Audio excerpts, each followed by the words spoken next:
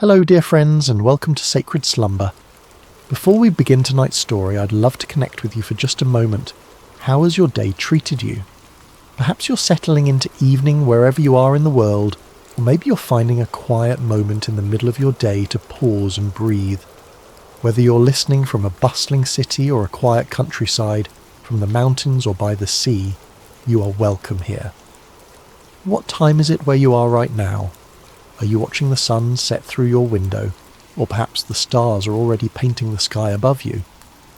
No matter where you find yourself in this beautiful world we share, you've found your way to this sacred space, and I'm so grateful you're here.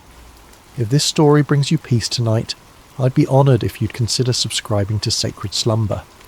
Your presence in our community means the world to us, and it helps us continue sharing these timeless stories that remind us of hope, faith, and the gentle strength that carries us through life's seasons. Now let's settle in together for tonight's story. Take a deep breath with me. Let your shoulders drop. Let your heart rest.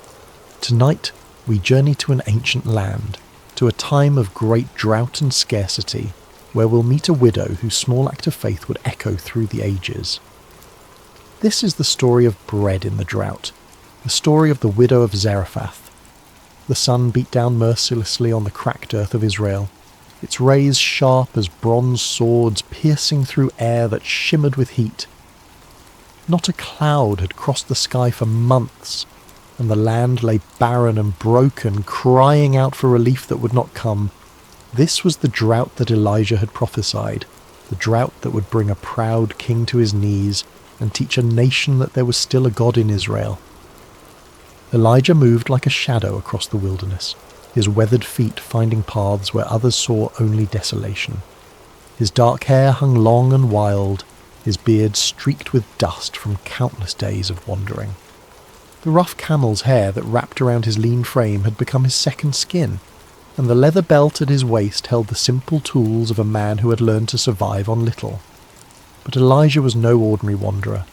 He was a prophet of the Most High God, and his words had the power to shut up the heavens themselves. When he had stood before King Ahab in his glittering palace, surrounded by the false prophets of Baal and Asherah, Elijah had spoken with the authority of heaven itself. As the Lord, the God of Israel, lives, whom I serve, there will be neither dew nor rain in the next few years except at my word. Those words had sealed his fate as a fugitive. Ahab's rage had been swift and terrible, and Queen Jezebel's thirst for the prophet's blood was legendary throughout the land. So Elijah had fled, following the voice of God that whispered to him in the wind, that spoke to him in the silence of the wilderness, that guided his steps away from the palaces of men and toward the humble places where faith still flickered like a candle in the darkness. For months God had provided for his prophet in the most unlikely ways. By the brook Cherith, ravens had brought him bread and meat morning and evening, their black wings carrying sustenance from heaven itself. Elijah had learned to read the language of divine provision, to trust in a God who could command the birds of the air and the streams of the earth to serve his purposes. But as the drought deepened and the brook dried up, God's voice came to Elijah again, gentle but unmistakable. Go at once to Zarephath in the region of Sidon and stay there. I have directed a widow there to supply you with food. Zarephath. The name itself meant refining or smelting place, a fitting destination for a prophet who was learning daily what it meant to be refined by fire, to have the dross of self-reliance burned away until only faith remained. It was a small coastal town in Phoenicia, in what we now call Lebanon, far from the borders of Israel and the reach of Ahab's soldiers. As Elijah walked the dusty roads towards Zarephath, his mind turned over the peculiar nature of God's provision. Not to a wealthy merchant's house would he go, not to a palace or a place of abundance. God was sending him to a widow, a woman who in that ancient world would have been among the most vulnerable, the most likely to be in need herself. And she was a Gentile, a foreigner, one who did not worship the God of Israel. Yet this was how the Almighty worked, Elijah had learned. He chose the foolish things of the world to shame the wise, the weak things to shame the strong. He provided for his servants not through the expected channels of power and wealth, but through the humble offerings of those who had little to give but gave it anyway. The journey to Zarephath took Elijah through landscapes that told the story of the drought's devastation. Wells that had once bubbled with clear water stood empty, their stones exposed and cracking in the heat. Fields that should have been green with growing grain stretched out like brown parchment. The soil so hard it rang under his footsteps like pottery. Trees that had weathered centuries of seasons now stood leafless and dying, their branches reaching toward a pitiless sky like the arms of supplicants begging for mercy. In the villages he passed through, Elijah saw the human cost of the judgment he had pronounced. Children with hollow eyes clung to their mothers' skirts, their small faces etched with the premature wisdom that comes from knowing hunger. Men sat in the shade of buildings, their hands idle because there was no work to be done in fields that would not grow. Women walked great distances with empty water jars, returning with barely enough to wet their families' lips. Yet Elijah did not waver in his conviction that he had spoken truly the word of the Lord. This drought would serve its purpose in drawing the hearts of the people back to the God they had abandoned for the seductive promises of Baal, the god of storms and fertility who had proven powerless to bring rain when it was most needed. Sometimes the mercy of God looked like judgment, and the healing had to begin with the pain of truth. As he crested the final hill before Zarephath, Elijah could smell the salt of the Mediterranean Sea, could hear the distant cry of gulls wheeling over waters that mocked the thirsty land with their abundance. The town spread before him, small and unpretentious, its whitewashed buildings clustered around a modest marketplace. Smoke rose from only a few chimneys, and even here, far from Israel, the drought had left its mark in the form of empty gardens and worried faces. Elijah paused at the crest of the hill, looking down at the place where God had promised him provision. Somewhere in that humble town was a widow who would supply him with food, though she herself was surely struggling to survive. The prophet's heart stirred with curiosity and a deep sense of anticipation. What manner of woman would God choose for such a task? What kind of faith would he find in this foreign place? The sun was beginning its descent toward the western horizon as Elijah made his way down the hill and through the narrow streets of Zarephath. The town was quiet in the afternoon heat, most of its people taking shelter in the cool shadows of their homes. A few merchants sat listlessly beside their stalls, their wares meagre and their customers few. Children played half-heartedly in the dust, their games subdued by the oppressive weight of want that hung over everything like a heavy blanket. Elijah walked with purpose toward the town gate, the place where travellers traditionally stopped to rest and where the business of daily life was conducted. It was there, God had whispered to his spirit, that he would find the woman who would provide for him. As he approached the gate, his eyes searched the few people moving about in the late afternoon shadows, looking for a sign, a divine indication of which among them was the widow God had prepared. And then he saw her.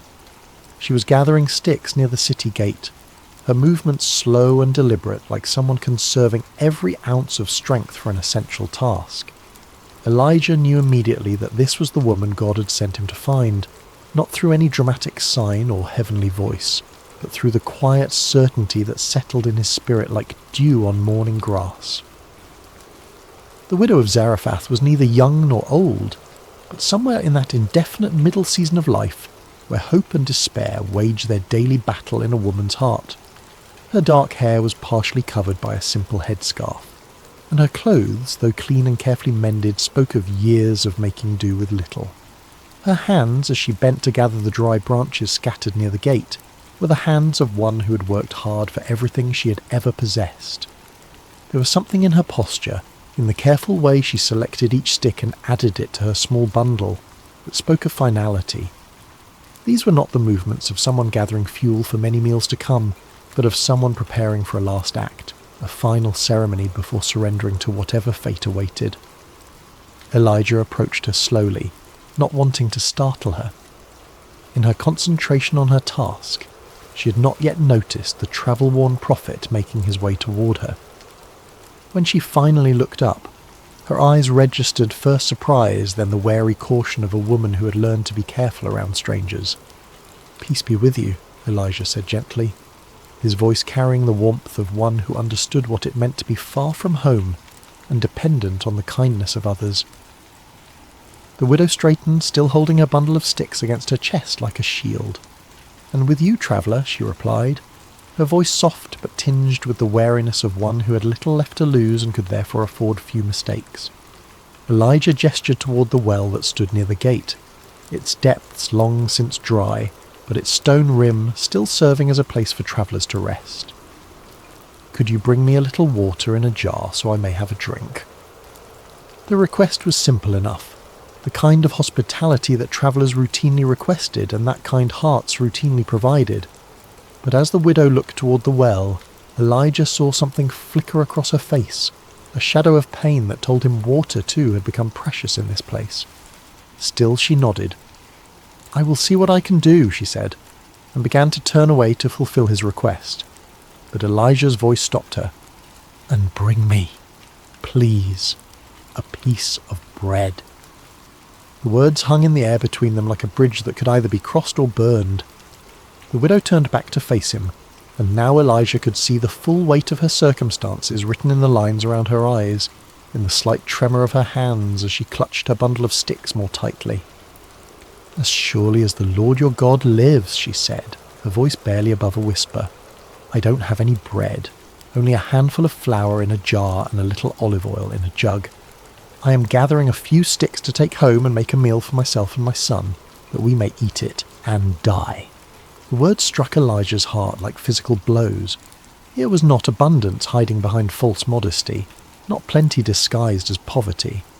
Here was the raw truth of scarcity, spoken with the quiet dignity of one who had already made peace with her fate. This woman was preparing her last meal, gathering these few sticks to kindle a final fire that would cook the final handful of flour into one last piece of bread for herself and her child.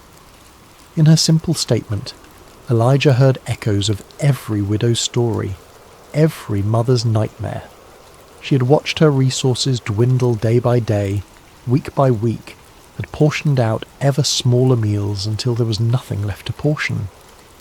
Now she had reached the end of her rope, the bottom of her jar, the last of her oil.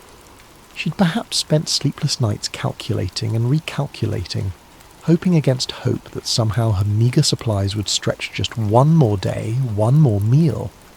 And here was a stranger, a foreign prophet, asking her to share even this last morsel.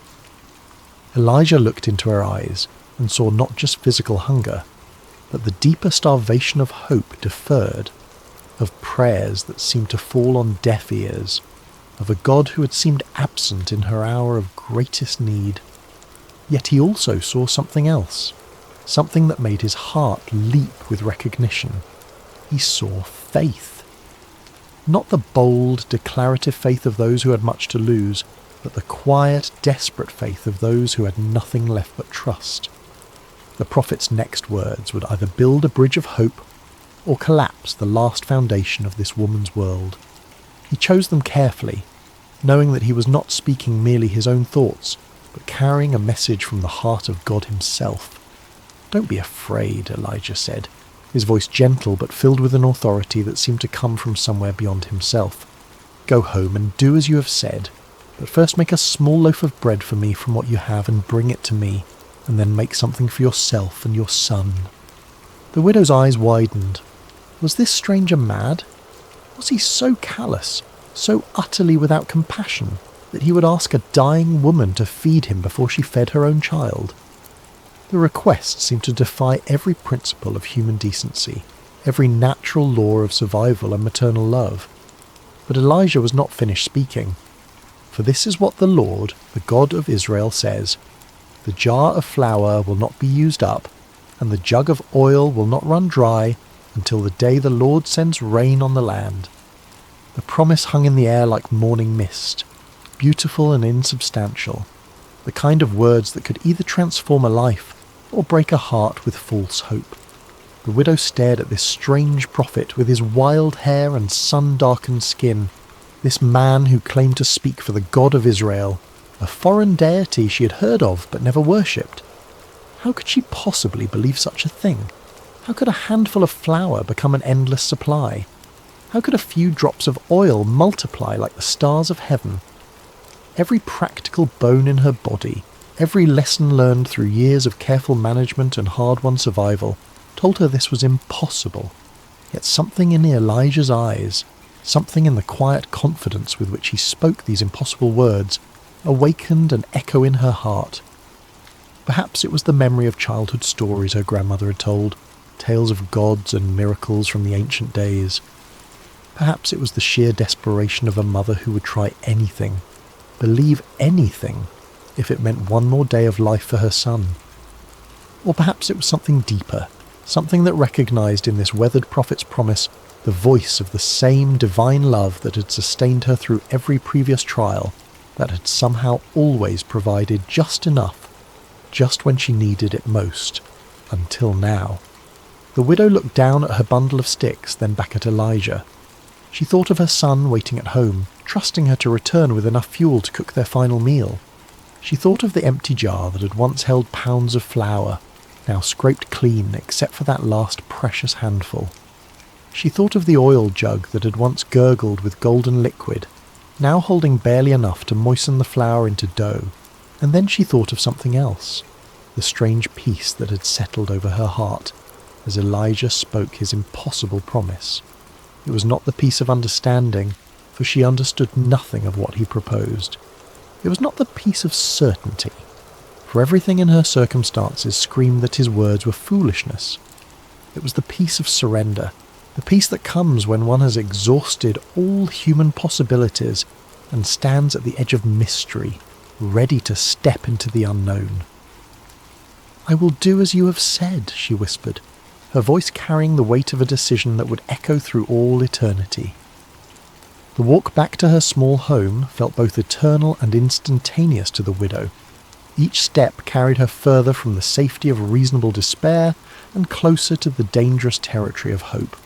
The bundle of sticks in her arm seemed to grow heavier with each pace, not because of their weight, but because of what they represented, the fuel for a miracle she dared not quite believe in, yet could not quite dismiss. Her house stood at the end of a narrow alley, its walls built of the same white stone as most of the buildings in Zarephath, its roof flat and practical. It was small but carefully maintained, the kind of home that spoke of pride surviving in the face of poverty. A few clay pots stood near the doorway, empty now except for the dust that had settled in them during the long months of drought. As she approached her door, the widow could hear movement inside, the soft sounds of her son moving about in the dim interior. He was perhaps 10 years old, still young enough to trust completely in his mother's ability to provide, yet old enough to understand the gravity of their situation. He had not complained when the meals grew smaller and less frequent, had not questioned why she sometimes gave him her portion while claiming she wasn't hungry. Now she would have to explain to him that she was going to give away their last food to a stranger. The door opened with a soft creak of wood that had swollen and shrunk through many seasons. Inside, the house was cool and shadowy, a welcome relief from the blazing heat of the afternoon sun. Her son looked up from where he sat near the window, his young face brightening at her return. "Did you find enough wood, Mother?" he asked, his voice carrying the careful optimism of a child who'd learned not to expect too much, but could not quite stop hoping. The widow set down her bundle of sticks and looked around the familiar space of her home. Everything was clean and in its place, though there was precious little to arrange. A few cooking vessels, some worn but serviceable garments, a small table, sleeping mats that she rolled up each morning and spread each evening. The jar of flour sat in the corner where she always kept it, and beside it the small jug of oil. The son followed her gaze to the corner where their last provisions waited. He had watched those containers grow emptier day by day, had seen his mother peer into them each morning with expressions that grew more worried as the contents diminished. He knew, with the intuitive wisdom that children possess, that today would be their last day of having anything to eat.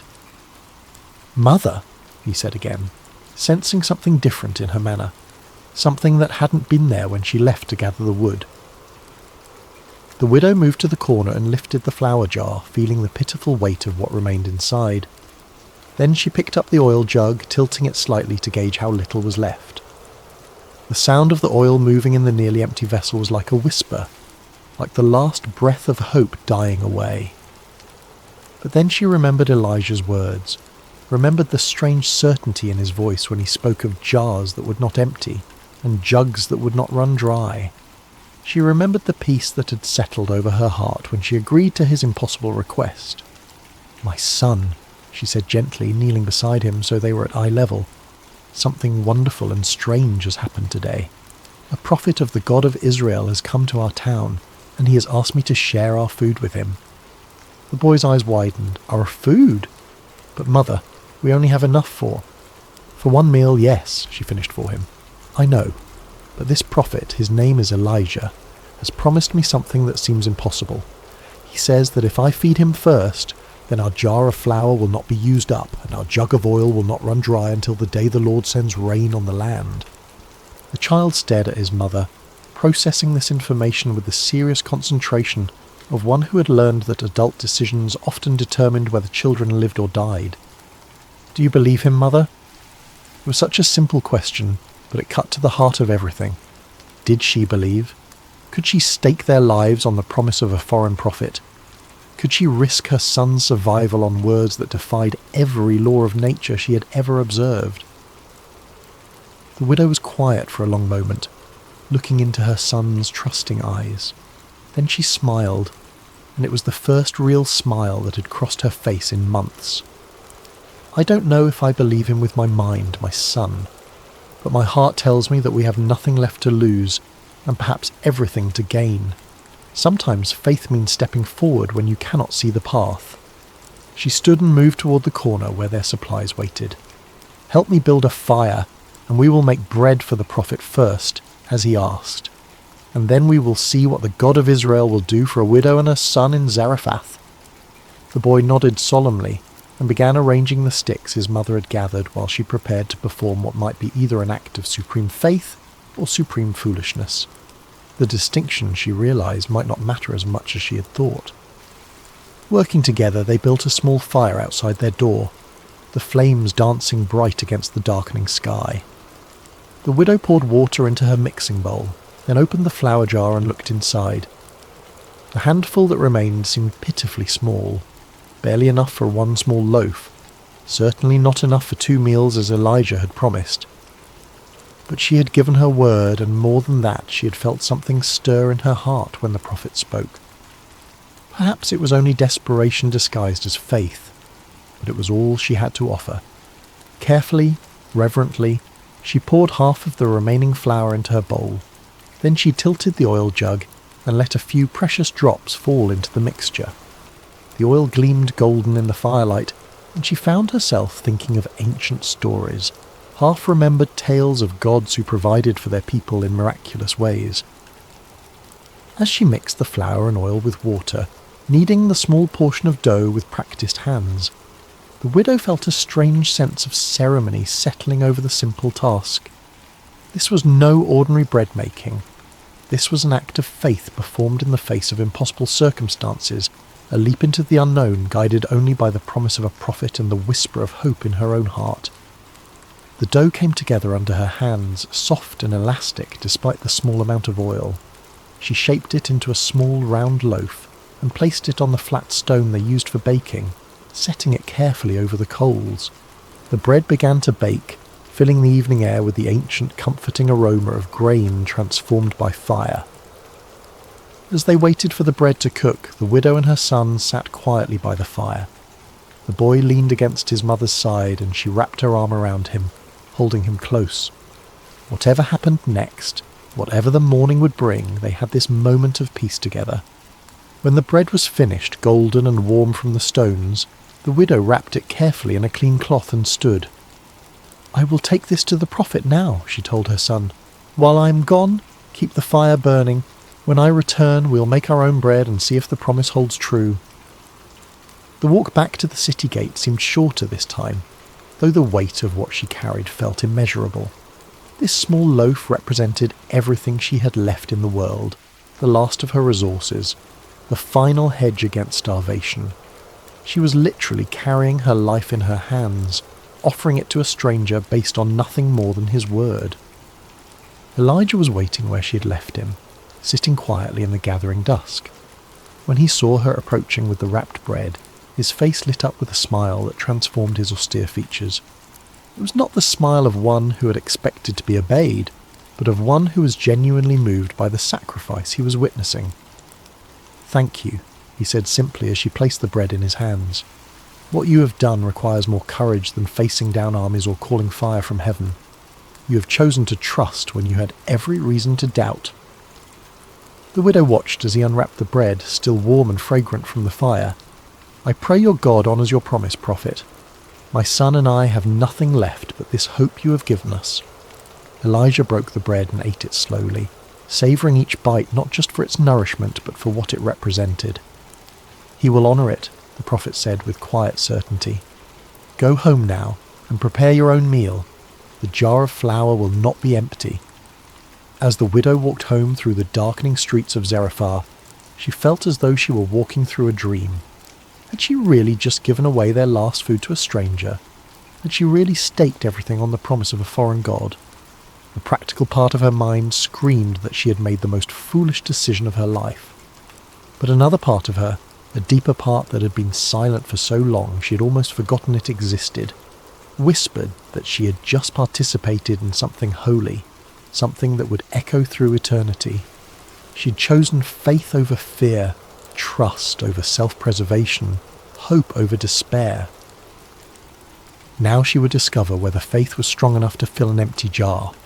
The widow's hands trembled slightly as she reached for the flour jar upon returning home. Her son sat by the fire, his young face illuminated by the dancing flames, watching his mother with the intense attention of one whose very life hung in the balance of what would happen next. The jar felt the same in her hands as it had an hour before, neither heavier nor lighter.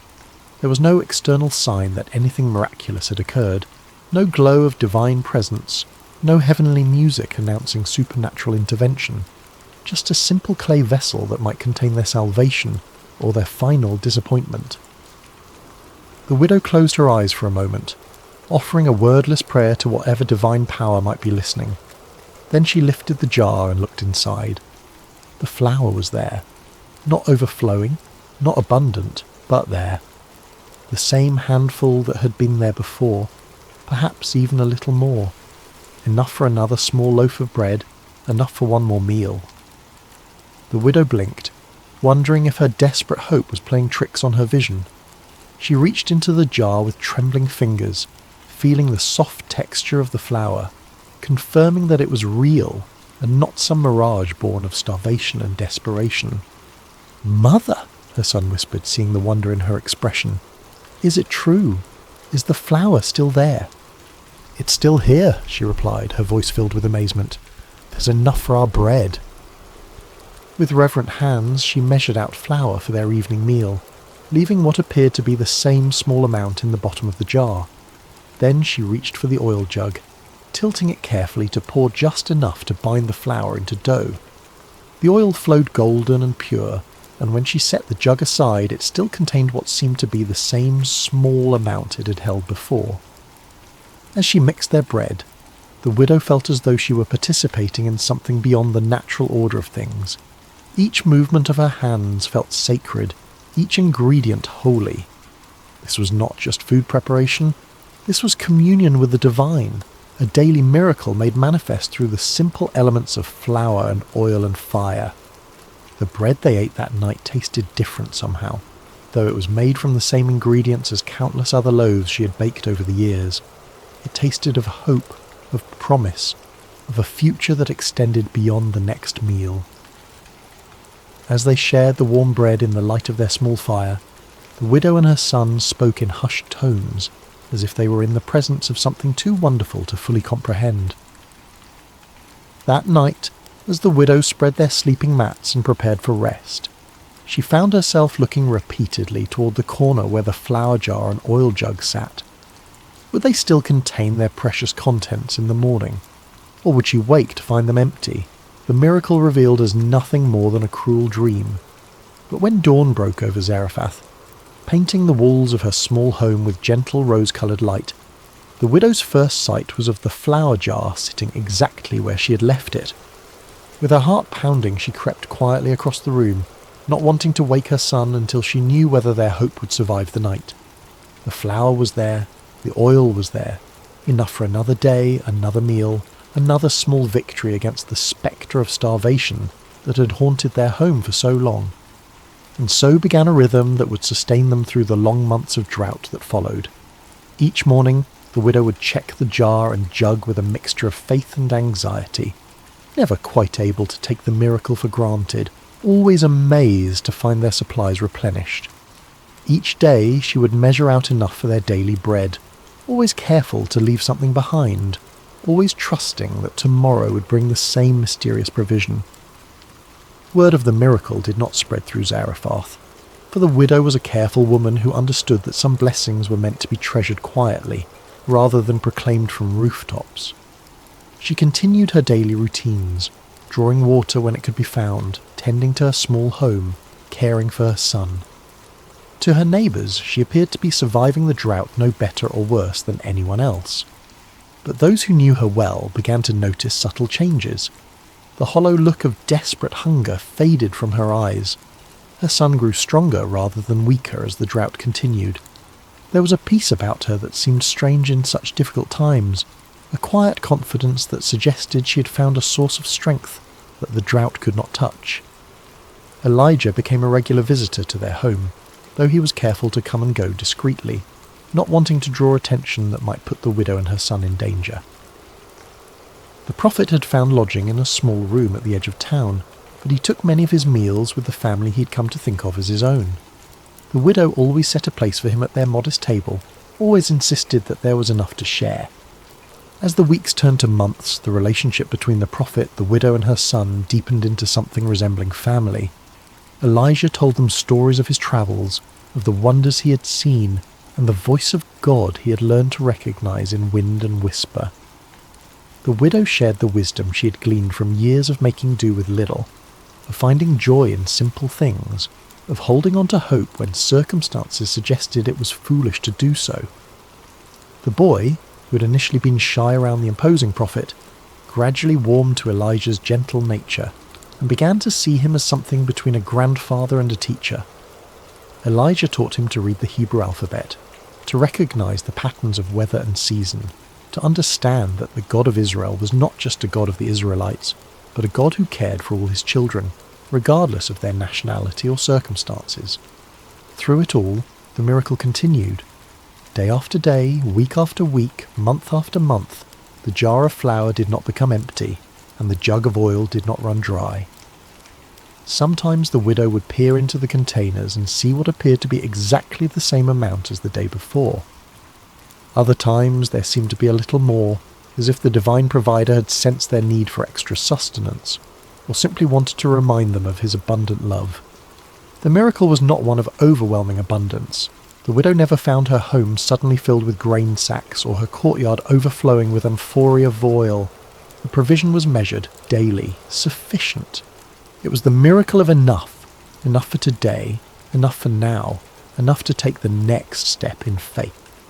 As the months passed, the widow began to understand that she was living in the midst of a parable, a living illustration of how divine providence works in the world. God did not promise to fill her storehouses with abundance, but he promised that each day would bring what was needed for that day. It was a lesson in trust, in living one day at a time, in believing that the same power that provided today would provide tomorrow. The drought continued to devastate the land around them. Wells dried up completely, rivers became cracked beds of stone, crops failed utterly. Neighbouring towns reported widespread famine, and travellers brought stories of desperation and death from across the region. Yet in the small home at the end of the narrow alley in Zarephath, a widow and her son and a prophet of God continued to eat bread each day, sustained by flour that did not diminish and oil that did not fail. There were moments when the widow found herself wondering if she was dreaming, if the whole experience was some elaborate fantasy created by a mind pushed to the brink by starvation. But then she would see Elijah's weathered face across their simple table, would hear her son's laughter as he played in the courtyard, would taste the reality of the bread in her mouth, and she would know that she was living in the midst of the miraculous. The widow learned to live with wonder as her constant companion. Each morning brought the possibility of disappointment, yet each morning brought instead the confirmation of promise kept.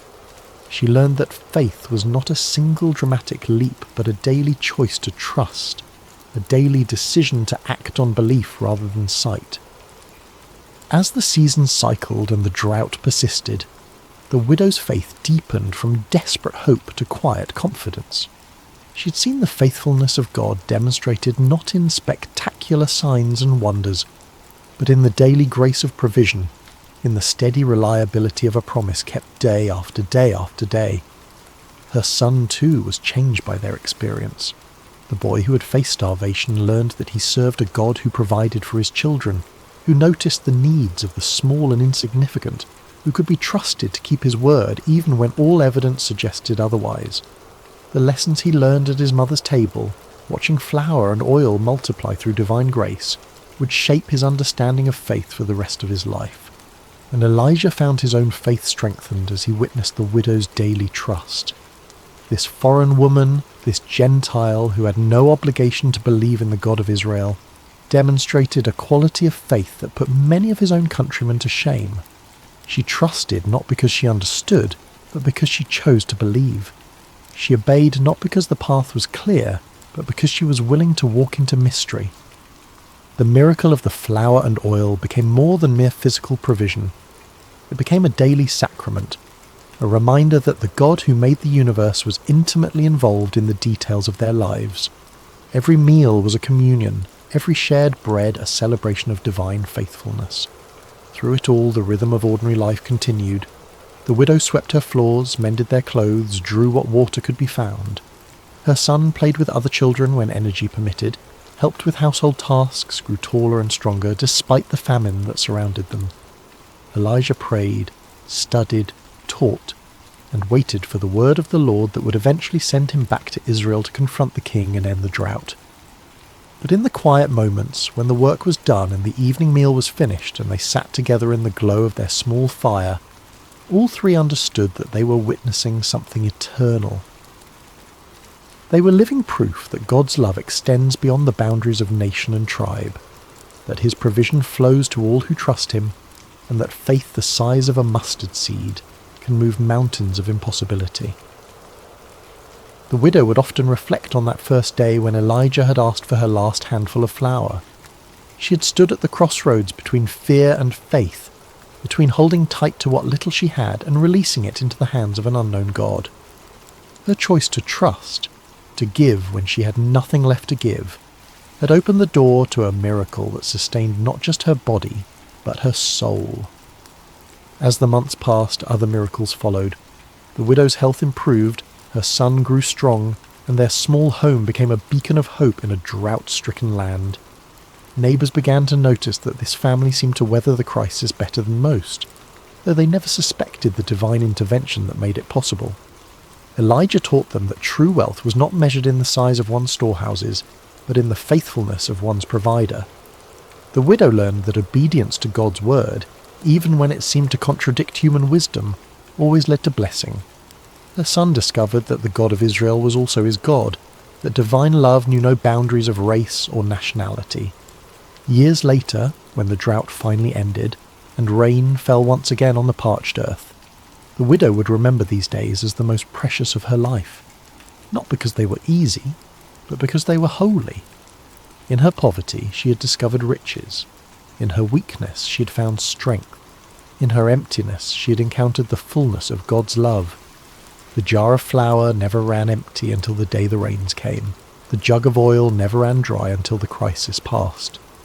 And the faith that began with a handful of flour and a desperate prayer grew into a testimony that would echo through generations, reminding all who heard it that God's provision is always sufficient, his timing always perfect, and his love always faithful. In the quiet of your own heart tonight, as you rest in the peace of this ancient story, remember the widow's courage. Remember that sometimes faith looks like giving when you have nothing left to give, trusting when you cannot see the way forward, believing when all evidence suggests you should despair. Remember that the same God who provided for a widow in Zarephath provides for you today. He sees your needs, knows your fears, and holds your tomorrow in his hands. Sleep now in the assurance that his love surrounds you, his grace sustains you, and his faithfulness will carry you through every season of your life. The jar of flour will not be empty, the jug of oil will not run dry, and the God who multiplied a widow's faith will multiply yours as well, one day at a time, one meal at a time, one breath at a time. Rest well, dear friend. Tomorrow brings new mercies, fresh provision, and the continued unfolding of God's perfect plan for your life. Like the widow of Zarephath, you can trust that there will always be enough. As we close this sacred story tonight, let your heart rest in the truth that the same God who provided for the widow provides for you. In your own seasons of scarcity, whether of resources or hope or strength, remember that divine provision often comes not as abundance but as enough. Enough for today, enough for now. Enough to take the next step in faith. The widow's miracle was not that her cupboards overflowed, but that they never emptied. Sometimes God's greatest gift is not more, but sufficient. Not wealth, but provision. Not ease, but sustenance for the journey. Sleep now, knowing that the Keeper of Israel neither slumbers nor sleeps, and that his eye is upon you with the same loving attention he showed to a foreign widow in an ancient town. Your jar will not be empty. Your jug will not run dry. His faithfulness endures forever. Rest well, dear soul, rest well. Hello, dear listener, and welcome to Sacred Slumber. Before we begin tonight's story, I'd love to know how your day has been. Whatever time it is where you are in the world, whether you're settling in for the evening or finding a quiet moment during your day, you're exactly where you need to be. We have listeners joining us from every corner of the globe, and it's beautiful to think that we're all connected through these ancient stories that continue to speak to our hearts today. If this story brings you peace and you'd like to hear more like it, please consider subscribing to Sacred Slumber. Now let us journey back over 3,000 years to a time when the hills of ancient Israel echoed with the cries of an oppressed people, and discover how God chose the most unlikely hero to deliver them. The sun blazed mercilessly over the barren hills of ancient Israel, its heat seeming to mock the suffering people below. For 7 long years, the shadow of oppression had fallen across the promised land, like a plague that would not lift. The Midianites, fierce nomadic warriors from the desert, had swept down upon Israel like locusts, devouring everything in their path. In caves carved into limestone cliffs, families huddled in darkness, their faces gaunt with hunger and hollow with despair. Children, who should have been playing in village squares instead, learned to recognise the distant thunder of approaching hoofbeats, the signal to flee deeper into their rocky refuges. The once fertile valleys that had flowed with milk and honey now lay trampled and barren, stripped clean by the endless raids of their oppressors. The Israelites had forgotten what it meant to harvest their own crops. Each year they would plant in hope, tending their fields with trembling hands, always listening for the sound that would send them running. And each year, just as the grain began to ripen, the Midianites would come.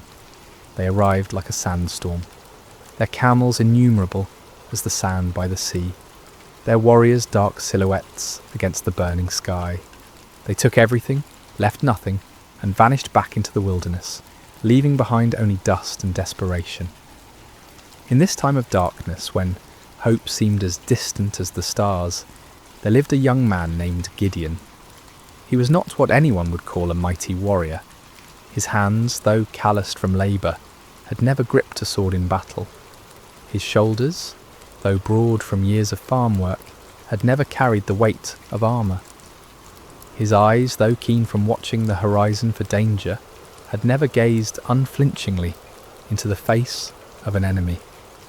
On this particular day, Gideon found himself doing what had become all too common among his people.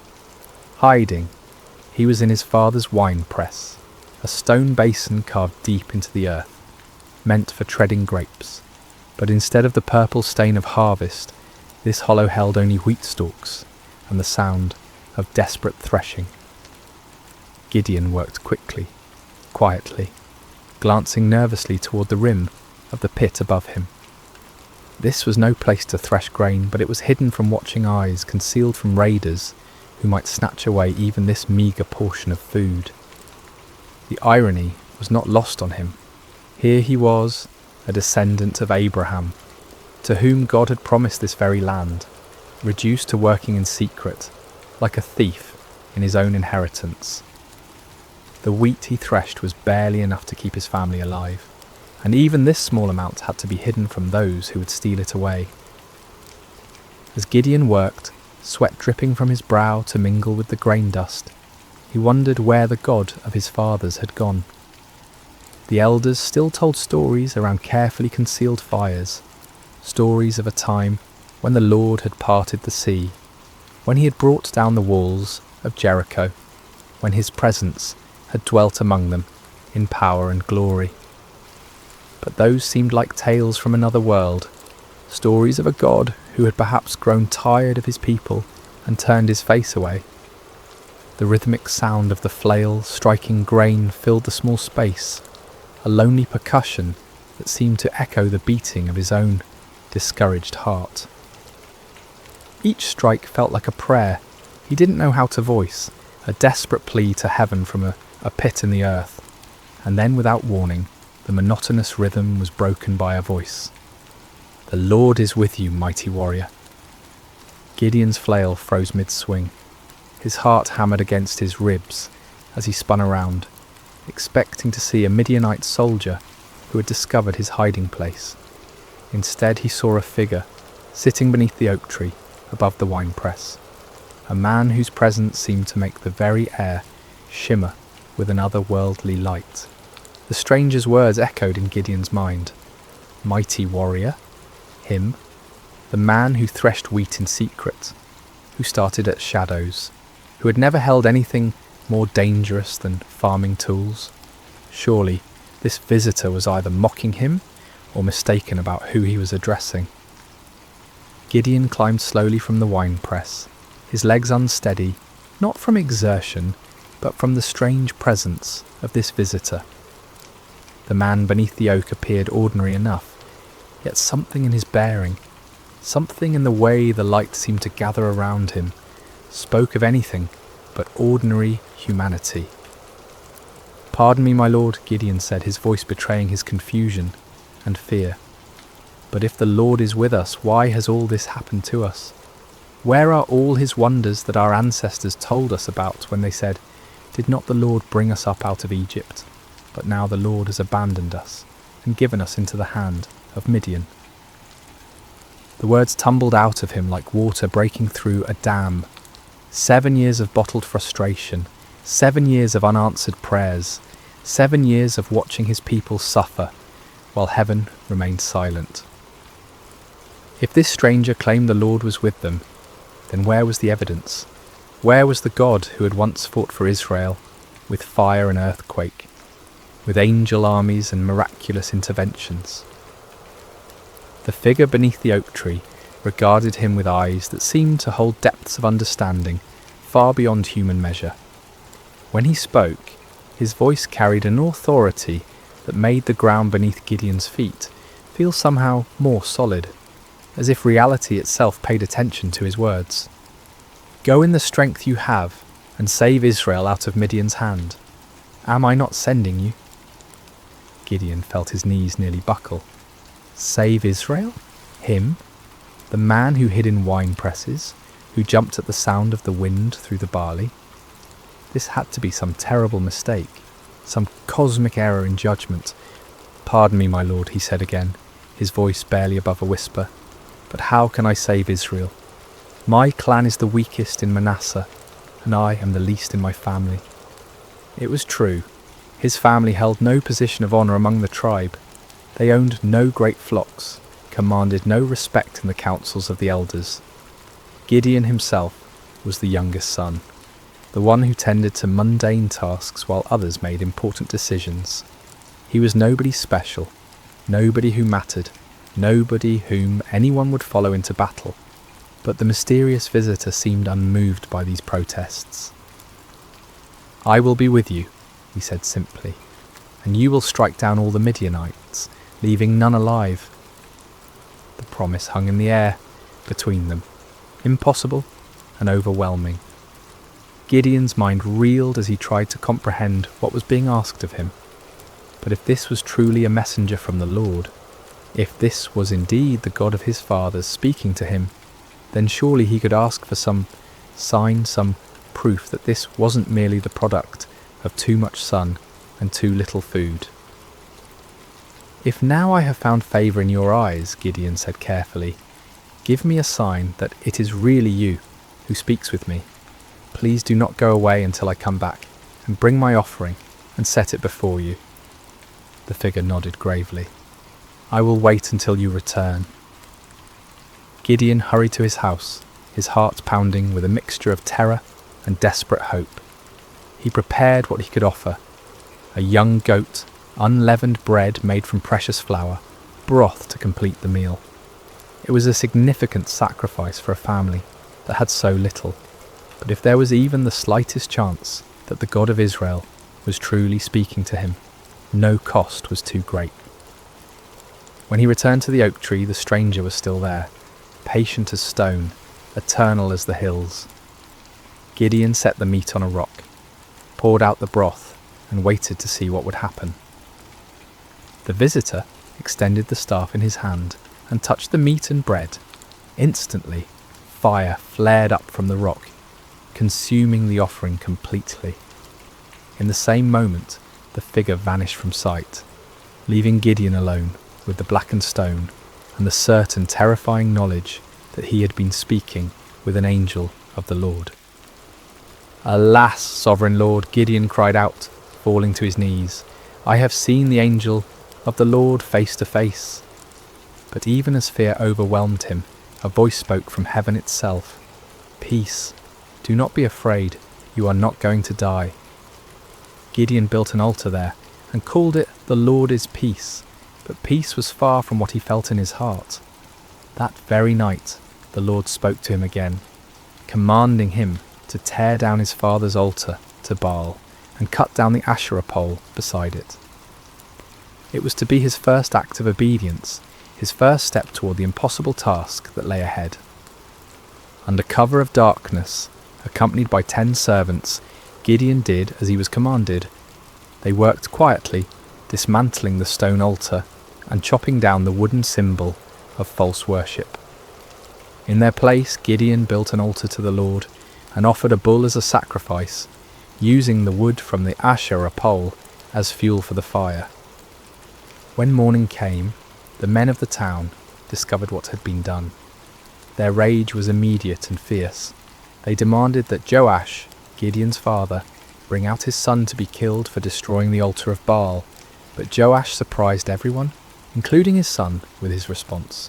"Are you going to plead Baal's cause?" he asked the angry crowd. "If Baal really is a god, he can defend himself when someone breaks down his altar." From that day on, Gideon was called Jerub-Baal, meaning "let Baal contend with him." But even after this first victory, even after seeing fire consume his sacrifice and hearing the voice of the Lord, doubt still gnawed at Gideon's heart like a persistent wound. When the Midianites assembled once again for their annual raid, gathering in the valley like a dark sea of destruction, Gideon knew the time had come. Yet still he hesitated, still he needed more assurance. That night he took a wool fleece and placed it on the threshing floor. "If you will save Israel by my hand as you have promised," he prayed, "look, I will place a wool fleece on the threshing floor. If there is dew only on the fleece and all the ground is dry, then I will know that you will save Israel by my hand, as you said." In the morning the fleece was soaked with dew, while the ground around it was completely dry. Gideon wrung out the fleece and filled a bowl with water, but still he doubted. Still, he feared he was deceiving himself. "Do not be angry with me," he prayed again. "Let me make just one more request. Allow me one more test with the fleece, but this time Make the fleece dry, and let the ground be covered with dew." And God, patient with his fearful servant, did exactly as Gideon asked. The next morning, the fleece was dry while dew covered all the ground around it. Finally, Gideon could doubt no longer. The signs were clear, the calling was certain. The God of Israel had indeed chosen him, the least and the weakest, to deliver his people from their oppressors. But as Gideon would soon discover, God's ways of winning battles were as unexpected as his choice of champions. Word spread quickly through the hill country of Israel. Gideon, son of Joash, had called for warriors to gather at the spring of Harod. The response was overwhelming. Men came from every tribe, every village, every cave where families had been hiding. They came carrying whatever weapons they could find. Old swords passed down from fathers, farming implements that could serve as spears, slings and stones gathered from riverbeds. 32,000 men answered the call. It was a significant force, larger than any army Israel had mustered in years. As Gideon looked out over the sea of faces, weathered by years of oppression, but now bright with hope, he felt a stirring of confidence. Perhaps this task wouldn't be as impossible as it had seemed. But even as he counted his forces, Gideon knew they were still vastly outnumbered. In the valley below, the Midianites and their allies spread across the landscape like a plague of locusts. Their camels were indeed as numerous as the sand on the seashore. Their warriors a dark tide that seemed to stretch to the horizon. Conservative estimates put their numbers at over 100,000 fighting men, but some said there were twice that many. Gideon was contemplating these daunting odds when the Lord spoke to him once again, and the words he heard made his blood run cold. "You have too many men," the Lord said. "I cannot deliver Midian into their hands, or Israel would boast against me. My own strength has saved me. Now announce to the army, anyone who trembles with fear may turn back and leave Mount Gilead." Too many men? Gideon stared out at his army, then down at the vast enemy host in the valley. How could 32,000 be too many when facing such overwhelming odds? But the Lord's reasoning became clear.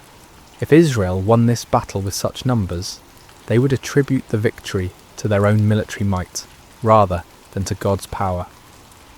With a heavy heart, Gideon stood before his assembled forces. These men had left their families, their hiding places, their small measures of safety to answer his call. Now he had to tell some of them to go home. "Men of Israel," he called out, his voice carrying across the gathered warriors. "The Lord has spoken to me. Anyone among you who is afraid, anyone who trembles with fear, may return to his home. There is no shame in this. Go in peace." A murmur rippled through the crowd. Some men looked relieved, others confused, still others ashamed. But slowly, surely, men began to step forward, to gather their belongings, to turn away from the camp. What started as a trickle became a stream, then a flood. By evening, 22,000 men had departed for their homes, leaving only 10,000 behind. Gideon watched them go with a mixture of understanding and dread. He couldn't blame them for their fear, not after 7 years of running and hiding, but now his army was less than a third of its original size, facing an enemy that seemed to grow larger with every passing hour. Surely now the Lord would be satisfied with the numbers. Surely now they could plan their attack, develop their strategy, prepare for battle. But as the sun set over the camp, painting the sky the colour of blood, the voice of the Lord came to Gideon once more. "There are still too many men," the Lord said. "Take them down to the water, and I will thin them out for you there." Gideon felt as if the ground was shifting beneath his feet. Still too many? 10,000 men were still too many to face 100,000? What kind of battle was the Lord planning? The next morning Gideon led his remaining men down to the spring of Harod. The water was clear and cold, bubbling up from underground sources that had never failed, even in the driest years. The men were thirsty from the march and eager to drink. Separate those who lap the water with their tongues, as a dog laps from those who kneel down to drink, the Lord instructed. Gideon watched carefully as his men approached the water.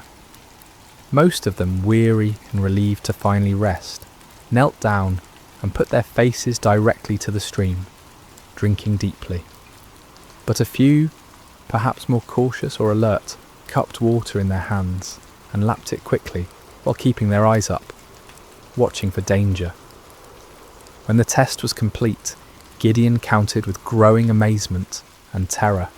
Only 300 men had lapped the water like dogs. 300 out of 10,000. 300 to face the multitudes of Midian. With the 300 men that lapped I will save you and give the Midianites into your hands, the Lord said. Let all the others return home. The dismissal of the remaining 9,700 men was even more painful than the first reduction. These were the men who had stayed when others fled, who had shown courage and commitment. Yet now they too had to be sent away, carrying with them the supplies and provisions that would have sustained a larger force. As evening fell over the camp, Gideon found himself staring at his tiny army. 300 men sat around small fires, their faces illuminated by flickering flames. Some sharpened weapons, others mended gear, still others simply stared into the darkness where their enemies waited. They were farmers and shepherds, craftsmen and traders. None of them were professional soldiers. None of them had trained for this kind of warfare. Gideon walked among them, listening to their quiet conversations. Some spoke of their families, wondering if they would ever see their wives and children again.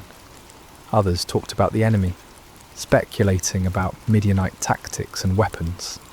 A few prayed quietly, their voices barely audible above the crackling of the fires.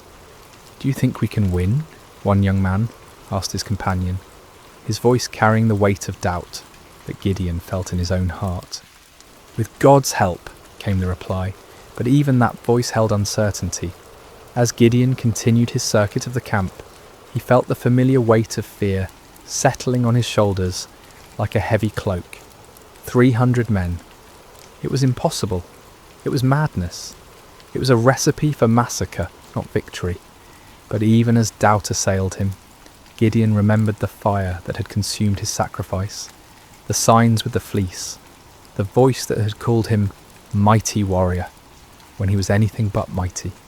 The God who had chosen him, who had reduced his army to an impossibly small number, was the same God who had parted the Red Sea, who had brought down the walls of Jericho with trumpets and shouts.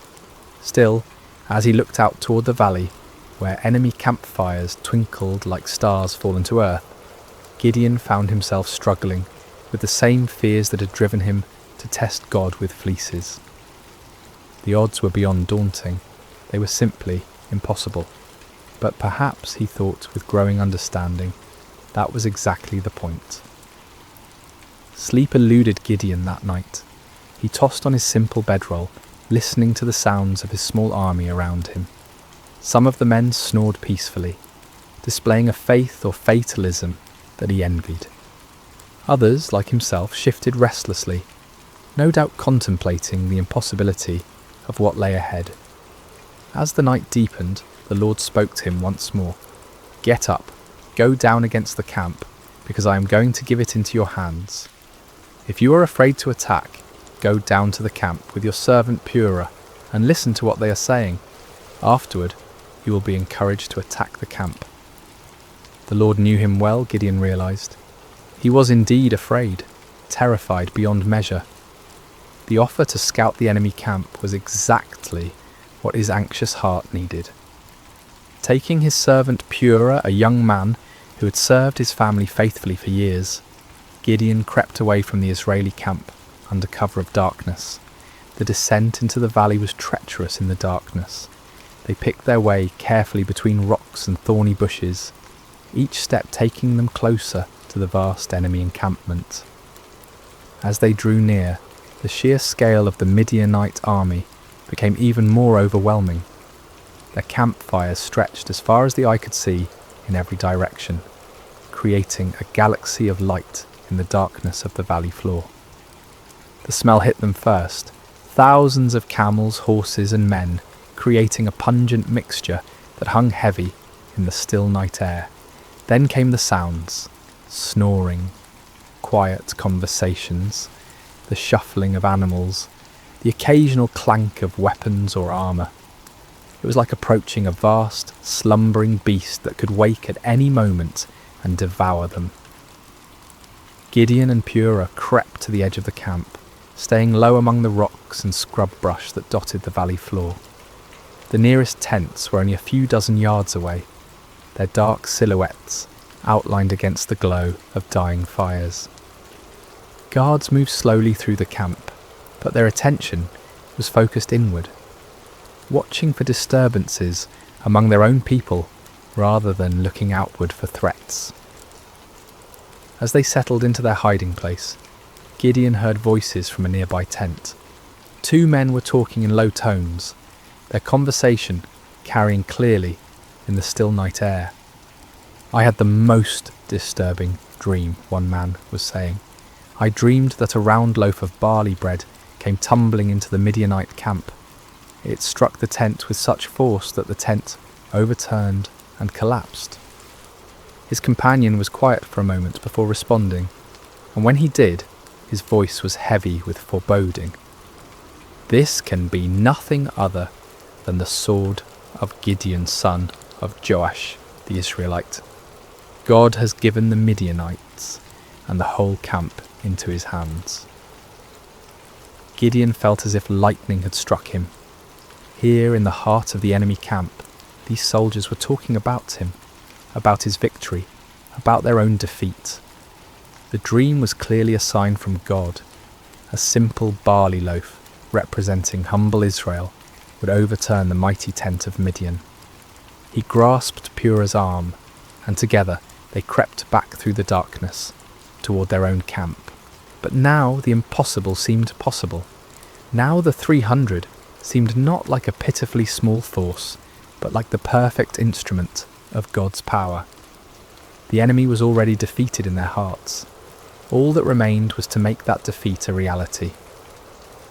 Back in the camp, Gideon woke his sleeping warriors. "Get up," he whispered urgently. "The Lord has given the Midianite camp into your hands."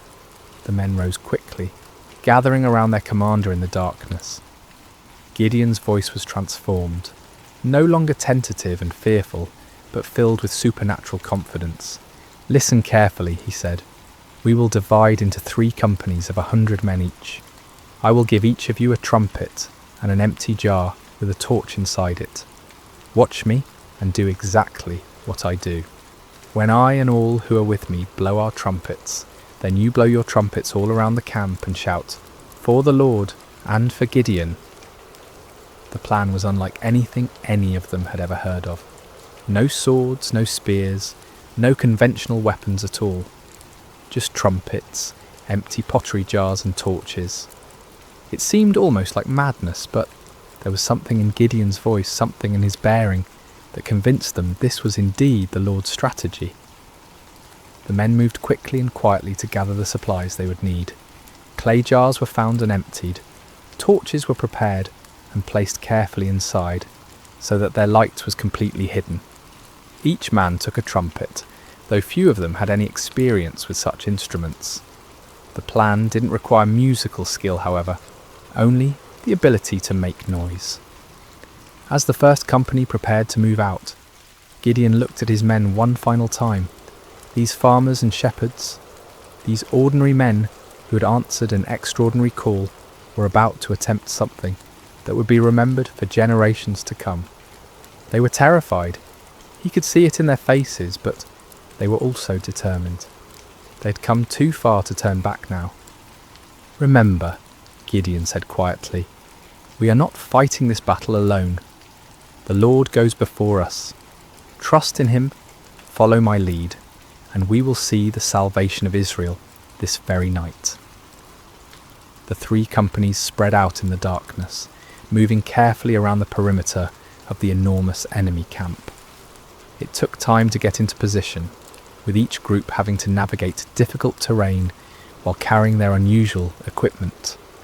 But finally, just as the middle watch began, just as the guards were changing and the camp was at its most vulnerable, Gideon's company reached their position on one side of the valley. He looked across the vast sea of tents and fires, knowing that his other two companies were in position on the other sides. Somewhere out there in the darkness, 200 other men were waiting for his signal, trusting him to lead them in this impossible venture. Gideon raised his trumpet to his lips, lifted his jar with its hidden torch, and prepared to find out whether the God of Israel would indeed fight for his people. The moment had come. 300 men were about to challenge an army of over 100,000, armed with nothing but faith and the most unusual weapons in the history of warfare. The fate of Israel hung in the balance, suspended in the darkness between doubt and faith, between human impossibility and divine power. The signal came like thunder splitting the night sky. Gideon's trumpet blast echoed off the hills surrounding the valley, a piercing note that seemed to come from heaven itself. In the same instant, he smashed his clay jar against a rock, releasing the torch inside to blaze forth like a star suddenly born in the darkness.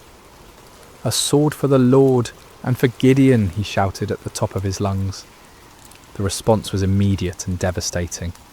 All around the perimeter of the vast Midianite camp, 299 other men followed their commander's example.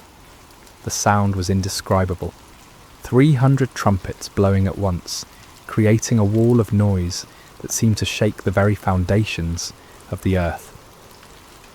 300 clay jars smashed simultaneously, the sound like thunder crashing over and over again.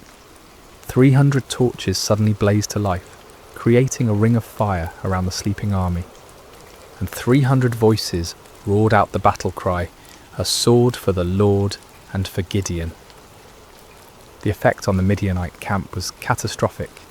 Men who had been sleeping peacefully moments before were jolted awake by the tremendous noise, their minds struggling to comprehend what was happening. In the darkness, disoriented and terrified, they saw only the ring of torches surrounding them, and heard only the overwhelming sound of trumpets and shouting. To their sleep-clouded minds, it seemed as if they were surrounded by a vast army. The torches suggested thousands of soldiers, each one marking a warrior ready to attack. The trumpet spoke of organised military might, of disciplined forces moving in coordinated assault. The unified battle cry indicated an enemy confident of victory, sure of their superior strength. Panic spread through the camp like wildfire. Men stumbled from their tents, grabbing weapons, looking desperately for officers to tell them what to do. But in the chaos and darkness, with the deafening noise continuing all around them, communication was impossible. No one could hear orders over the sound of 300 trumpets. No one could see clearly through the confusion of flickering torches and deep shadows. "We're surrounded," someone screamed. "The whole Israeli army is here," shouted another. "We're all going to die," cried a third. The panic was contagious, spreading from tent to tent, from company to company, until the entire vast army was in the grip of terror. Men began running in all directions, some trying to escape what they perceived as encirclement, others attempting to mount some kind of defence against an enemy they couldn't see or understand. In their confusion and fear, the unthinkable began to happen. Midianite soldiers, unable to distinguish friend from foe in the chaos, began attacking each other. A man running through the darkness looked like an enemy soldier. A voice shouting commands in the confusion sounded like the voice of an Israeli warrior. Every shadow could be hiding an attacker. Swords were drawn not against the 300 Israelites on the perimeter, but against fellow Midianites. Spears were thrust not at the enemy, but at allies who had become indistinguishable from foes in the panic and darkness. The great army that had terrorized Israel for 7 years was turning on itself, destroying itself in its fear and confusion. Gideon and his men maintained their positions around the camp, continuing to blow their trumpets and brandish their torches, watching in amazement as their enemies did the work of destruction for them. It was the most extraordinary battle any of them had ever witnessed, a battle won without striking a single blow, a victory achieved through terror rather than traditional warfare. As the chaos in the camp intensified, the Midianites began a massive retreat. Those who could find their camels or horses fled toward the Jordan River and beyond. Others ran on foot, abandoning their weapons, their supplies, their wounded comrades, in their desperate attempt to escape what they believed was certain annihilation. But Gideon was not content to simply watch his enemies flee. As the first light of dawn began to creep over the eastern hills, he sent messengers throughout the hill country of Israel, calling on his countrymen to join the pursuit. "Come down against the Midianites," the messengers proclaimed, "and seize the waters of the Jordan ahead of them as far as Beth-barah." The response was immediate and enthusiastic. Men who had been hiding in caves for 7 years suddenly found themselves called to active pursuit of their oppressors. They came streaming down from the hills, like water released from a dam, energized by the news that the mighty Midianite army was in full retreat. The men of Ephraim were particularly effective, seizing the fords of the Jordan River and trapping many of the fleeing enemy forces. They captured and killed Oreb and Zeb, two of the Midianite leaders, bringing their heads to Gideon as proof of their victory. Meanwhile, Gideon and his original 300 men continued the pursuit of the main enemy force. They crossed the Jordan River, following the fleeing armies eastward into the deserts. Despite their exhaustion, despite having had no sleep and little food, they pressed on relentlessly. The psychological impact of the night's events had completely broken the spirit of the Midianite alliance. Armies that had seemed invincible just hours before were now scattered bands of demoralized fugitives. The camels that had been as numerous as sand by the seashore were now obstacles to rapid flight rather than instruments of swift attack. Gideon's small force continued to grow as more Israelites joined the pursuit. Men from Naphtali, Asher, and all of Manasseh took up arms and chased the fleeing enemy. What had begun as an impossible battle for 300 men had become a nationwide uprising, a complete reversal of 7 years of oppression. The fleeing Midianites tried to regroup at Succoth and Penuel, but the local officials, perhaps fearing retaliation, refused to provide them with food or assistance. Gideon's pursuit was relentless, driving them ever deeper into the wilderness, further from their base of operations, further from any hope of mounting a counterattack.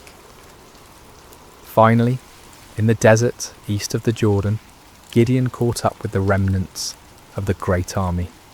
Zebah and Zalmunna, the two kings of Midian, were there with about 15,000 men, all that was left of an army that had once numbered over 100,000.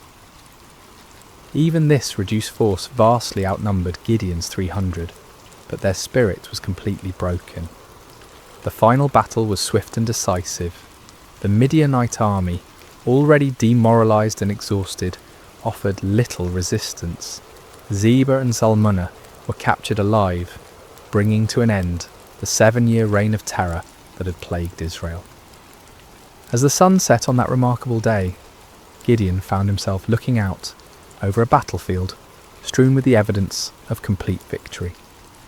The mighty army that had seemed invincible just 24 hours earlier was destroyed. The kings who had terrorized his people were prisoners. The oppression that had driven Israel into caves and hiding places was broken forever. It had all begun with 300 men, 300 trumpets, 300 torches, and faith in a God who specializes in impossible victories. The journey back to Israel was unlike anything the land had seen in generations. What had begun as a desperate flight by 300 terrified farmers had become a triumphant procession that seemed to grow with every mile. Men emerged from caves and hidden places, women came out of their refuges, children ran alongside the returning heroes. The roads that had been empty for 7 years, too dangerous for normal travel, were now filled with celebration. Gideon rode at the head of the procession, the captured kings Zeba and Zalmunna walking in chains behind him. The sight of these once mighty rulers, who had struck terror into Israelite hearts for so long, now humbled and defeated, was almost too wonderful to believe. People lined the roads just to see them, to confirm with their own eyes that the nightmare was truly over. As they passed through villages and towns that had been ghost settlements just days before, people poured out of their houses with tears of joy streaming down their faces. Children, who had never known anything but hiding and fear, looked with wonder at the defeated enemy kings. Elderly men and women who remembered the time before the oppression began whispered prayers of thanksgiving to the God who had delivered them. The celebration that erupted across Israel was spontaneous and overwhelming. In every settlement, people brought out whatever food they had hidden away and shared it freely. Wine that had been buried for safekeeping was uncorked and passed around. Songs that had been silenced for 7 years rang out again from hilltops and valleys. But perhaps the most remarkable aspect of the victory was how complete it had been. The Midianite power was not just temporarily broken, but utterly destroyed. Their military organisation was shattered, their leadership eliminated, their will to fight completely crushed. Never again would they be able to mount the kind of massive raids that had devastated Israel year after year. The psychological impact was equally profound.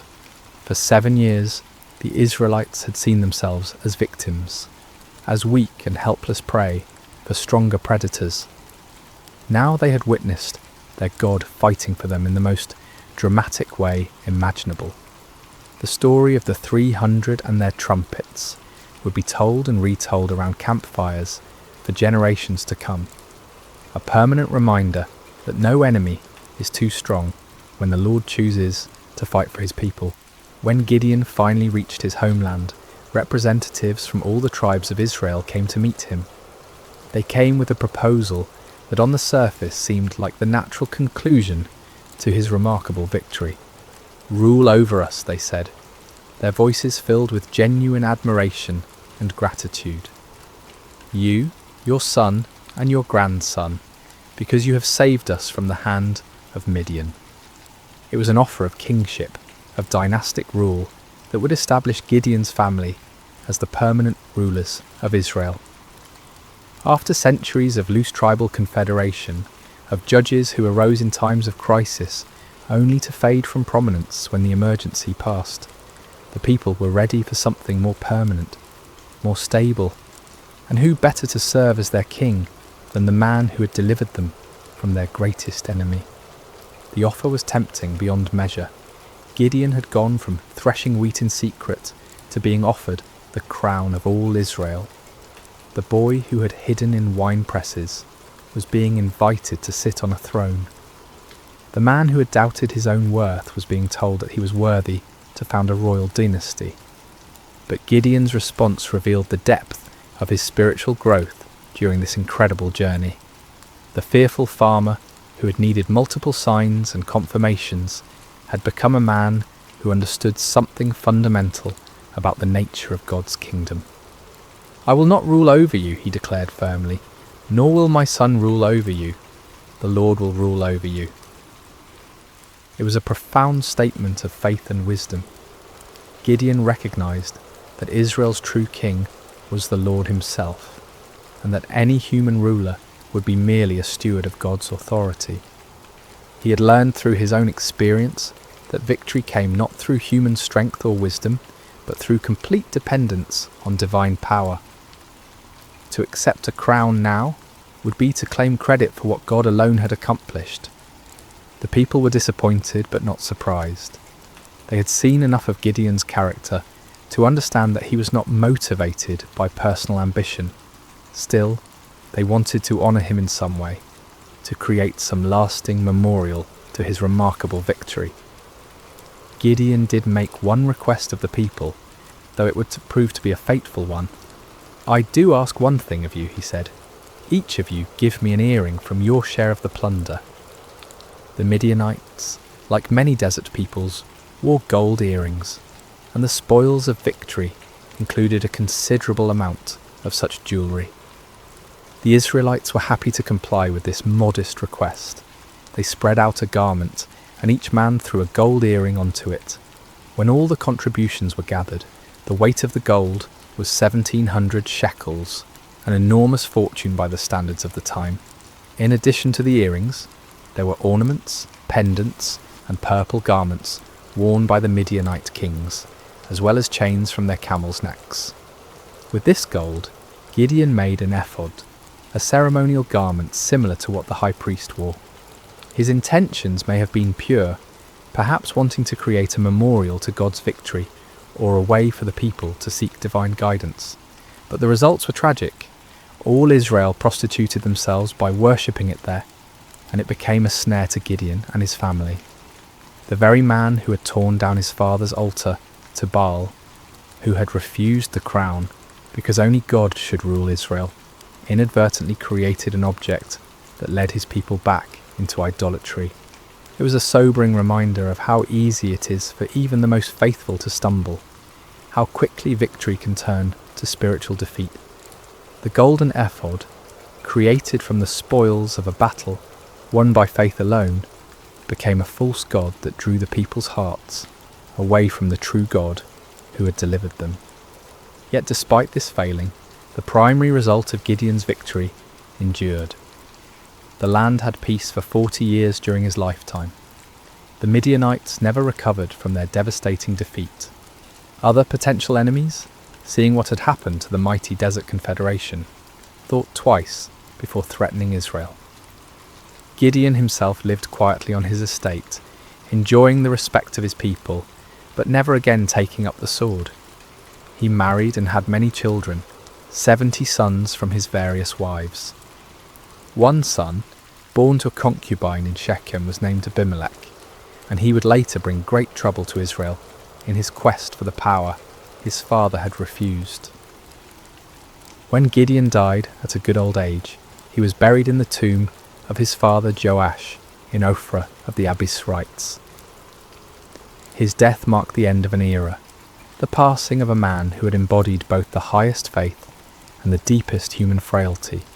As we reach the end of this ancient story, told now across thousands of years and countless retellings, the lessons of Gideon's life continue to resonate with profound relevance. His journey, from fearful farmer to victorious leader, speaks to truths that transcend time and culture, offering wisdom for anyone who has ever felt inadequate for the tasks before them. The first and most striking lesson is how God chooses his instruments. When the angel called Gideon a mighty warrior while he hid in a wine press, it seemed like either a mistake or a cruel joke. Gideon was none of the things we typically associate with great leaders. He wasn't brave, wasn't confident, wasn't from an important family, wasn't trained in warfare or politics. By every human measure, he was spectacularly unqualified for the task ahead. Yet this was precisely why God chose him. The Lord deliberately selects the weak to confound the strong, the foolish to shame the wise, the lowly to humble the proud. Gideon's weakness became the perfect vessel for divine strength because there could be no question about who deserved the credit for the victory. This principle was reinforced by the reduction of Gideon's army from 32,000 to 300. With overwhelming numbers, Israel might have attributed their victory to superior military strategy or exceptional courage.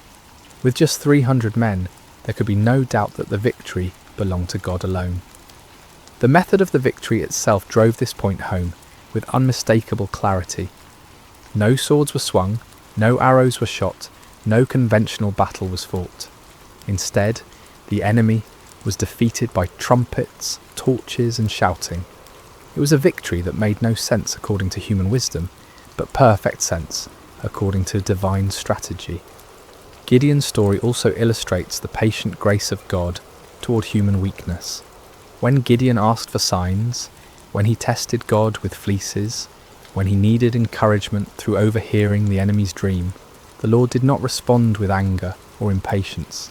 Instead, he provided exactly what his frightened servant needed to move forward in faith. This divine patience extends to our failures as well as our fears. Even when Gideon created the golden ephod that led Israel into idolatry, even when his victory was tainted by this spiritual stumble, God's larger purposes were not thwarted. The peace that came to Israel lasted for 40 years, and the story of Gideon's faith continued to inspire future generations. Yet Gideon's failure with the ephod serves as a sobering warning about the subtle nature of spiritual pride. The man who had refused a crown could still fall into the trap of creating an object that drew worship away from God. Victory can be more spiritually dangerous than defeat, success more corrupting than failure. Even those who have experienced God's power in extraordinary ways must remain vigilant against the pride that can grow from their very victories.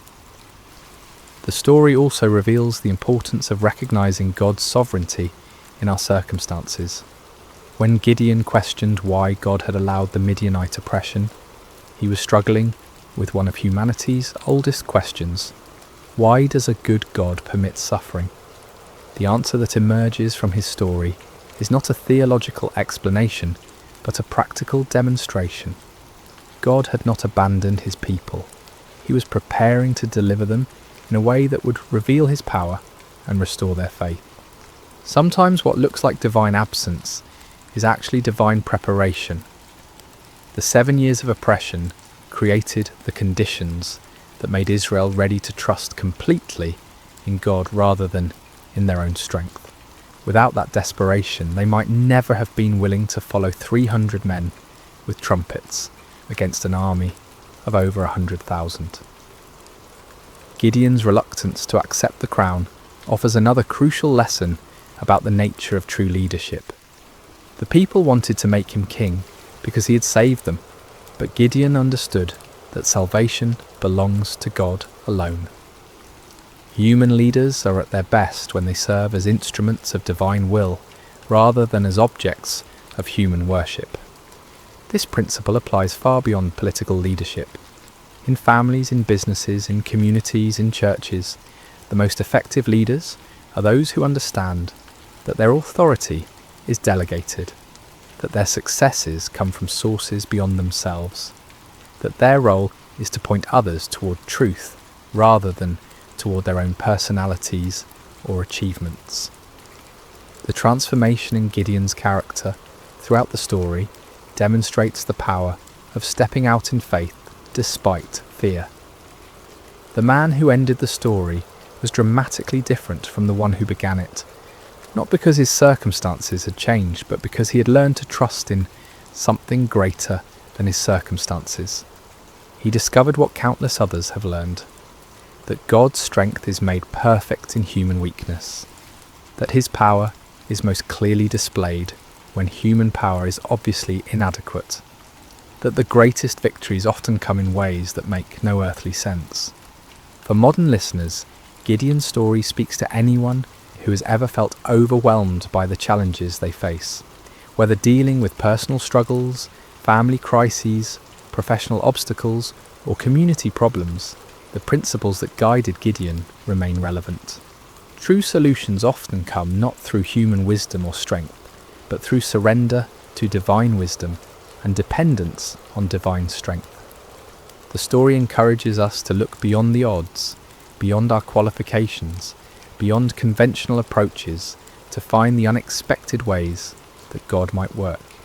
It reminds us that He specializes in impossible situations, that he delights in using unlikely people, that he often works in ways that confound human expectations. At the same time, Gideon's story warns us about the ongoing nature of spiritual vigilance. Victory is not a destination, but a stepping stone. Success is not an end, but a beginning. Even those who have experienced God's power in remarkable ways must continue to guard their hearts against pride, idolatry, and spiritual complacency. The golden ephod that became a snare to Gideon serves as a perpetual reminder that our greatest spiritual dangers often arise not from our failures, but from our successes, not from our weaknesses, but from our strengths, not from what we lack, but from what we have achieved. As we close this ancient tale, we're reminded that Gideon's story is ultimately not about Gideon at all. It's about a God who sees potential where others see only weakness, who creates strength from surrender, who wins victories through the most unlikely means. It's about divine love that persists through human doubt, divine patience that endures human testing, divine power that works through human frailty. The trumpets that shattered the midnight silence in that valley so long ago continue to echo through the centuries, calling each generation to trust in something greater than themselves, to step forward in faith despite their fears, to discover that the God who delivered Israel through 300 men with torches is still in the business of impossible victories.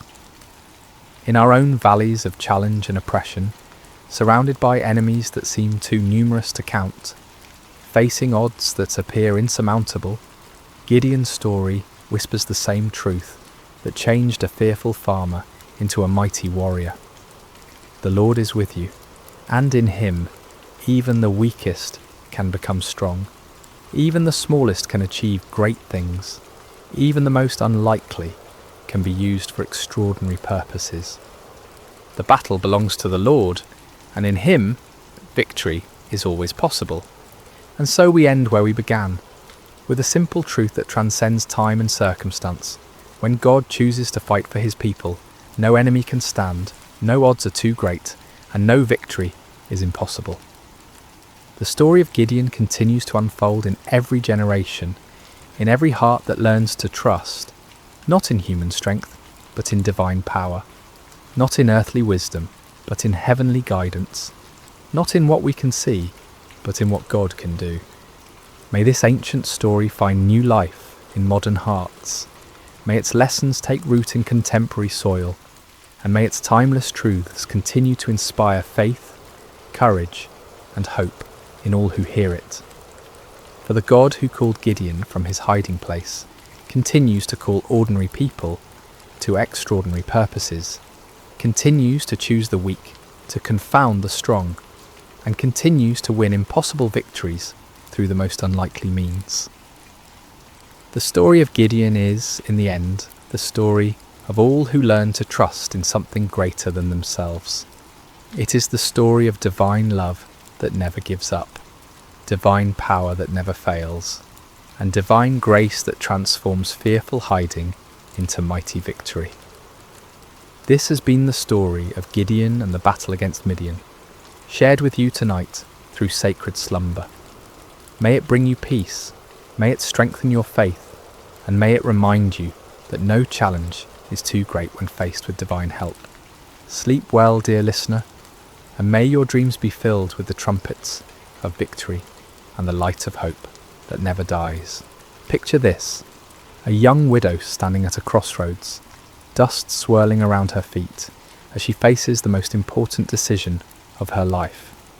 Behind her lies everything familiar: her homeland, her people, her gods. Ahead stretches an uncertain path toward a foreign land with a grieving mother-in-law who has nothing left to offer but heartache. Most would choose the safety of the familiar. But Ruth, she chose love over security, loyalty over convenience, and in that single moment of breathtaking faithfulness, she stepped into a story that would echo through eternity. What if I told you that in the midst of hardship, one small act of kindness could change the course of history? The book of Ruth isn't just another ancient tale gathering dust on library shelves. It's a masterpiece of hope, painted against the darkest canvas of human loss. This isn't a story of mighty warriors or thundering prophets. There are no plagues here, no walls crumbling at the sound of trumpets. Instead, we find something far more profound, the quiet power of unwavering devotion and the gentle hand of divine providence working through ordinary people making extraordinary choices. In a world that often celebrates the loud and flashy, Ruth's story whispers a different truth. It tells us that loyalty can triumph over loss, that kindness can overcome cruelty, and that sometimes the most powerful force in the universe isn't found in earthquake or fire, but in the still, small voice of love, choosing to stay when everything else falls apart. This is a tale of hope, peace, and God's gentle provision.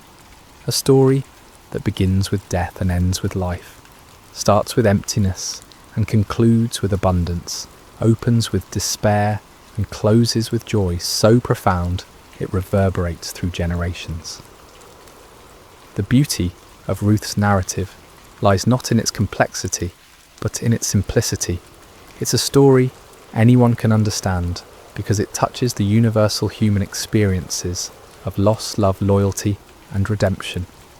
Yet beneath this surface simplicity runs a current so deep it connects the heart of ancient Moab to the throne of David, and ultimately to a manger in Bethlehem, where another story of divine love would unfold centuries later.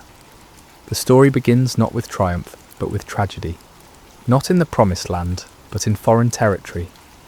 Naomi, whose name ironically means pleasant, finds herself in the bitter reality of compound grief that would break most spirits entirely. She had left Bethlehem during a famine with her husband Elimelech and their 2 sons, Mahlon and Chilion, seeking survival in Moab, a land that was both geographically close to Israel and spiritually distant from its God. What started as a temporary sojourn became permanent residence when Elimelech died, leaving Naomi a widow in a foreign land. In ancient times, widowhood wasn't just a personal tragedy, it was an economic and social death sentence. Women had little legal standing, no inheritance rights, and depended entirely on male relatives for protection and provision. Yet Naomi found a glimmer of hope when her sons married Moabite women, Orpah and Ruth. These marriages, while controversial by Israelite standards, brought companionship and the promise of grandchildren who would carry on the family name. But hope proved fleeting. After about 10 years in Moab, both sons died, leaving 3 widows to face an uncertain future together. The Hebrew text doesn't elaborate on how they died. Perhaps disease, perhaps accident, perhaps the simple harsh realities of ancient life. What matters isn't the how, but the devastation that followed. Naomi found herself stripped of everything that defined her identity: wife, mother, provider, protector. She was a living emblem of loss, carrying nothing but grief and 2 foreign daughters-in-law who had their own mourning to bear. When news reached Moab that the famine in Bethlehem had ended, Naomi made a decision, born of both hope and desperation. She would return to her homeland, to her people, to whatever remained of her former life. It was a journey of approximately 50 miles, but it might as well have been to the moon for all the security it promised. She was returning not as the confident woman who had left with her family, but as a broken widow with empty hands and an empty womb, carrying nothing but memories of better days. The moment of truth came when it was time to say goodbye. Standing at the border between Moab and Israel, Naomi turned to her daughters-in-law with words that revealed both her love for them and her own despair. "Go back," she urged them, "each of you to your mother's house. May the Lord show kindness to you, as you have shown to your dead and to me." It was a release tinged with blessing, an act of selfless love that put their welfare above her own companionship. Orpah, after much weeping and embracing, made the practical choice. She kissed Naomi goodbye and returned to her people and her gods. History doesn't judge her for this decision. It was sensible, even wise by worldly standards. She was young enough to remarry, to find security and happiness in familiar surroundings. Her choice was understandable, logical, and completely reasonable. But Ruth made a choice that defied every rational calculation. When Naomi urged her to follow Orpah's example, Ruth responded with words that have echoed through millennia, words that capture the very essence of covenant love. Don't urge me to leave you or to turn back from you. Where you go, I will go, and where you stay, I will stay. Your people will be my people, and your God my God. Where you die, I will die, and there I will be buried. May the Lord deal with me, be it ever so severely, if even death separates you and me. This wasn't a momentary burst of emotion. It was a deliberate, irrevocable commitment. Ruth wasn't just choosing to accompany Naomi. She was choosing to abandon everything familiar for everything unknown. She was trading the security of her homeland for the uncertainty of being a foreign widow in Israel. She was exchanging the comfort of her people's acceptance for the likelihood of being viewed as an outsider, even an enemy, given the historical tensions between Moab and Israel. Most remarkably, Ruth was choosing Naomi's God over her own family deities. In the ancient world, this wasn't merely a personal preference, it was a complete transformation of identity, worldview, and destiny. She was stepping away from the gods she had known since childhood and embracing the God of Israel, whom she knew primarily through the testimony of her mother-in-law's life and loss. The journey to Bethlehem began with two broken women walking together toward an uncertain future, but it was really the beginning of one of history's most beautiful stories of redemption. Ruth's choice to stay wasn't just loyalty to Naomi, it was an unconscious choice to step into the stream of God's redemptive plan for humanity. Without knowing it, she was walking not just toward Bethlehem, but toward her destiny as an ancestor of kings and ultimately of the King of Kings. The arrival in Bethlehem was far from triumphant. When Naomi and Ruth entered the town, the women who had known Naomi before could hardly believe their eyes. "Can this be Naomi?" they asked, seeing the toll that loss and hardship had taken on their former neighbour. Naomi's response revealed the depth of her pain. "Don't call me Naomi, call me Mara, because the Almighty has made my life very bitter. I went away full, but the Lord has brought me back empty." It was barley harvest time, a detail that might seem incidental, but carries profound significance. In God's economy, timing is never accidental. They arrived not during the lean months when work was scarce and food scarcer, but during the season of harvest when there might be opportunities for survival. Still, being widowed foreigners in a patriarchal society meant they stood at the very bottom of the social ladder, dependent on the kindness of others and whatever work Ruth could find. Ruth, whose name likely means friendship or companion, immediately proved the accuracy of her name through her actions. Without waiting for Naomi to devise a plan or wallowing in self-pity over their circumstances, she took initiative with the words that reveal her character. "Let me go to the fields and pick up the leftover grain behind anyone in whose eyes I find favour." This simple statement masks the courage it required. Ruth was volunteering to do backbreaking labour in the scorching sun, to work alongside the lowest members of society, to face possible harassment or rejection, all to provide for the woman she had chosen to love. Gleaning was God's provision for the poor, embedded in the law of Moses as a safety net for society's most vulnerable. Landowners were commanded not to harvest to the very edges of their fields and not to go back for grain that was dropped or missed. This leftover grain could be gathered by widows, orphans and foreigners, the three groups most at risk in ancient society. It was honest work, but humble work, requiring long hours bent over in the heat, gathering grain stalk by stalk, hoping for enough to make a small meal. The providential nature of Ruth's story becomes apparent in the simple phrase, "as it turned out." She happened to find herself working in a field belonging to Boaz, a prominent man from Elimelech's clan. But in God's story, there are no coincidences, only the invisible hand of providence, orchestrating circumstances for purposes beyond human understanding. Boaz first noticed Ruth through his foreman's report. When he asked about the young woman working diligently in his field, he learned her identity. She is the Moabite who came back from Moab with Naomi. That description carried weight. Moabites were not generally welcomed in Israelite society. They were descendants of Lot through an incestuous relationship, and their nation had historically been hostile to Israel. For Ruth to be identified first by her nationality rather than her name suggests the social barriers she faced. Yet when Boaz observed Ruth personally, he saw beyond her foreign origins to her character.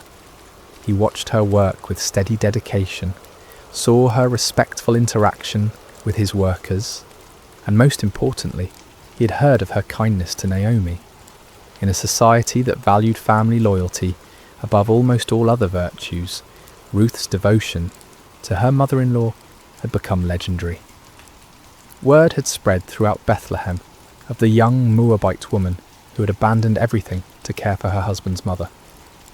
Boaz's first words to Ruth were revolutionary for their kindness. "My daughter, listen to me. Don't go and glean in another field, and don't go away from here. Stay here with the women who work for me." He was offering her protection, stability, and dignity. In ancient times, young women working in fields were vulnerable to harassment and worse. By placing her under his personal protection and encouraging her to work alongside his regular female employees rather than as a desperate outsider, Boaz was treating Ruth not as a foreign charity case, but as a valued person worthy of respect. But his kindness went further. He instructed his workers to let her drink from their water jars when she was thirsty, in a time and place where clean water was precious. He told her to eat with his harvesting crew, sharing in the roasted grain and vinegar that sustained the workers. Most remarkably, he quietly instructed his harvesters to pull out some stalks for her from the bundles and leave them for her to pick up, and don't rebuke her. Ruth's response to this unexpected kindness reveals both her humility and her wisdom. She fell prostrate before Boaz, asking, "Why have I found such favour in your eyes that you notice me, a foreigner?" Her question acknowledges her outsider status while expressing genuine gratitude for treatment she neither expected nor felt she deserved. Boaz's answer illuminates the reputation Ruth had already built in Bethlehem. "I've been told all about what you have done for your mother-in-law since the death of your husband, how you left your father and mother and your homeland and came to live with a people you did not know before. May the Lord repay you for what you have done. May you be richly rewarded by the Lord, the God of Israel, under whose wings you have come to take refuge." These words are more than polite conversation. They're a blessing that recognizes Ruth's choice to trust in Israel's God. The image of taking refuge under God's wings evokes the protective presence of the Almighty, like a bird sheltering its young. Boaz was acknowledging that Ruth's kindness to Naomi was really an act of faith, a stepping into the covenant community of Israel despite her foreign birth. That day Ruth gathered approximately an ephah of barley, about half a bushel, far more than a typical gleaner could hope to gather. When she returned home and showed Naomi her extraordinary harvest, along with the leftover food from the workers' meal, Naomi immediately recognized God's hand in these events. Her response, "Blessed be he by the Lord, whose kindness has not forsaken the living or the dead," reveals her growing awareness that their apparent coincidental encounter with Boaz was actually divine appointment. When Naomi learned that the field owner was Boaz, her excitement was palpable. "The man is our close relative," she explained to Ruth. "He is one of our kinsman redeemers." This wasn't just good news. It was the first glimpse of hope Naomi had felt since leaving Moab. The kinsman redeemer system was God's provision for protecting family lines and property. A close male relative had both the right and responsibility to buy back family land that had been sold due to poverty and to marry a widowed relative to preserve the family name and inheritance. Ruth continued working in Boaz's fields through both the barley and wheat harvests, likely a period of several months. Day after day, she laboured faithfully, building a reputation for diligence and integrity while gradually becoming part of the community. She was no longer just the Moabite woman, but Ruth, the devoted daughter-in-law whose character spoke louder than her foreign birth.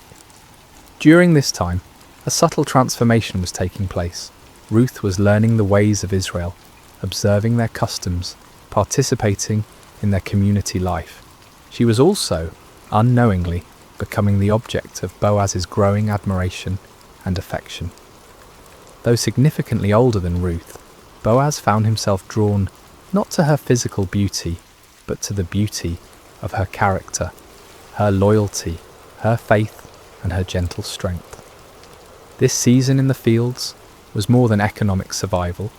It was Ruth's integration into the covenant community of Israel and the beginning of a love story that would have implications far beyond the borders of Bethlehem. As the harvest season continued, the relationship between Ruth and Boaz deepened through daily interactions marked by mutual respect and growing affection. Boaz's kindness wasn't mere politeness. It was the recognition of extraordinary character in someone society might easily overlook. Every morning when Ruth arrived in his fields, every conversation they shared, every protective gesture he made, was weaving a tapestry of love, built on a foundation of honour and integrity. Naomi, meanwhile, was experiencing her own transformation. The bitterness that had defined her return to Bethlehem was gradually giving way to something she hadn't felt in years: hope. Watching Ruth's faithful service and witnessing Boaz's unprecedented kindness toward her daughter-in-law, Naomi began to see the hand of God moving in their circumstances. The woman who had declared herself empty was beginning to see the possibility of fullness once again. It was Naomi who first recognized what Ruth, in her humility and focus on daily survival, might have missed. Boaz's interest was more than benevolent concern for a hard-working gleaner. His protection of Ruth, his generous provisions, his public praise of her character, all pointed to something deeper. In a culture where marriages were often arranged for economic and social advantage, here was a man of standing choosing to honour a foreign widow, not for what she could bring him, but for who she was. The harvest season was also a time of community celebration. The successful gathering of crops meant survival for another year, and the people of Bethlehem marked these occasions with festivals and gatherings. During these celebrations, Ruth would have had opportunities to observe Israelite customs, to learn their songs and stories, to better understand the God she had chosen to follow. She was becoming not just a resident of Bethlehem, but a true daughter of Israel. Boaz's generosity during this time went far beyond legal requirements or social expectations. The law required landowners to allow gleaning, but it didn't require them to ensure the gleaners found substantial amounts. When Boaz instructed his workers to intentionally drop extra grain for Ruth, he was going above and beyond duty into the realm of love. When he invited her to share meals with his workers, he was treating her as family rather than charity case. The other workers in the field would have noticed this special treatment. In small communities, nothing goes unobserved, and Boaz's obvious favour toward Ruth would have been the subject of much discussion. Yet the narrative suggests this talk was positive rather than scandalous. Ruth's reputation for integrity and Boaz's character as a righteous man meant their growing relationship was viewed with approval rather than suspicion. During these months, Ruth was also learning about the God of Israel through observation and experience. She saw how the law protected the vulnerable, how the community cared for its members, how even foreigners could find acceptance when they showed faithfulness. The God she had committed to following in her pledge to Naomi was revealing himself to be trustworthy through the kindness of his people. The emotional climate was changing for all three main characters. Ruth, while still focused on providing for Naomi, was discovering that life could hold possibilities beyond mere survival. Naomi was moving from despair to cautious optimism as she watched events unfold. And Boaz, a man who might have remained unmarried and childless, was finding his heart stirred by a woman whose character exemplified everything he valued. The religious significance of this season cannot be understated. Ruth was effectively completing her conversion to Judaism not through formal ceremony, but through lived experience.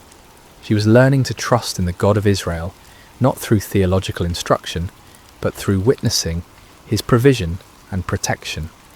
Her faith was being refined and deepened through the daily rhythm of work, community, and growing relationship with both Naomi and Boaz. The harvest season was also a time when family relationships and inheritance rights became particularly relevant. With successful crops came discussions of land ownership, family obligations, and the duties of kinsman redeemers. Naomi would have been acutely aware of these conversations, knowing that her late husband's property rights and family obligations remained unresolved. The presence of a kinsman redeemer like Boaz, combined with his obvious interest in Ruth, would have sparked hope for resolution of their precarious situation. As the wheat harvest drew to a close, the foundations had been laid for the dramatic events that would follow. Ruth had proven her character through months of faithful work. Boaz had demonstrated his integrity and growing love through consistent kindness. Naomi had moved from bitter resignation to hopeful planning. The community had accepted Ruth as one of their own, and God's providence had been orchestrating circumstances toward a conclusion that would provide redemption, love, and legacy for generations to come. The harvest season was ending, and with it came both celebration and anxiety about the future. Naomi, who had been quietly observing the growing relationship between Ruth and Boaz, decided it was time to take decisive action. Her plan, which she shared with Ruth, was both bold and risky. Ruth would approach Boaz at the threshing floor during the harvest festival and essentially propose marriage by invoking his rights and responsibilities as a kinsman redeemer. "My daughter," Naomi said to Ruth, "I must find a home for you, where you will be well provided for." This wasn't merely matchmaking, it was strategic thinking about survival and security. Naomi understood that while Boaz's kindness during harvest season had been extraordinary, the relationship needed to move beyond casual benevolence to formal commitment if it were to provide lasting security for both women.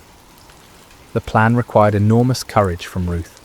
She would need to bathe, perfume herself, put on her best clothes, and go to the threshing floor where Boaz would be winnowing barley. After he had eaten and drunk and was sleeping beside the grain pile, she was to uncover his feet and lie down. When he woke and asked what she wanted, she was to say, "Spread the corner of your garment over me, since you're a kinsman redeemer." This might sound forward by modern standards, but it was actually a proper, though bold, way for a woman to request marriage from a kinsman redeemer. The act of lying at his feet was a gesture of submission and trust. The request to spread his garment over her was asking him to take her under his protection as his wife. The same imagery Boaz had used earlier when he spoke of Ruth taking refuge under God's wings. Ruth's response to this plan reveals the depth of her trust in Naomi. "I will do whatever you say." She didn't question the wisdom of the approach or worry about the potential for misunderstanding or rejection. She had committed herself to following Naomi's guidance, and she would do so even in this most vulnerable moment. The night at the threshing floor was a pivotal moment in the story. Ruth followed Naomi's instructions precisely, approaching quietly and lying at Boaz's feet after he had fallen asleep. Around midnight, Boaz stirred and discovered someone at his feet. "Who are you?" he asked in the darkness. Ruth's answer was direct and humble. "I am your servant Ruth. Spread the corner of your garment over me, since you're a kinsman redeemer." She was formally requesting that he fulfill his family obligations by marrying her, thereby providing security for both her and Naomi, and potentially redeeming Elimelech's family property. Boaz's response exceeded Ruth's hopes. "The Lord bless you, my daughter," he said. "This kindness is greater than that which you showed earlier. You have not run after the younger men, whether rich or poor." He was acknowledging that Ruth's approach to him wasn't born of desperation or opportunism, but of faithfulness to family obligations and trust in God's provision. However, Boaz revealed a complication Ruth hadn't known about. There was another kinsman redeemer who had a closer family relationship and therefore first rights to redeem Elimelech's property and marry Ruth. "Although it is true that I am near of kin," Boaz explained, "there is a kinsman redeemer nearer than I." This was devastating news, but Boaz assured Ruth that the matter would be resolved properly, according to law and custom. Boaz's handling of this delicate situation reveals his character perfectly. He could have taken advantage of Ruth's vulnerable position, but instead he protected her reputation and committed himself to resolving the legal complications honourably. He told Ruth to stay until morning, but leave before anyone could recognise her, protecting her from potential scandal. Before she left, he filled her cloak with 6 measures of barley, ensuring she didn't return to Naomi empty-handed. When Ruth returned home and reported everything to Naomi, the older woman's response was confident. "Wait, my daughter, until you find out what happens, for the man will not rest until the matter is settled today." Naomi knew Boaz well enough to trust that he would handle the situation with integrity and dispatch. That very morning, Boaz went to the city gate, the place where legal and business matters were conducted in ancient Israel. He sat down and waited for the other kinsman redeemer to pass by. When the man appeared, Boaz called him over and assembled a group of 10 elders as witnesses for the legal proceedings that would follow. The negotiation was masterful. Boaz began by telling the man about a piece of land that had belonged to their relative Elimelech, which Naomi was selling. According to law, the nearest kinsman redeemer had first rights to purchase the property to keep it in the family. The man was interested until Boaz explained the complete package. "On the day you buy the land from Naomi," Boaz said, "you also acquire Ruth the Moabite, the dead man's widow, in order to maintain the name of the dead with his property." This changed everything. Purchasing the land was one thing, but marrying Ruth meant taking responsibility for supporting her and Naomi, and any sons born to Ruth would inherit the redeemed property rather than being part of the Redeemer's own family line.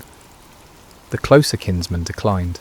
"Then I cannot redeem it because I might endanger my own estate. You redeem it yourself. I cannot do it." His refusal, while disappointing for him personally, was providential for Ruth and Boaz. To formalise the transaction, the man took off his sandal and gave it to Boaz, the customary way of transferring rights in Israel. Boaz then made a public declaration before the assembled witnesses. "Today you are witnesses that I have bought from Naomi all the property of Elimelech, Kilion, and Mahlon. I have also acquired Ruth the Moabite, Mahlon's widow, as my wife, in order to maintain the name of the dead with his property, so that his name will not disappear from among his family or from his hometown." The witnesses responded with a beautiful blessing. "We are witnesses. May the Lord make the woman who is coming into your home like Rachel and Leah, who together built up the house of Israel. May you have standing in Ephrathah and be famous in Bethlehem. Through the offspring the Lord gives you by this young woman, may your family be like that of Perez, whom Tamar bore to Judah." This blessing was prophetic in ways the speakers couldn't imagine.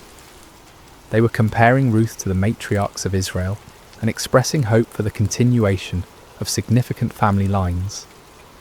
Their mention of Perez was particularly significant, as Perez was an ancestor of Boaz and would be an ancestor of David and ultimately Jesus. The marriage between Ruth and Boaz was celebrated throughout Bethlehem. Here was a love story that had captured the community's imagination. The virtuous foreign woman and the honourable landowner, brought together by providence and confirmed by their own choices of faithfulness and integrity. Their wedding was not just a personal celebration, but a community affirmation of God's goodness and the power of loyal love.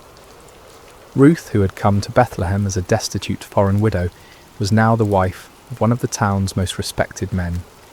Naomi, who had returned empty, was now provided for and honoured as the mother-in-law of a prominent family. Boaz, who might have remained childless, was married to a woman whose character and beauty had won his heart. The redemption was complete, financially, socially, emotionally, and spiritually. The marriage of Ruth and Boaz represented more than the happy ending to a beautiful love story. It was the beginning of a legacy that would reshape history. Their union produced a son named Obed, whose birth brought completion to the themes of redemption and restoration that had woven throughout the narrative. When the women of Bethlehem saw Naomi holding her grandson, they declared, "Naomi has a son," acknowledging that through Ruth's faithfulness, Naomi's line would continue. The birth of Obed was celebrated as divine vindication of Ruth's loyalty and God's faithfulness to his people. The same women who had witnessed Naomi's bitter return to Bethlehem now rejoiced with her in this ultimate reversal of fortune. "Praise be to the Lord, who this day has not left you without a kinsman redeemer," they told Naomi. "May he become famous throughout Israel. He will renew your life and sustain you in your old age. For your daughter-in-law, who loves you and who's better to you than 7 sons, has given him birth." The significance of being better than 7 sons cannot be overstated in a culture that prized male heirs above all other blessings. 7 was the number of completeness and perfection. So to say Ruth was better than 7 sons was to declare her the ultimate blessing, a foreign woman who had proven more valuable than the greatest treasure a family could hope for. But the story of Ruth and Boaz was part of a much larger narrative that wouldn't be fully revealed for generations. Their son Obed became the father of Jesse, who became the father of David, the shepherd boy who would become Israel's greatest king. Through their lineage, Ruth, the Moabite widow, became the great-grandmother of the man after God's own heart, whose dynasty would rule Israel and whose throne God promised would endure forever. The genealogy that concludes the book of Ruth traces the line from Perez, son of Judah and Tamar, through Boaz and Ruth to David, showing how Ruth's faithfulness became part of the messianic line. What began as a simple act of loyalty to a grieving mother-in-law ultimately contributed to God's plan for redeeming all humanity. Ruth's decision to stay with Naomi and adopt Israel's God placed her squarely in the centre of salvation history. This foreign woman, who could have been excluded from the covenant community, instead became one of only 4 women mentioned in Matthew's genealogy of Jesus, along with Tamar, Rahab and Bathsheba. Each of these women had unusual circumstances that made their inclusion remarkable, but Ruth's story is particularly beautiful because it demonstrates how God's love extends beyond ethnic and national boundaries to embrace all who respond to him in faith. The legacy of Ruth extends beyond genealogy to the realm of character and faith. Her story became a teaching tool for generations of Israelites about the power of loyal love, the Hebrew concept of hesed that encompasses devotion, faithfulness, and sacrificial commitment. Ruth embodied Hesed in her relationship with Naomi, and Boaz demonstrated it in his treatment of Ruth. Their marriage was built on this foundation of covenant love that mirrors God's relationship with his people. Ruth's integration into Israelite society also established an important precedent for how foreigners could be welcomed into the covenant community. Her acceptance wasn't based on her ethnicity or social status, but on her character and faith. She proved that nationality was less important than loyalty, that birth circumstances mattered less than personal choices, and that God's family was open to all who chose to belong to it.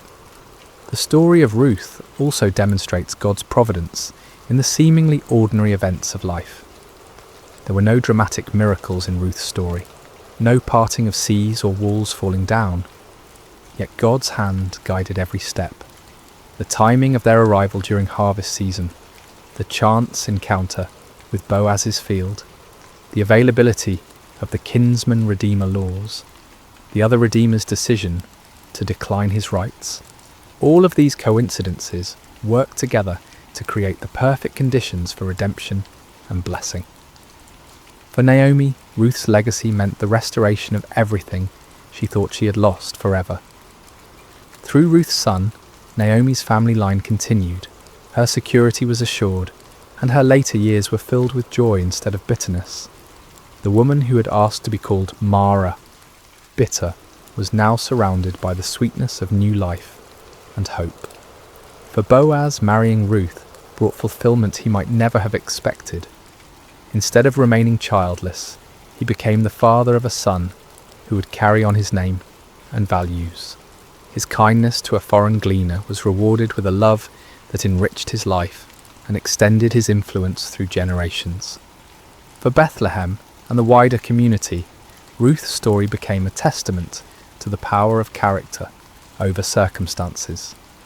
Her reputation for faithfulness outlasted her foreign origins, and her descendants would bring honour to the very town where she had once worked humbly in the fields.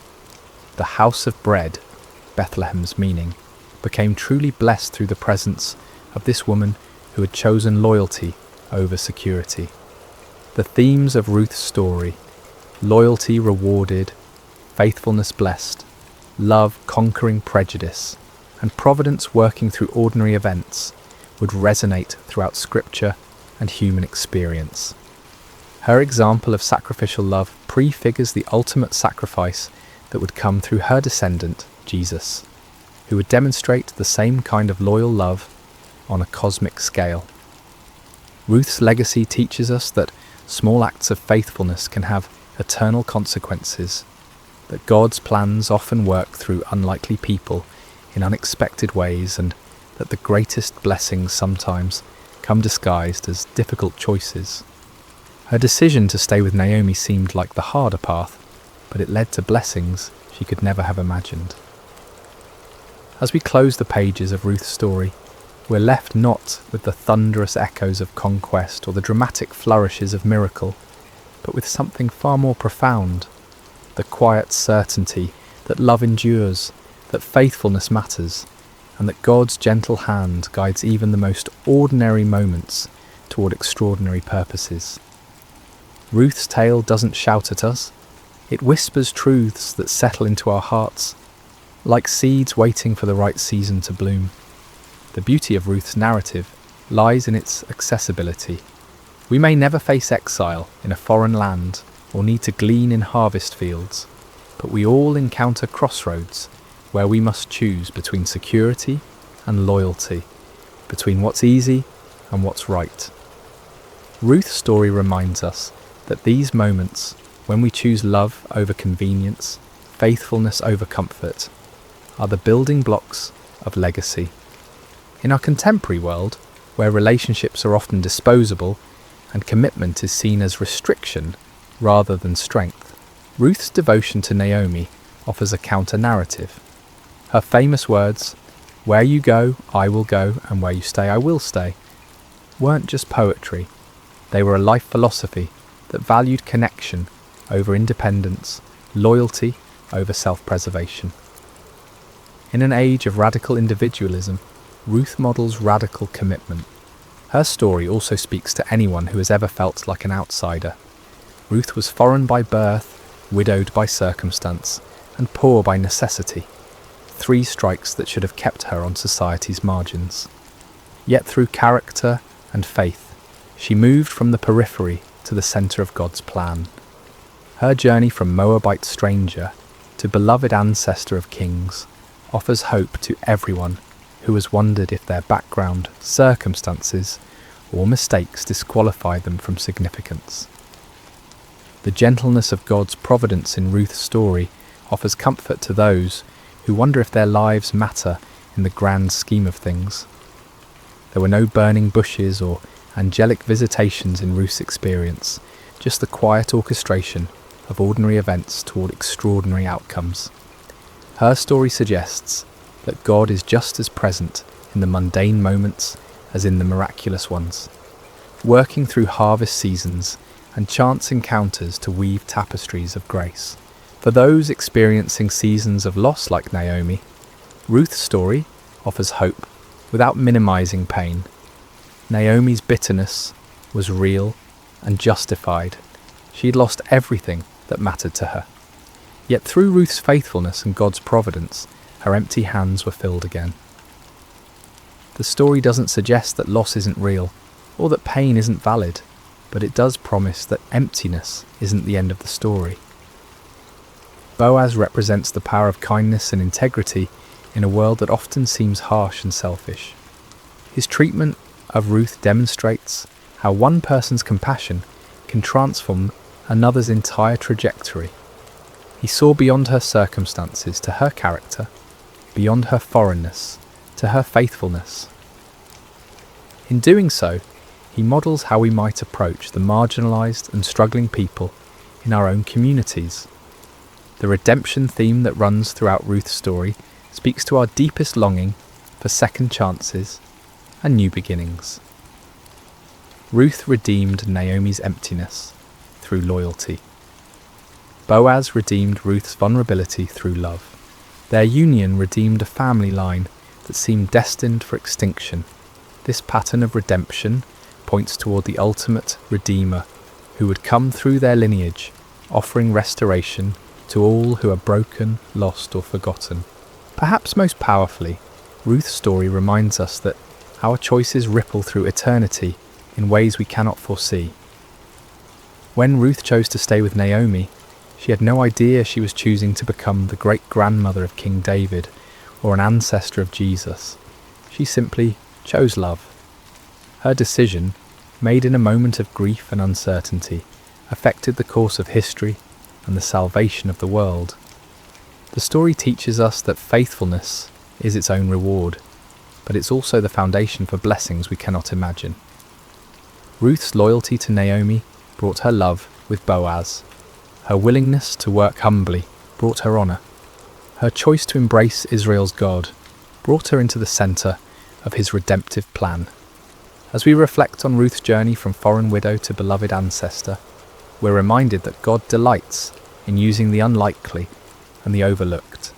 He chooses the humble to confound the mighty, the faithful to accomplish the impossible, the loving to heal the broken.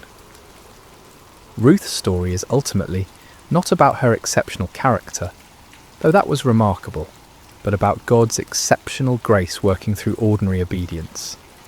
In a world that often feels chaotic and uncertain, Ruth's story offers the gentle assurance that someone is writing a larger story, weaving together our small acts of faithfulness into a tapestry of purpose and beauty. Every choice to love instead of abandon, to stay instead of leave, to serve instead of demand, becomes part of a narrative larger than ourselves. The final truth Ruth's story whispers to our hearts is perhaps the most beautiful of all. Sometimes the smallest acts of love carry the weight of eternity. A foreign woman's decision to care for her grieving mother-in-law became part of the story that leads to Christmas morning and the cross of Calvary. Her simple faithfulness participated in God's plan to redeem not just a family, but a world. Ruth's legacy lives on not only in the genealogies of Scripture, but in every act of sacrificial love, every choice of loyalty over convenience, every decision to stay when leaving would be easier. Her story continues in our stories when we choose, as she did, to let love be our guide and faithfulness be our strength. In the end, Ruth teaches us that we don't need to be heroes to be heroic, we don't need to be perfect to be used by God, and we don't need to see the whole staircase to take the next step of faith. Sometimes, all that's required is the courage to say, like Ruth, "Where you go, I will go," and trust that the God who guided her steps will guide ours as well. The gentle hope of Ruth's story rests in this beautiful truth. In God's economy, no act of love is ever wasted, no gesture of faithfulness ever forgotten, and no choice to follow him ever in vain. Sometimes the smallest acts of love carry the weight of eternity, echoing through generations and touching the very heart of God's redemptive plan for humanity.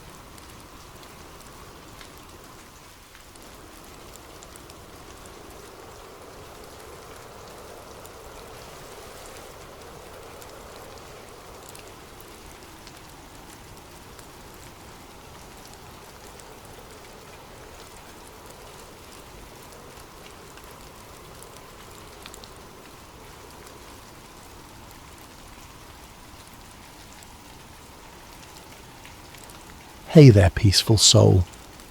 Before we begin tonight's gentle journey through Scripture, I'd love to know where in the world you're listening from right now and what time it is in your corner of creation. Please leave a comment below sharing this. It's always such a blessing to see how God's Word brings rest to hearts across every time zone. And if tonight's story brings you peace, please consider subscribing to Sacred Rest for more Scripture-based sleep stories delivered with calm, unhurried care. Now take a deep breath and let's rest in God's presence. The Sea of Galilee rested in quiet splendour as the day's light began its gentle retreat toward the horizon. Golden rays stretched across the water's surface, dancing and shimmering as if heaven itself had scattered coins across the deep. It had been a full day, a day when crowds pressed in from every direction, hungry for wisdom, for healing, for a glimpse of this man who spoke as no one had spoken before. Jesus had been teaching since morning, his voice carrying across the gathered multitudes. He spoke of seeds falling on different soils, of tiny mustard seeds growing into sheltering trees, of hidden treasures and precious pearls. The kingdom of heaven, he said, was like these things, sometimes hidden, always valuable, growing in ways the human eye might miss. His words were simple yet profound, accessible yet mysterious, and the crowds hung on every syllable. But even the Son of God wrapped in human flesh grew weary. As the sun began its descent, Jesus looked out at his disciples with eyes that held both exhaustion and purpose. "Let us go over to the other side," he said simply. No fanfare accompanied these words, no dramatic declaration, just a quiet invitation to cross the sea. This is where our meditation begins tonight, with this small, seemingly unremarkable statement. Let us go over to the other side.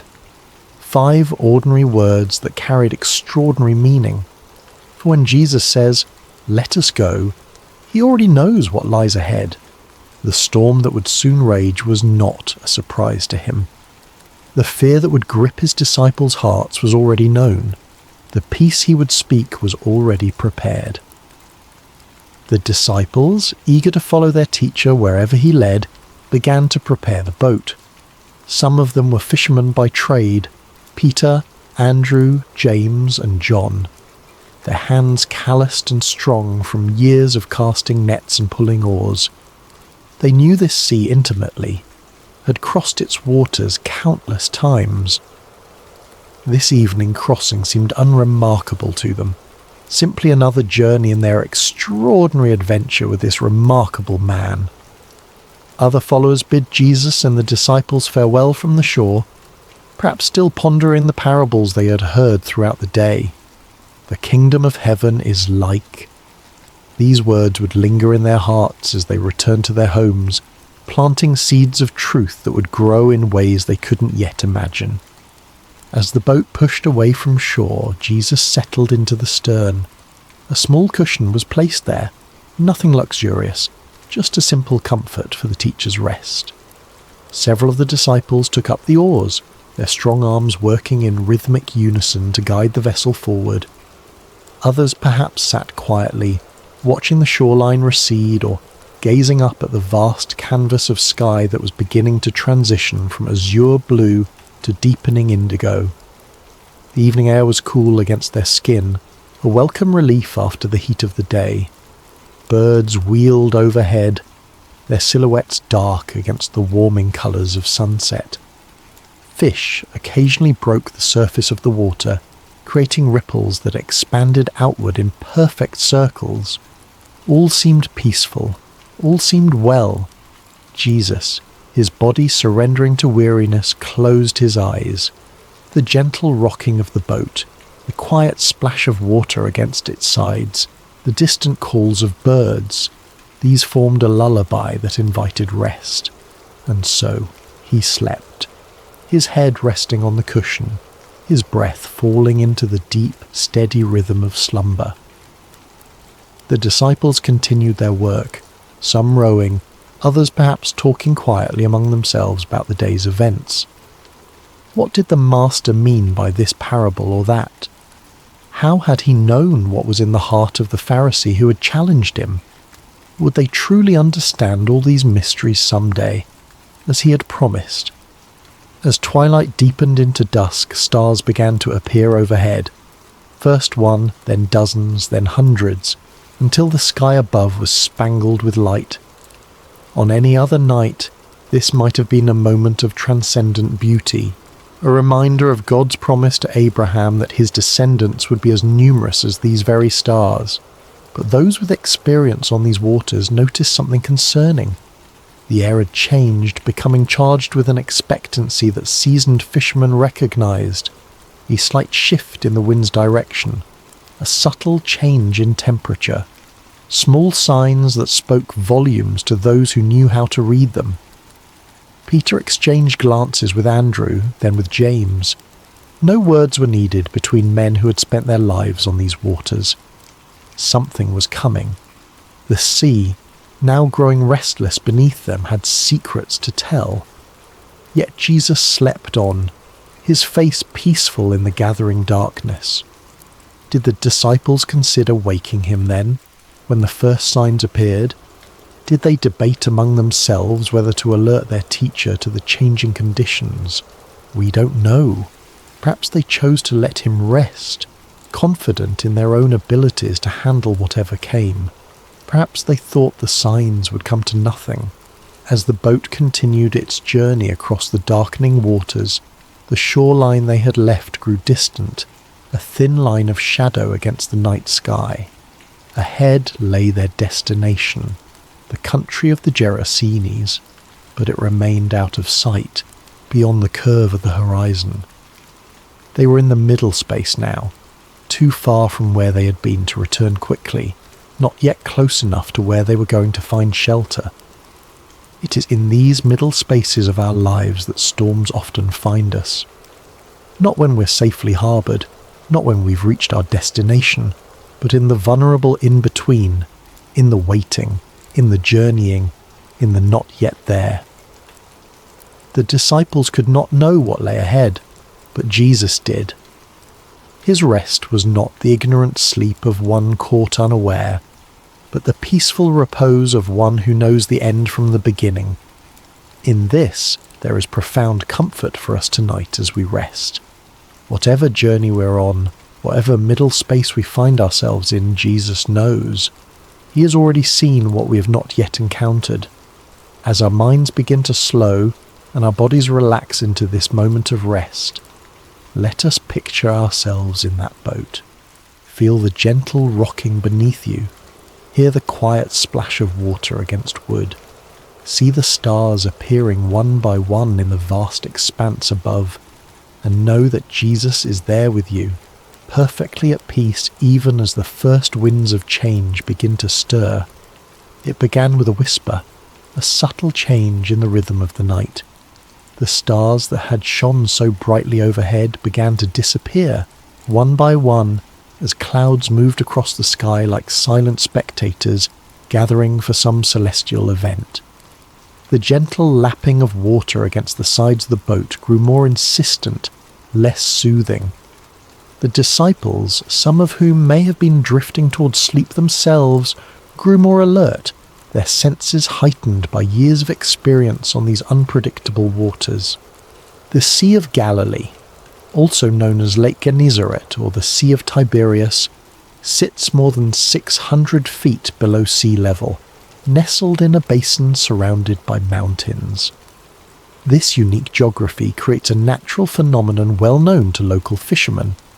When cool air from the Mediterranean Sea, about 30 miles to the west, collides with the hot, humid air over the lake, sudden and violent storms can emerge with startling speed. This night would prove no exception to that natural law. One moment, the disciples were crossing in relative calm. The next, they found themselves battling a windstorm that seemed to descend upon them from nowhere. The Greek word used in Mark's Gospel to describe this storm is leilaps. Not a gentle rain shower or passing breeze, but a furious squall, a tempest of frightening power. The wind began to howl, no longer a whisper but a roar that filled their ears and made conversation nearly impossible. It seized the sail, straining the ropes that secured it, and threatening to tear the fabric from its moorings. Those disciples with seafaring experience would have worked quickly to secure what they could, their hands moving with practiced efficiency despite the growing chaos. Waves rose around them, no longer gentle undulations but angry mountains of water that lifted the boat high before dropping it with stomach-churning speed into the next trough.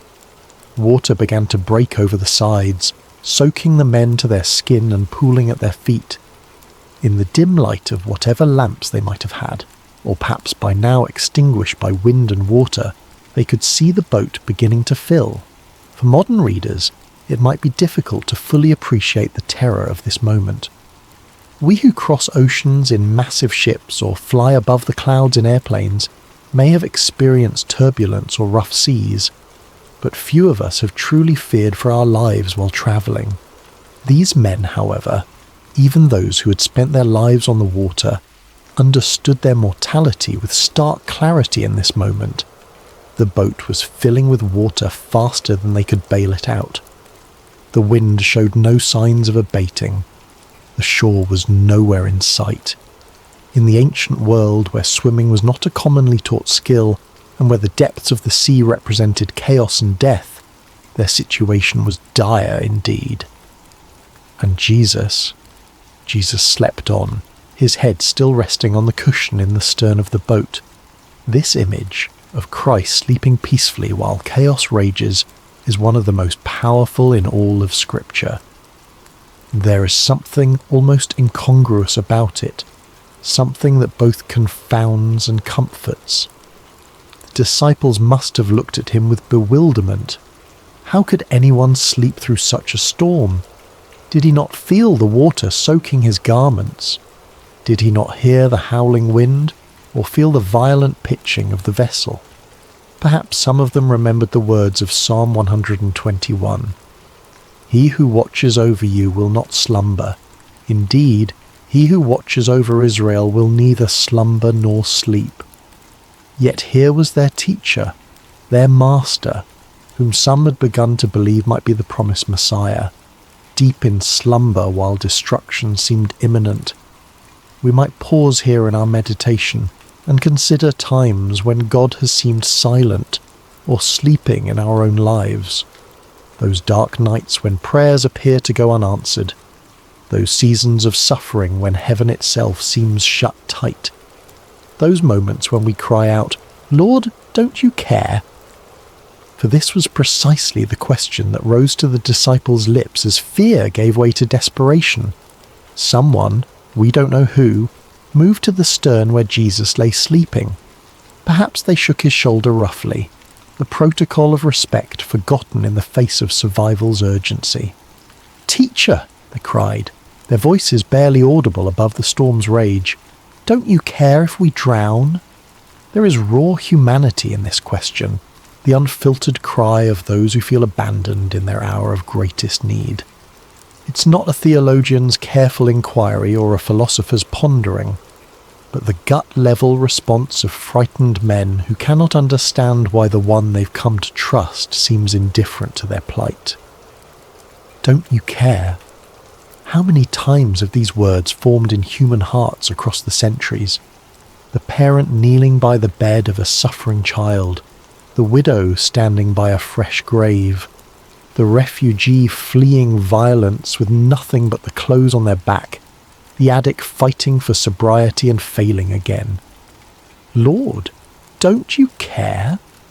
It's worth noting that the disciples didn't question Jesus' ability to help. They questioned his concern, his heart. They believed he could do something. Why else wake him? But they wondered if he would. Did their plight move him? Did their fear matter to him? Was he as invested in their well-being as they had come to believe? In asking this question, they revealed something profound about the nature of faith. True faith isn't just believing that God can, it's trusting that God will, that his heart is good, that his love is sure, that his timing is perfect.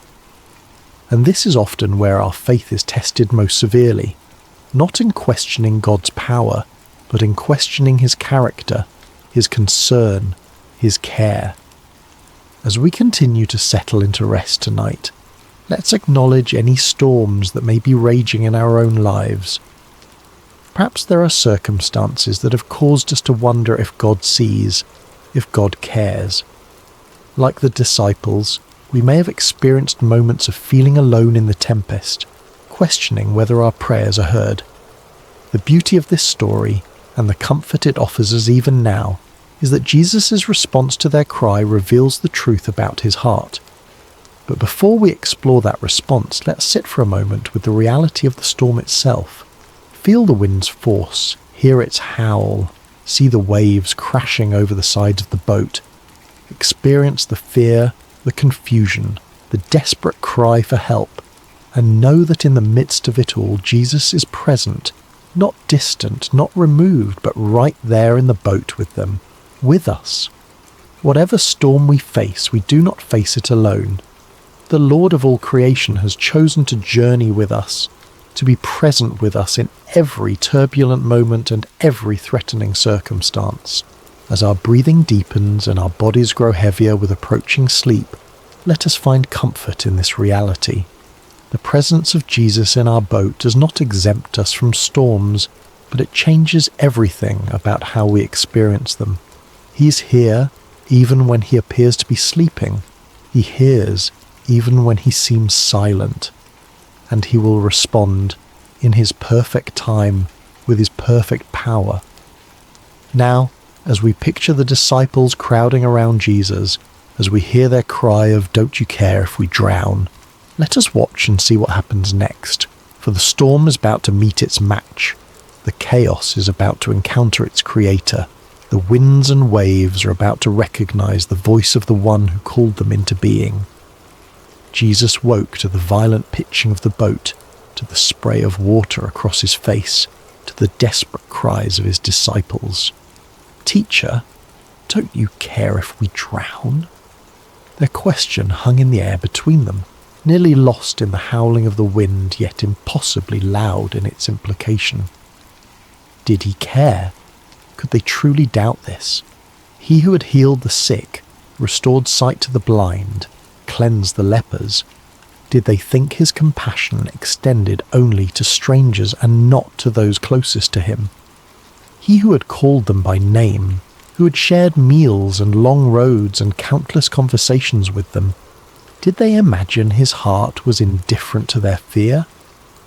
Yet Jesus did not respond to their question directly.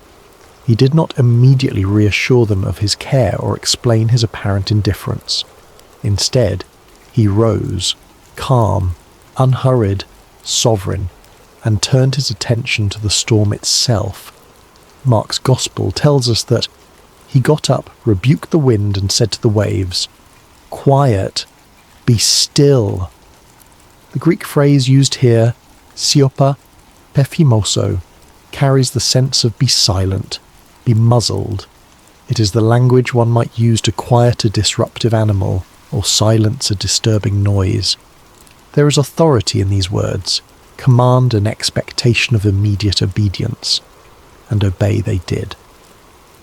The wind, which had been screaming across the water with destructive force, died away at once.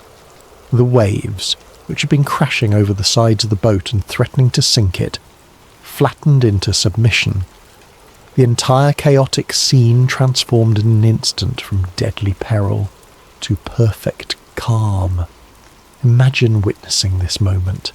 1 second, you're fighting for your life against one of nature's most terrifying displays of power. The next, you're floating on a sea as smooth as glass under a clearing sky. The contrast would be disorienting, almost unbelievable. The silence following such tumult would ring in your ears. The stillness after such violent motion would leave you feeling strangely weightless. Only then, after demonstrating his authority over creation itself, did Jesus turn back to his disciples, and his words to them were not what they might have expected.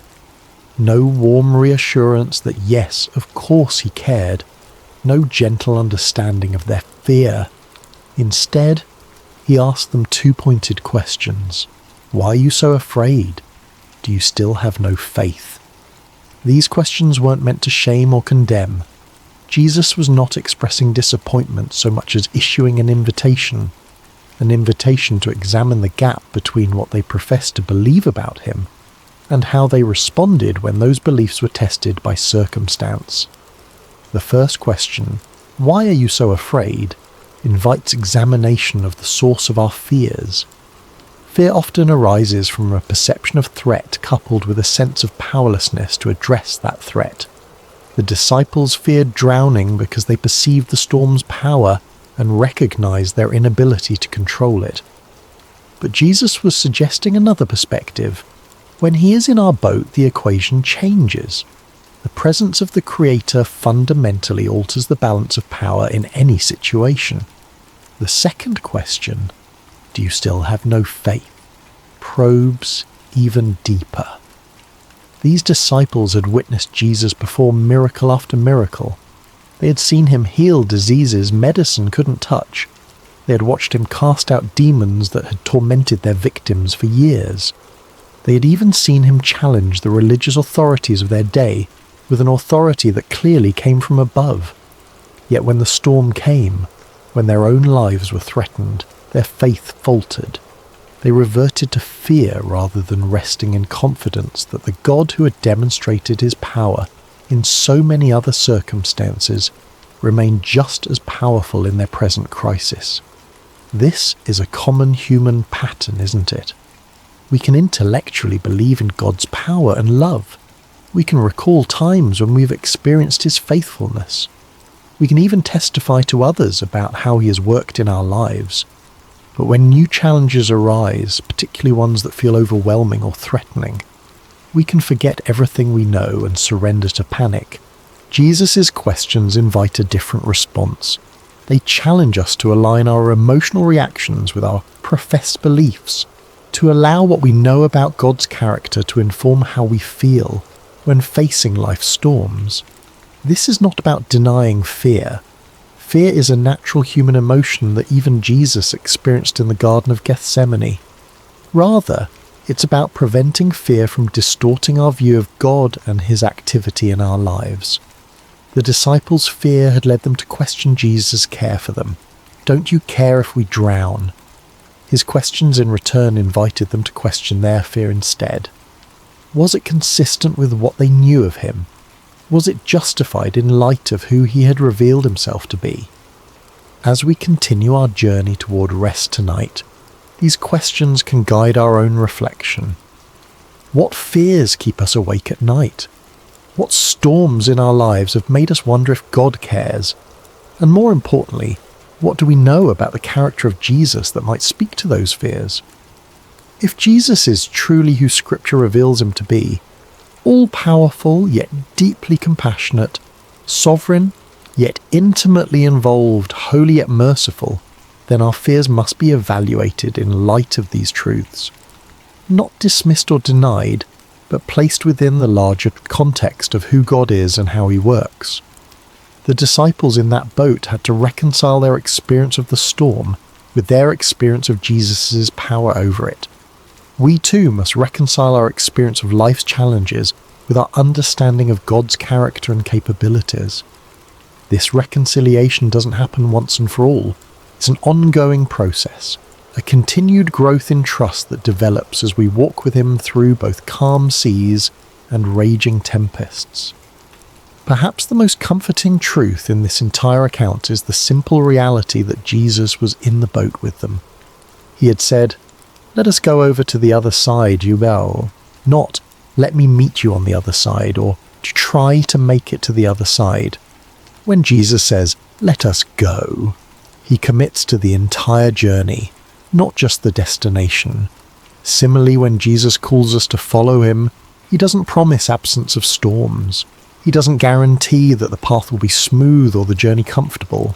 What he does promise is his presence with us in whatever we face. "I am with you always," he would later tell his followers, "to the very end of the age."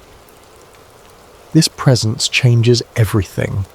It doesn't always change our circumstances, though sometimes, as in this story, it dramatically does.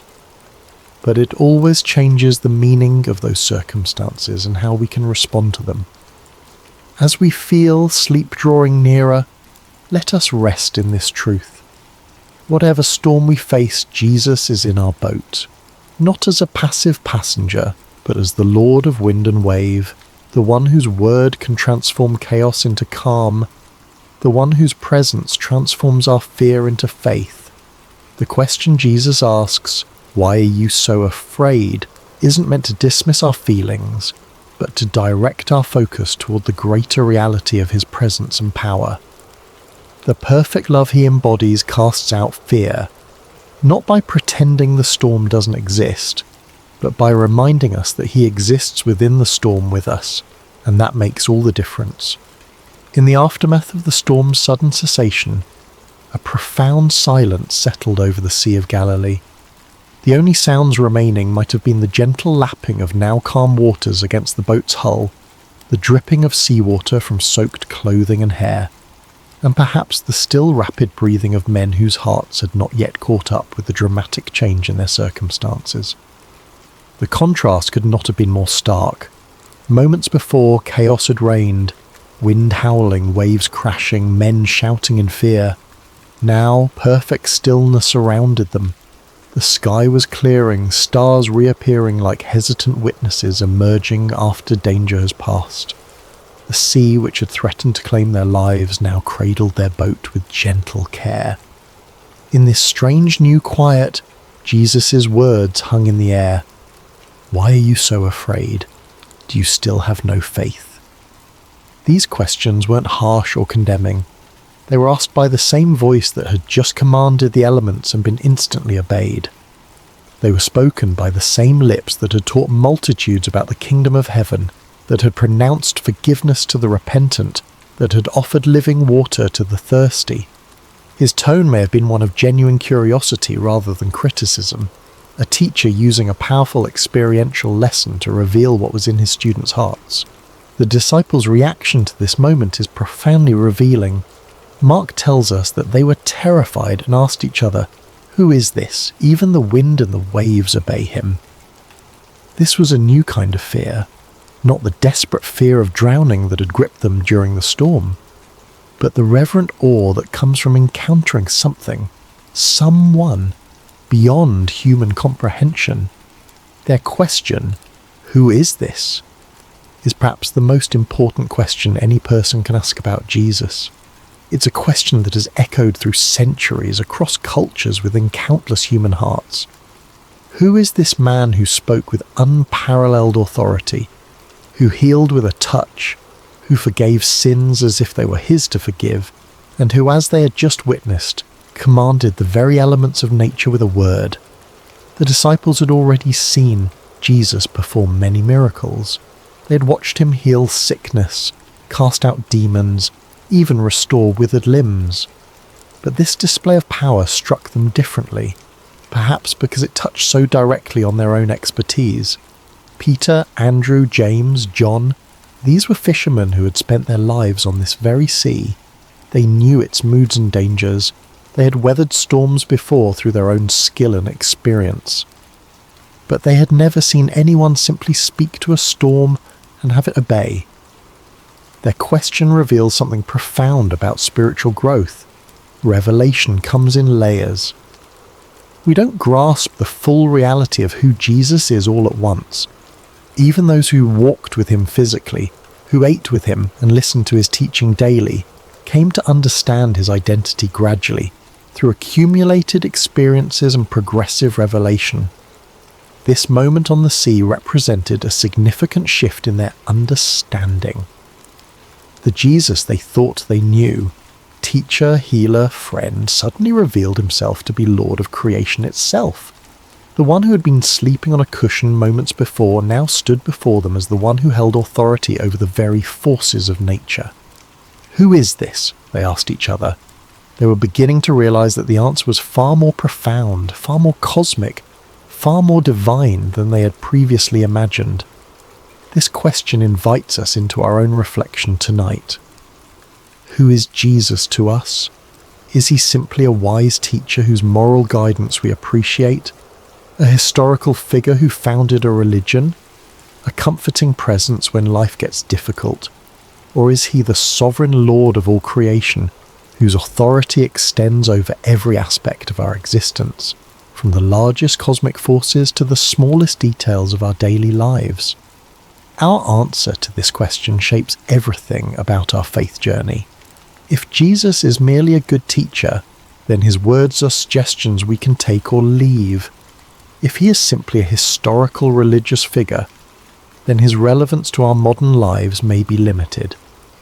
But if he is who he claimed to be, the Son of God, one with the Father, the Word made flesh, then every word he spoke carries divine authority. Every promise he made is utterly trustworthy, and every command he gave deserves our complete obedience. The disciples in that boat were confronting this reality in a visceral, immediate way. The Jesus they thought they knew had just done something only God could do. The Psalms describe God as the One who stilled the roaring of the seas, the roaring of their waves. Psalm 65:7, and the one who stilled the storm to a whisper, the waves of the sea were hushed. Psalm 107:29. Now they had seen Jesus do exactly this, with their own eyes in their own boat, in response to their own cry for help. Their question, "Who is this?" was not merely rhetorical. It reflected genuine wrestling with an expanding understanding of Jesus' identity. And this wrestling is an essential part of authentic faith. God does not expect us to have perfect theological understanding from the beginning of our journey with him. He reveals himself to us gradually, meeting us where we are and gently expanding our capacity to know him as he truly is. For the disciples, this storm became a classroom, a place where their understanding of Jesus grew deeper and wider. Similarly, the storms of our lives often become the context in which we come to know God more truly. It's relatively easy to affirm God's goodness when life is calm and comfortable. It's when the winds howl and the waves threaten that our true understanding of his character is both revealed and refined.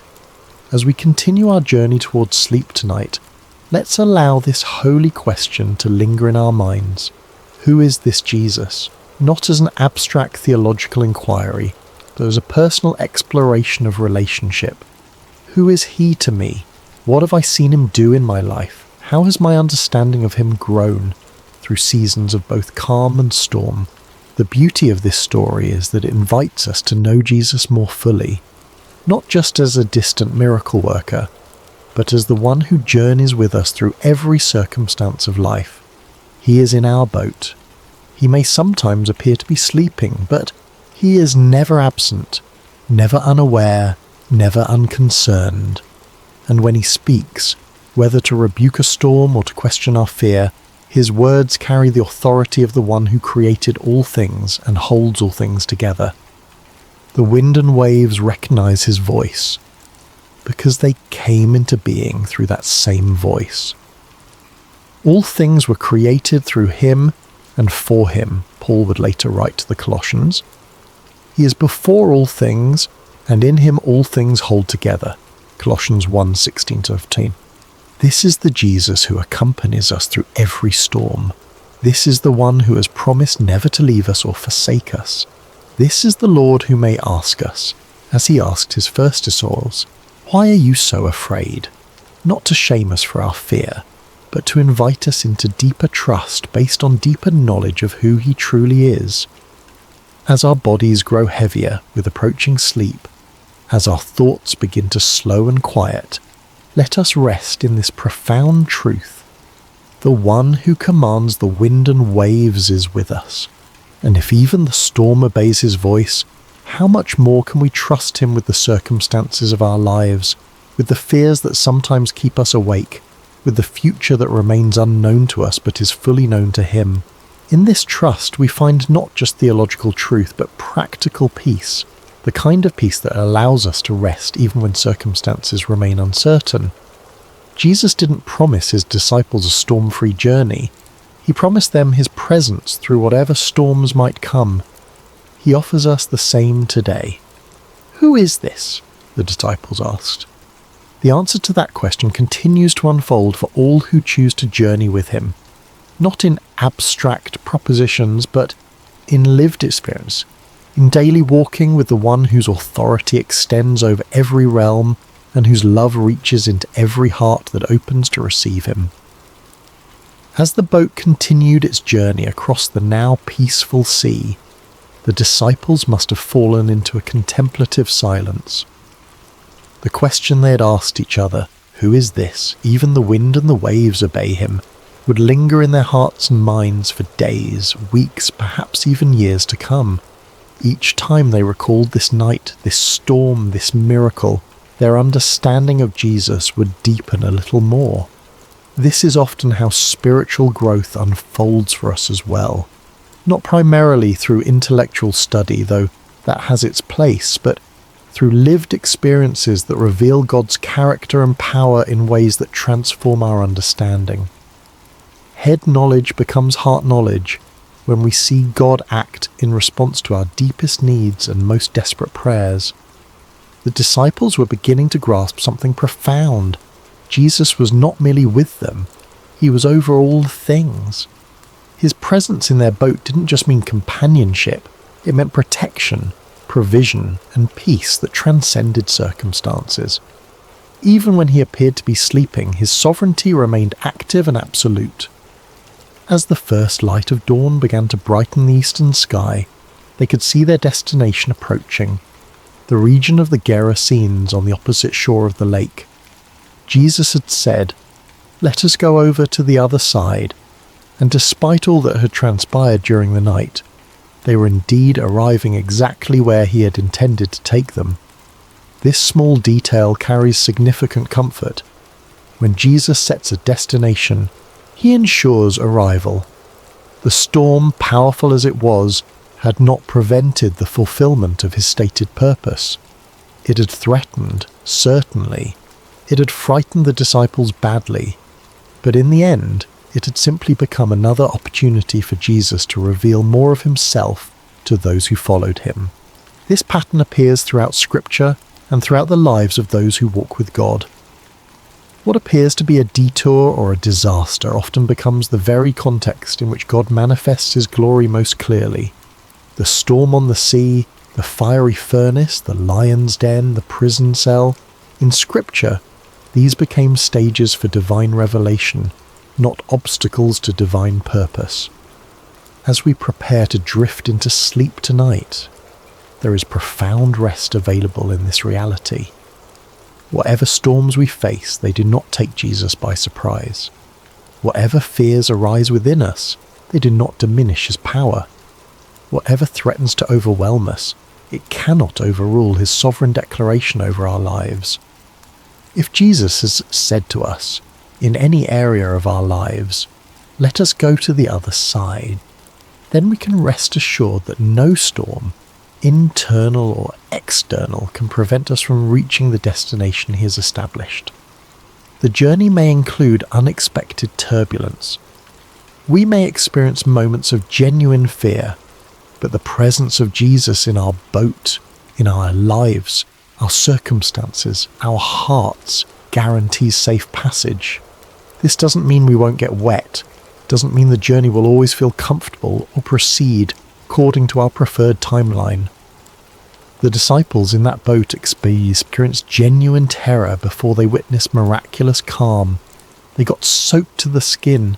They may have lost cargo overboard. The boat likely required bailing out and repairs afterward, but they made it to the other side because Jesus had declared that this would be so, and in the process, they came to know him more deeply than they had before.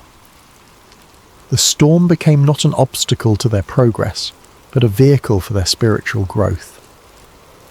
As we reflect on this story one final time tonight, let's consider 3 enduring comforts it offers to all who journey with Jesus. First, Jesus is present in every storm. He may not manifest his power immediately or in the ways we expect, but he's never absent from our struggles. The psalmist wrote, "God is our refuge and strength, an ever-present help in trouble.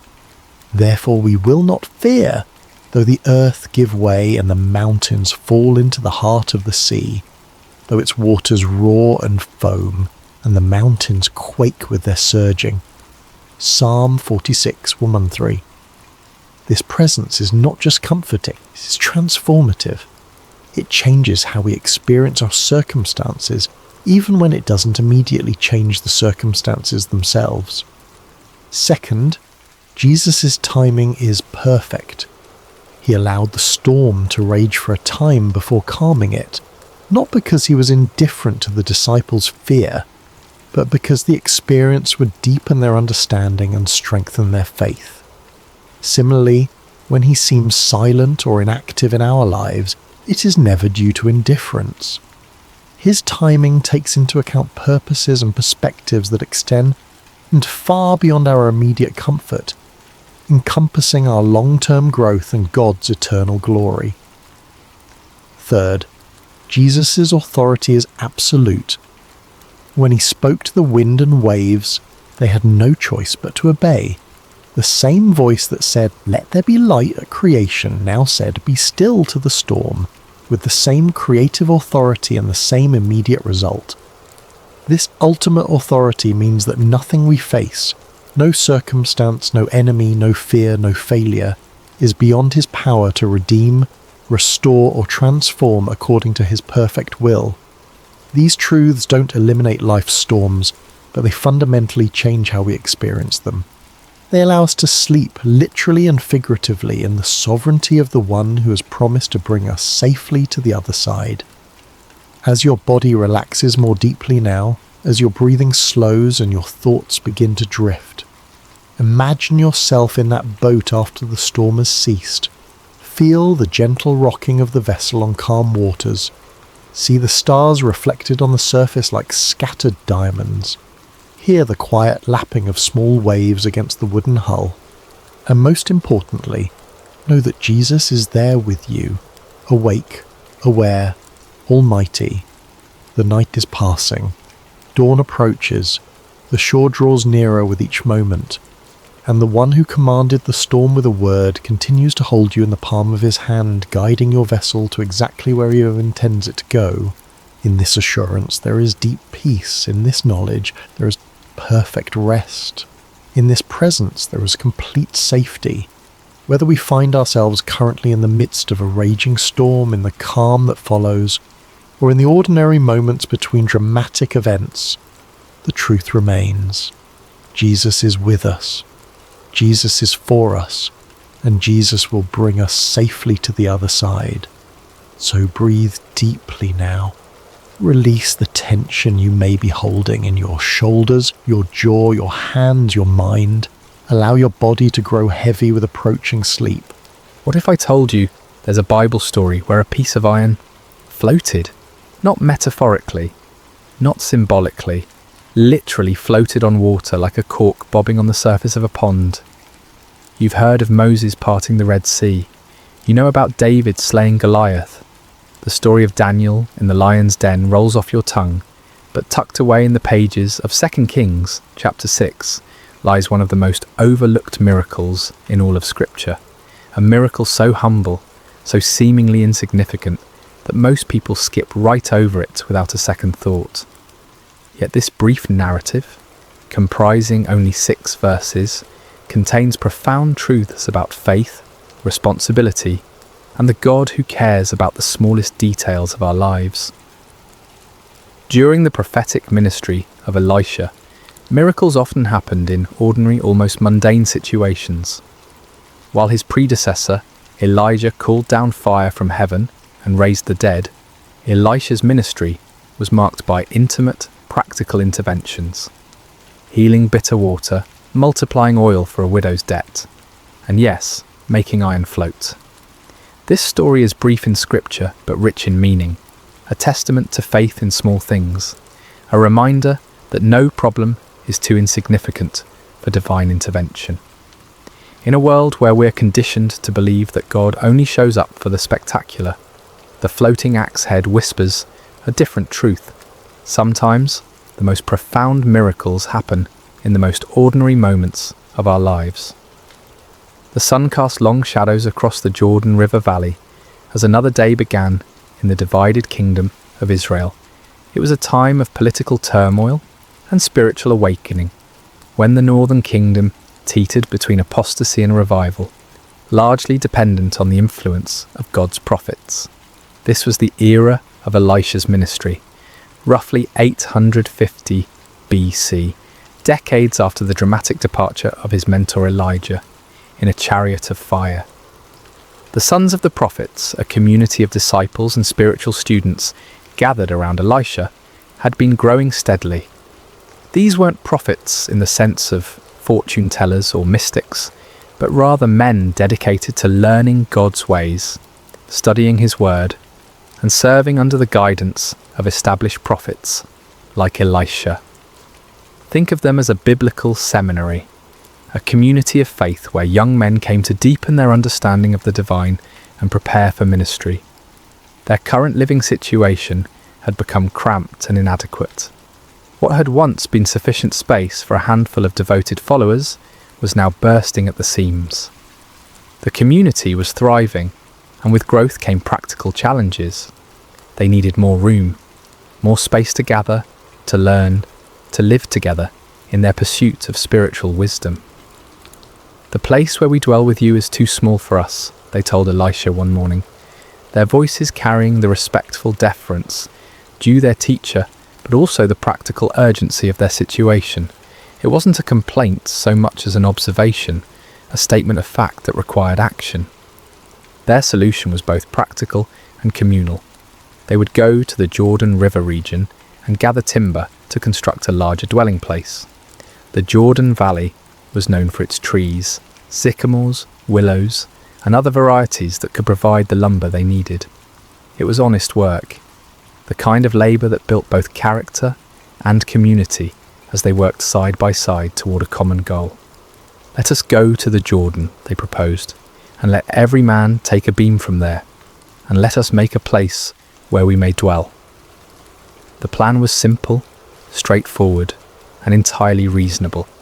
They weren't asking for a miracle or divine provision dropped from heaven. They were willing to work, to sweat, to use their hands and their backs to meet their need. Elisha, ever the encouraging leader, gave his blessing. "Go." But their invitation touched his heart. "Please consent to go with your servants." They wanted their teacher among them, not just giving permission but participating in their labour.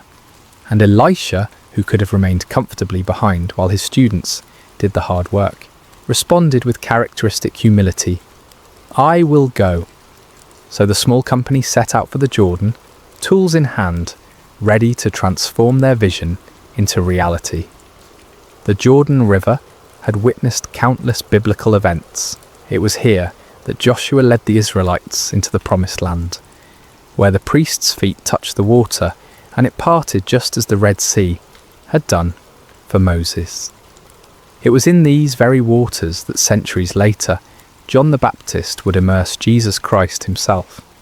But on this particular day, there would be no grand procession, no miraculous river crossing, just a group of dedicated men heading to the riverside to cut timber, their hearts full of purpose and their hands ready for honest labour. The Jordan Valley stretched before them, its banks lined with the trees they needed, its waters flowing steadily toward the Dead Sea, carrying with it the silt and sediment of the highlands above. None of them could have imagined that before the day was through, these same waters would become the stage for a miracle that defied every law of physics they understood. The ordinary was about to become extraordinary, but for now it was simply another day of work in service to God and community. The work began in earnest as the sun climbed higher in the morning sky. The sounds of labour filled the Jordan Valley, the rhythmic thud of axes biting into wood, the crack and groan of falling timber, the calls of men coordinating their efforts. It was satisfying work, the kind that produces visible results and builds camaraderie among those who share the burden. Among the workers was a young man whose name history has forgotten, but whose predicament would echo through the ages. Unlike some of his fellow students who had brought their own tools, he had needed to borrow an axe for the day's work. In ancient Israel, this was no small matter. Iron tools were precious commodities, expensive and carefully maintained. They weren't mass-produced items you could easily replace if lost or damaged. The transition from the Bronze Age to the Iron Age had been gradual in Israel, and iron tools still represented significant investment. A good axe might cost several days' wages for an ordinary labourer. For a student prophet, likely supported by the generosity of others and focused on spiritual rather than material pursuits, such a tool was far beyond his means to purchase. Borrowing the axe wasn't just a casual favour between friends. It was a serious responsibility, a trust that carried moral and financial weight. The lender had placed confidence in this young man's character and ability to care for a valuable tool. To lose or damage it would bring not only financial burden, but also shame and damaged relationships within the community. The young man worked diligently, perhaps even more carefully than usual, acutely aware of the responsibility he carried. The axe felt good in his hands, well balanced, sharp, effective. Each swing brought down chips of wood as he worked to shape a beam for their new dwelling. The rhythm of the work was almost meditative. Lift, aim, strike, lift, aim, strike. Then it happened. Mid-swing, with no warning, the iron head of the axe flew off the handle. The wooden shaft, suddenly lightened, completed its arc uselessly through the air, while the heavy iron head traced a different trajectory entirely. Time seemed to slow as the young man watched in horror as the precious tool spun through the air and landed with a splash in the muddy waters of the Jordan. "Alas, my master, it was borrowed!" The cry escaped his lips before he could stop it. a wail of despair that carried all the weight of his predicament. This wasn't merely an inconvenience or a temporary setback. This was a crisis that threatened his integrity, his relationships, and his financial future. The Jordan River at this point wasn't like a clear mountain stream, where you might hope to spot a lost item on the bottom. Fed by tributaries from the hill country, it carried sediment and silt that made the water murky and opaque. The riverbed was soft mud, perfect for swallowing a heavy piece of iron and holding it fast. Even if the water had been crystal clear, the iron head would have sunk quickly into the soft bottom, possibly disappearing entirely into the muck.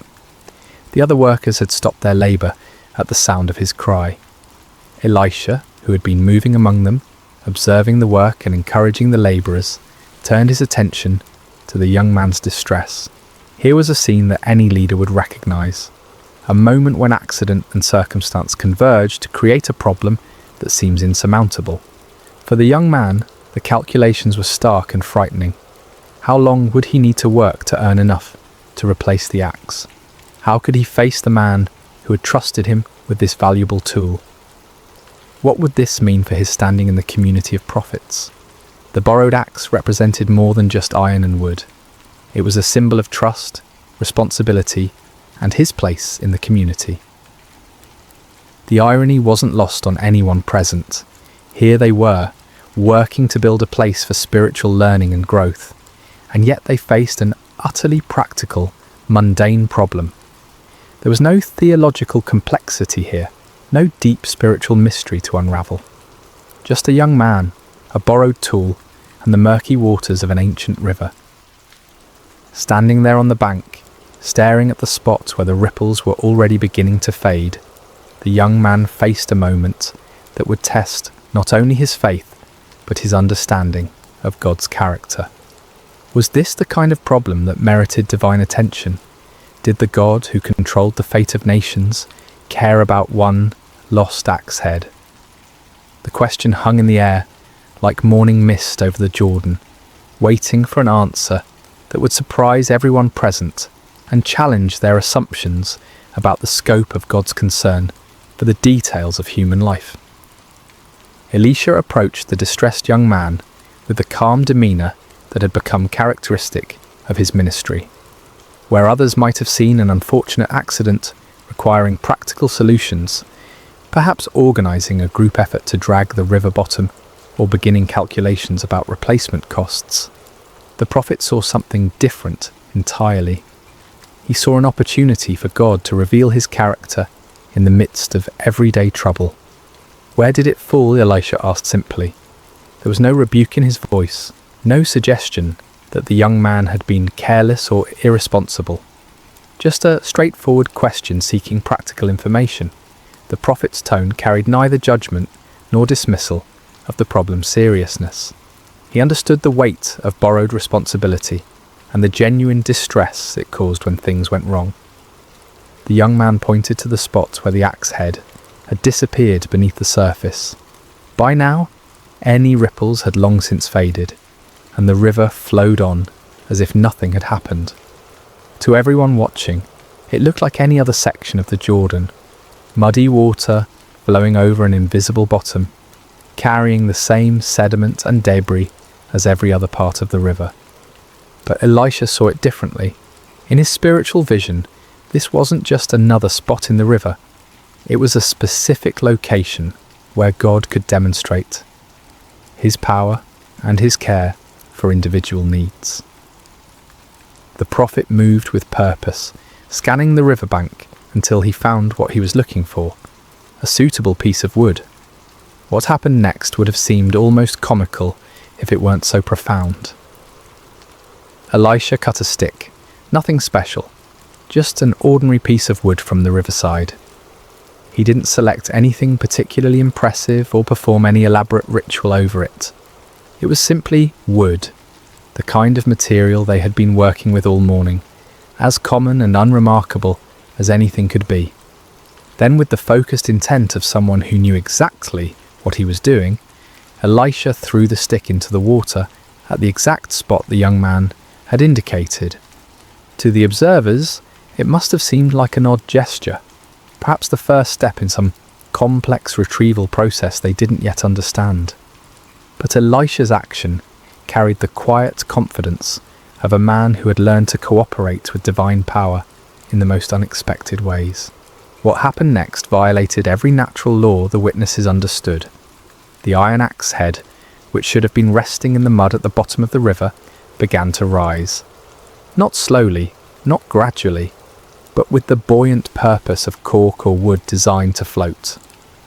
The heavy metal broke the surface of the water and bobbed there like a leaf, defying gravity, density, and everything they thought they knew about the natural world. The silence that followed was profound.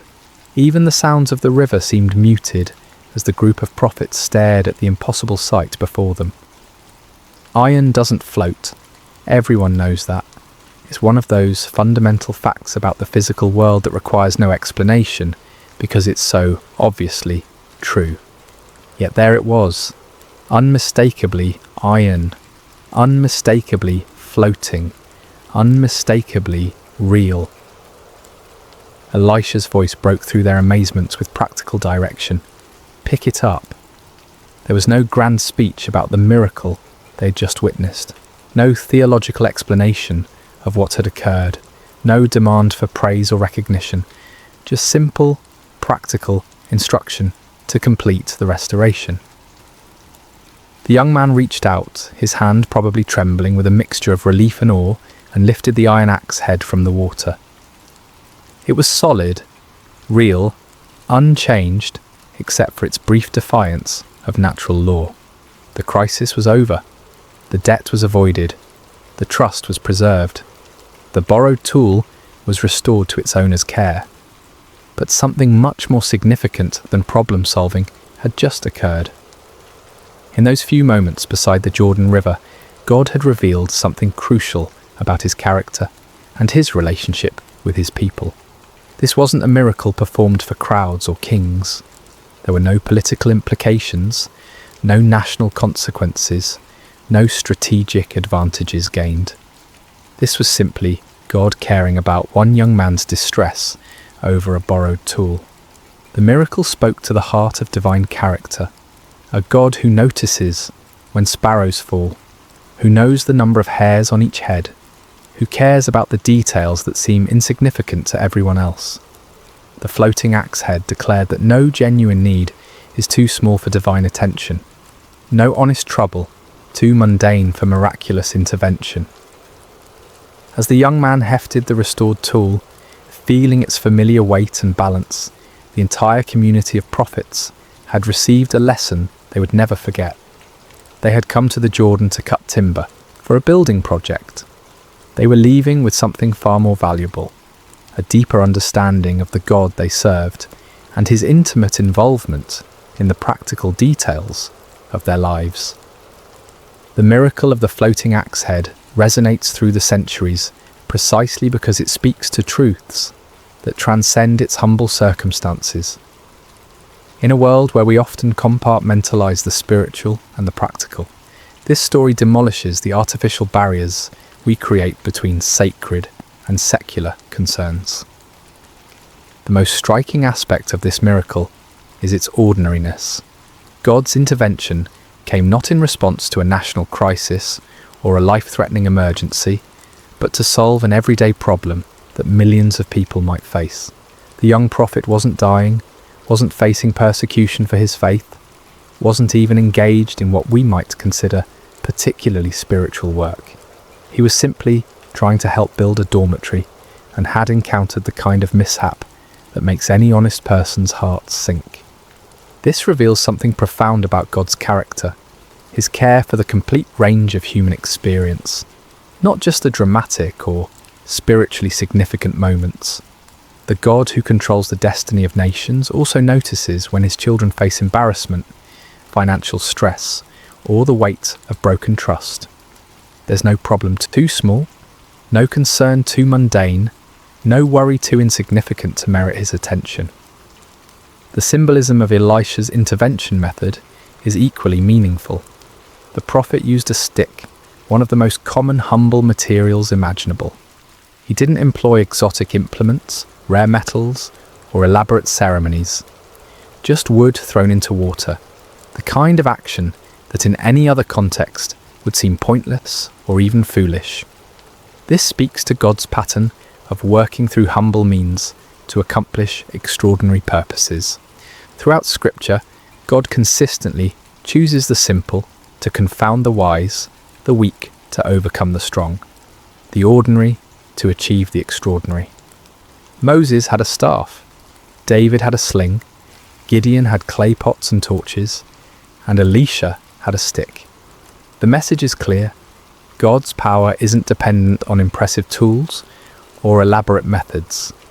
His strength is made perfect in weakness, His glory revealed through the most unlikely instruments. The miracle also serves as a powerful picture of restoration. What was lost was recovered. What seemed gone forever was returned. What threatened to bring shame and financial burden was transformed into a testimony of God's faithful care. This speaks to one of humanity's deepest needs, the longing for redemption, for second chances, for the restoration of what has been damaged or lost. In the broader context of human experience, we all have borrowed things that we've lost or damaged. Trust, opportunities, relationships, innocence, time. We all face moments when we stare at the metaphorical muddy water where something precious has disappeared, feeling the weight of responsibility we can't fulfill. The floating axe head whispers hope into those moments, suggesting that restoration is possible, that what seems irretrievably lost can be recovered. The response required of the young man is also significant. When the miracle occurred, he still had to reach out and take the floating iron. God provided the supernatural intervention, but human cooperation was still necessary. The axe head floated, but it didn't jump back onto the handle by itself. This reflects the general pattern of divine human cooperation throughout Scripture. God provides what only He can provide, but humans must still act in faith to appropriate His provision. Faith in action is another crucial theme woven through this narrative. The young man's cry for help wasn't a formal prayer with proper theological language. It was a raw expression of distress that nevertheless carried implicit faith that his predicament mattered to God and to God's representative, Elisha. His willingness to point out exactly where the axe head fell demonstrated trust that something could be done, even when the situation looked hopeless.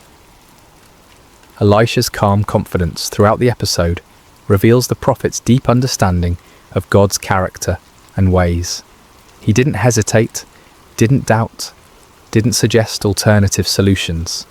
He simply asked where the iron fell, and then acted with the assurance of someone who knew he served a God of intimate concern and unlimited power.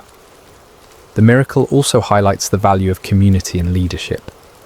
The young man wasn't facing his crisis alone. He was surrounded by fellow believers and guided by a seasoned prophet. Sometimes God's miraculous provision comes through the community of faith, through leaders who see possibilities where others see only problems, through the collective faith of those who believe God cares about every aspect of our lives. Perhaps most importantly, the floating axe head demonstrates that God's miracles often meet practical needs rather than serving merely as spectacular displays of power. This wasn't a miracle performed to convince skeptics or to showcase divine ability. It was a miracle of compassion, addressing a real need in the life of a faithful but distressed young man. It suggests that many of God's interventions in our lives might be similarly practical and personal rather than dramatic and public.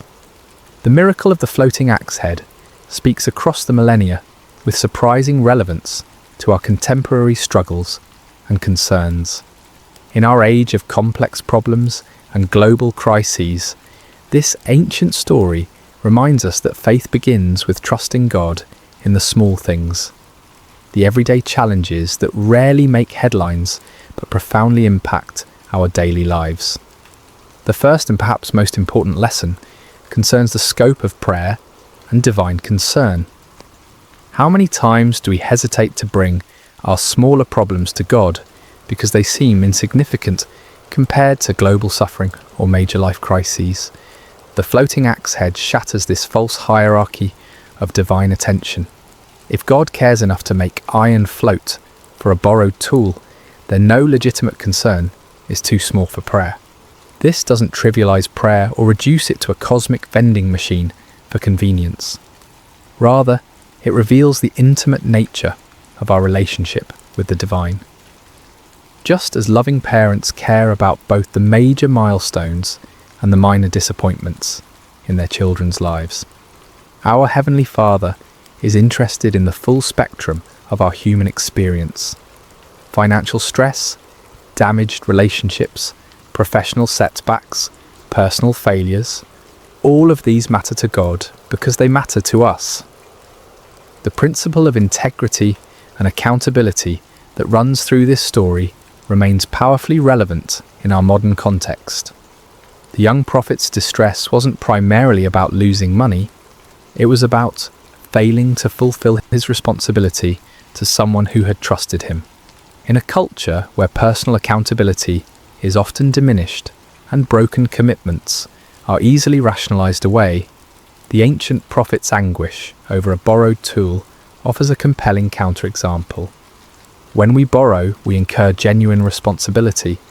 When we make commitments, we create legitimate expectations in others. When we fail to fulfill these obligations, we damage more than our own interests. We harm relationships, erode trust, and diminish the social fabric that holds communities together. The young prophet understood this instinctively, which is why his cry for help carried such genuine distress. The story also demonstrates how God's miracles often meet practical needs rather than serving merely as spectacular demonstrations of power. In our entertainment-driven culture, we sometimes expect divine intervention to be dramatic, public, and unmistakably supernatural. But many of God's most meaningful interventions in our lives might be much quieter and more practical. The unexpected job opportunity that comes just when finances are stretched thin, the chance encounter that provides exactly the encouragement we needed, the solution that appears to these interventions might not violate physical laws as dramatically as floating iron, but they reveal the same divine character, a God who cares about our practical needs and works in our circumstances to provide for them. Learning to recognize and appreciate these quieter miracles can transform our perspective on God's activity in our lives.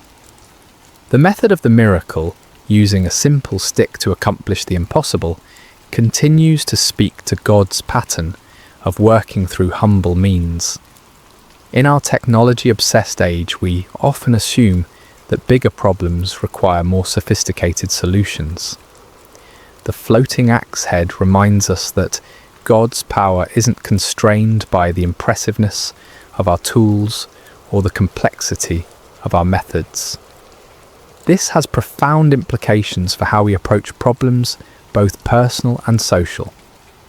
Sometimes the most effective solutions are the simplest ones.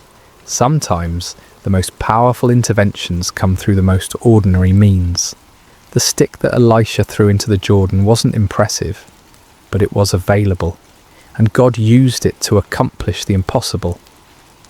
The story encourages us to bring our authentic selves and genuine problems to God without feeling the need to dress them up in spiritual language or make them sound more significant than they are. The young prophet's cry, "Alas, my master," it was borrowed, contained no theological sophistication, no proper prayer format, no spiritual jargon. It was simply an honest expression of distress from someone who believed his problem mattered to God and to God's representative. In our prayer lives, we sometimes feel pressure to make our requests sound sufficiently spiritual or theologically correct. The floating axe head suggests that God values authenticity over eloquence, genuine need over religious rhetoric. He understands our distress even when we can't articulate it perfectly, and he responds to the heart behind our words, rather than their theological precision. The communal aspect of the miracle also offers important insights for contemporary faith communities. The young prophet wasn't facing his crisis in isolation. He was surrounded by fellow believers and guided by experienced leadership. When problems arise, the community of faith should be a place where burdens are shared, wisdom is offered, and faith is strengthened through mutual support. Too often, we try to handle our difficulties alone, either from pride, embarrassment, or a mistaken belief that faith means never needing help. The sons of the prophets model a different approach, a community where needs could be expressed, help could be sought, and miracles could be witnessed together. This kind of authentic community creates an environment where God's provision can be both sought and celebrated corporately. Finally, the story reminds us that faith often requires us to act even when we don't understand the mechanism of God's provision. The young man still had to reach out and pick up the floating iron. He couldn't fully comprehend how iron could float, but he could respond to the miracle by accepting what God had provided. In our lives, we frequently face situations where we must act on faith without complete understanding of how God will work out the details. The floating axe head encourages us to focus on obedience and trust rather than demanding comprehensive explanations before we're willing to move forward. Sometimes the miracle becomes visible only as we step out in faith to receive what God has already provided.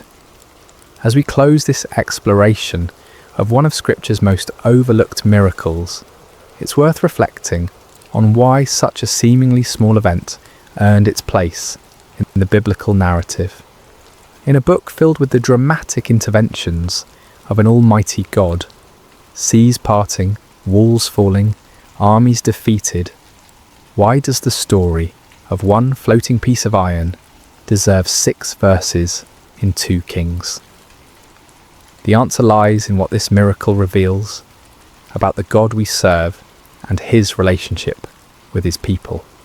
While the parting of the Red Sea demonstrated God's power to save nations, and the fall of Jericho showed his ability to conquer enemies, the floating axe head reveals something equally important but more intimate: his attention to individual needs and personal crises. This forgotten miracle has been overlooked precisely because it's so humble, so ordinary in its context, so focused on solving a simple human problem rather than achieving strategic objectives or demonstrating spectacular power. But perhaps that's exactly why it's so important. It serves as a counterbalance to our tendency to assume that God is only interested in the big things, the major decisions, the life-changing moments, the dramatic interventions that make compelling stories. The young prophet facing his borrowed axe head crisis represents all of us in those moments when we feel overwhelmed by problems that might seem insignificant to others but loom large in our personal experience. The financial burden we can't meet, the relationship we've damaged, the commitment we can't fulfill, the mistake that threatens to bring consequences we can't bear, the responsibility we've failed to handle properly. In these moments, the floating axe head whispers a profound truth. God sees, God cares, and God acts. Not always in the ways we expect, not always with the timing we prefer, not always through the means we would choose, but always with the same loving attention to our genuine needs and distress. The miracle also stands as a testament to the power of authentic community and spiritual leadership. Elisha didn't dismiss the young man's problem as trivial or suggest that he simply accept the consequences and learn from his mistake. Instead, the prophet engaged with the crisis as if it mattered deeply, which to the person experiencing it certainly did. This models the kind of leadership and community that makes faith communities truly supportive rather than merely social. When someone faces a crisis, even one that might seem small from the outside, the appropriate response is compassionate engagement, not dismissive advice or spiritual platitudes that minimize the real impact of the problem. The stick that Elisha threw into the Jordan has become across the centuries a symbol of God's willingness to work through the most ordinary means to accomplish extraordinary purposes. It reminds us that miracles don't always require impressive staging or elaborate preparation. Sometimes they happen through simple acts of faith, using whatever materials are at hand, in response to genuine need expressed with authentic desperation. As we navigate our own challenges, financial pressures, damaged relationships, professional setbacks, personal failures, the floating axe head offers both comfort and challenge. Comfort in knowing that our problems, however humble they might seem, matter to God.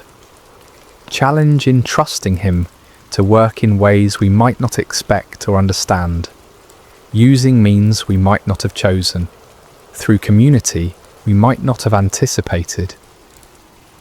The young prophet left the Jordan River that day with more than a recovered tool. He carried with him a testimony of God's intimate care, a story that would strengthen his faith through future challenges, and a deeper understanding of the God he served. His fellow students witnessed not just a miracle, but a revelation of divine character that would shape their own ministries and their own relationship with the Almighty. Perhaps most importantly, the floating axe head reminds us to pay attention to God's activity in the ordinary moments of our lives. If we're only looking for dramatic interventions and spectacular displays of power, we might miss the quieter miracles happening all around us, the practical provisions, the timely encouragements, the unexpected solutions to everyday problems. The iron that floated in the Jordan River that day has long since returned to dust, but the truth it demonstrated remains as solid as ever. God's care extends to every aspect of human experience. No genuine need is too small for His attention, and no problem is too ordinary for His miraculous intervention. In a world that often feels divided between the spiritual and the practical, the sacred and the secular, the significant and the trivial, the floating axe head bridges all these false divisions.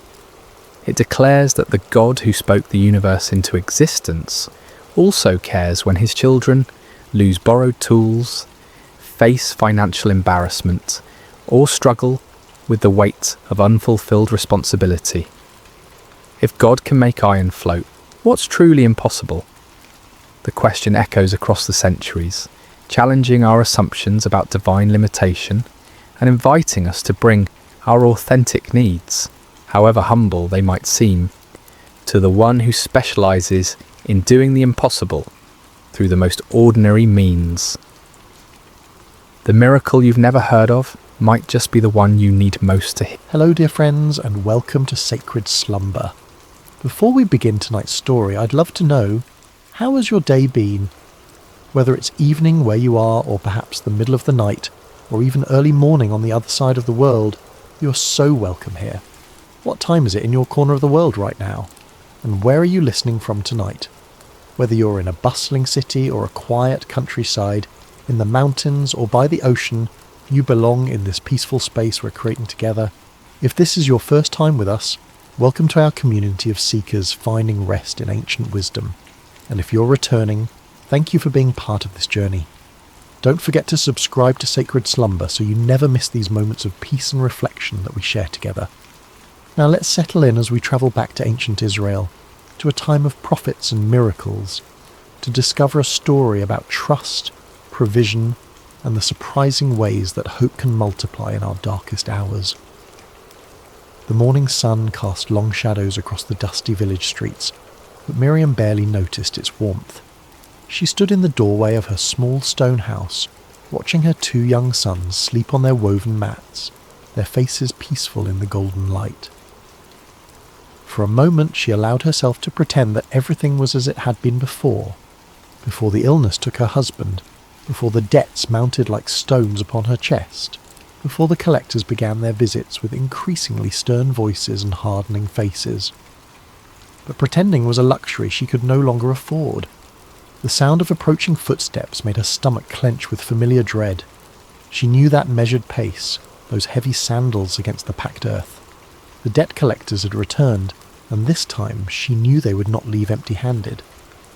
Miriam's husband, Obadiah, had been a good man, a servant in the school of prophets, devoted to following Elisha and learning the ways of the Lord. But goodness, she had learned, did not always translate to prosperity. When the drought had stretched on for months, when the harvest had failed, Obadiah had borrowed money to keep food on their table and oil in their lamps. He had been certain that better times were coming, that the Lord would provide as he always had. Then the fever came, swift and merciless, taking Obadiah before the rains returned, before the debts could be repaid, before he could see his sons grow into men. Now 3 men stood at her threshold, their faces grim with business. The lead collector, a man named Josiah with calculating eyes and soft hands that had never known hard labour, stepped forward.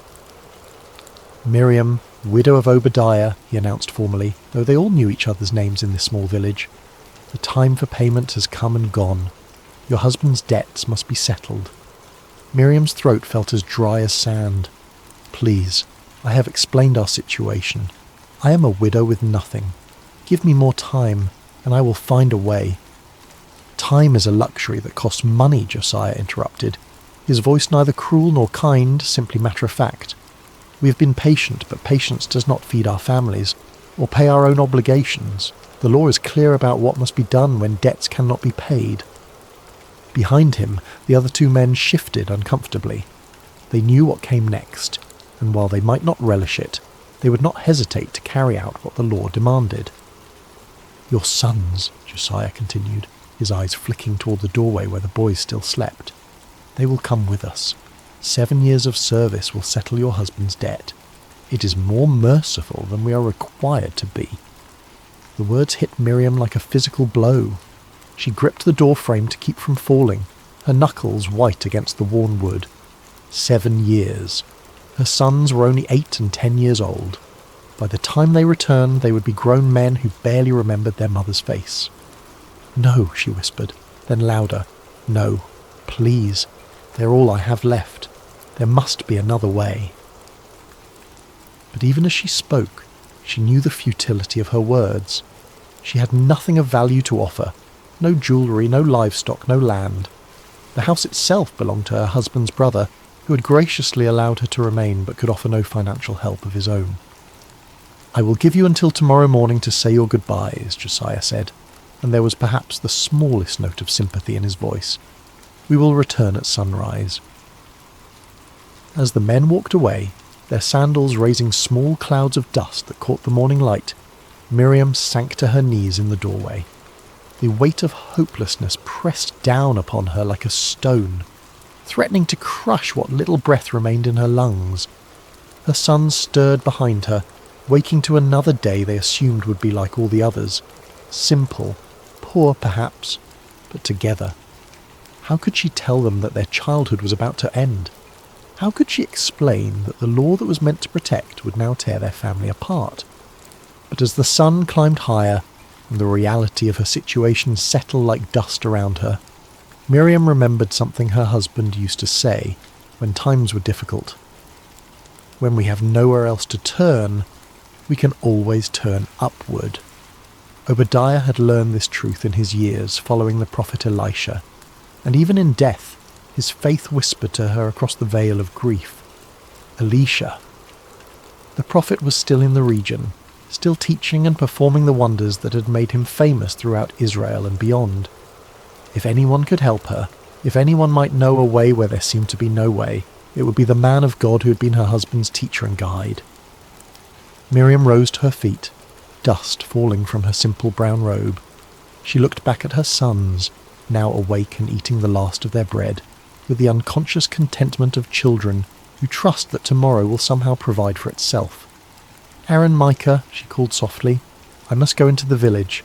Stay close to home and watch out for each other."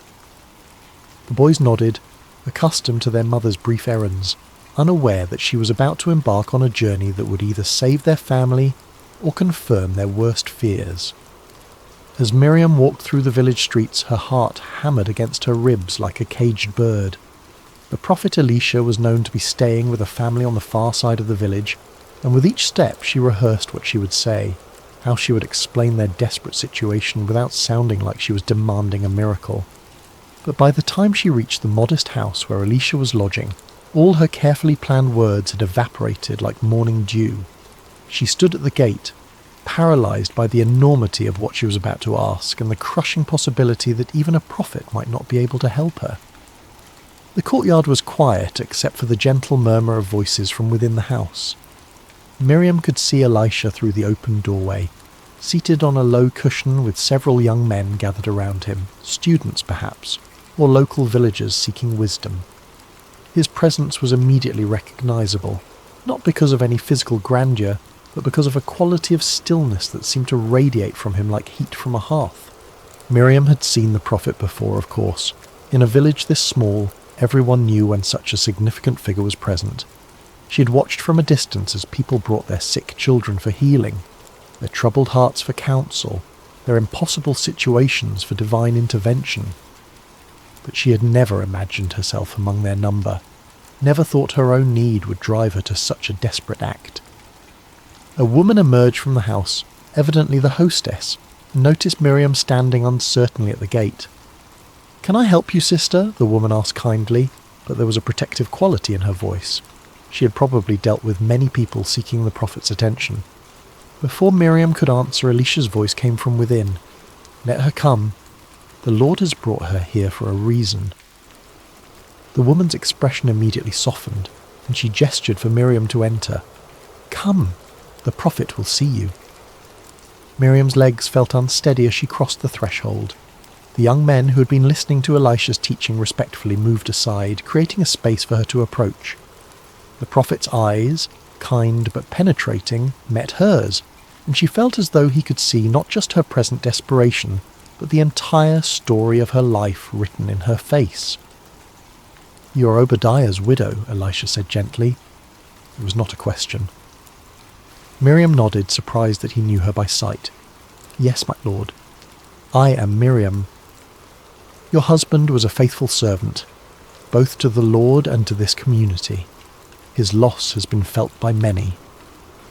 Elisha's words were spoken with genuine warmth, and Miriam felt tears prick at her eyes, partly from grief that was still fresh, partly from gratitude that someone remembered her husband's worth. "Thank you, my lord," she managed, "but I have come because—" The words stuck in her throat like thorns. How did one ask a holy man to solve what seemed unsolvable? "Speak freely, daughter. What troubles you?" The kindness in his voice broke through her restraint like water through a cracked dam. The whole story poured out. The debts, the collectors, the threat to take her sons, the sunrise deadline that loomed like an executioner's blade. She spoke of her husband's faithful service, of their family's long devotion to the Lord, of her complete bewilderment at how faithfulness could lead to such devastating circumstances. When she finished, the courtyard was silent except for the distant sound of children playing in another street, a sound that reminded Miriam acutely of what she stood to lose. Elisha listened without interruption, his expression grave but not hopeless. When she fell silent, he sat quietly for a moment, as though listening to a voice only he could hear. Finally he spoke. "Tell me, what do you have in your house?" The question caught Miriam off guard. What did she have? The very essence of her problem was that she had nothing. No money, no valuables, no resources with which to pay her debts, or provide for her family. "Nothing, my lord," she said, her voice barely above a whisper. "I have nothing at all."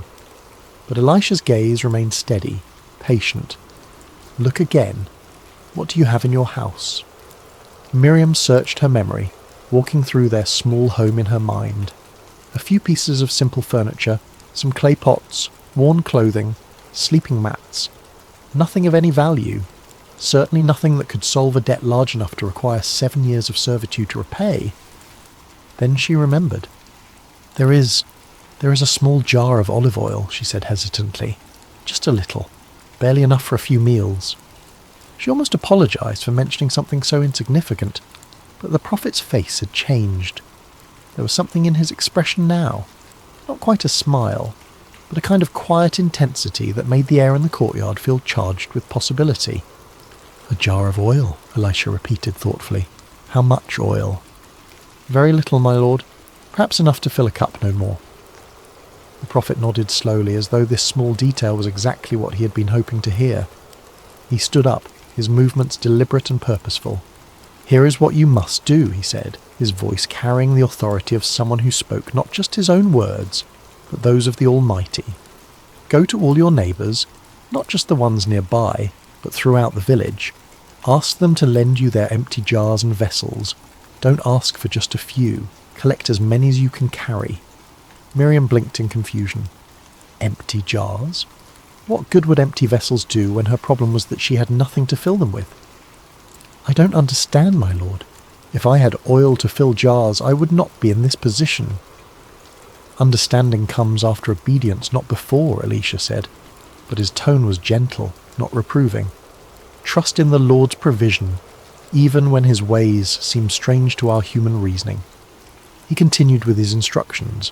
When you have gathered the empty vessels, go into your house with your sons. Close the door. This miracle is not for the curious eyes of the neighbours, but for the desperate faith of a mother. Then take your small jar of oil and begin to pour. Pour into what, my lord? Into the empty jars. Pour until they are full. The instruction seemed impossible, even absurd. How could she pour from a nearly empty jar into multiple vessels?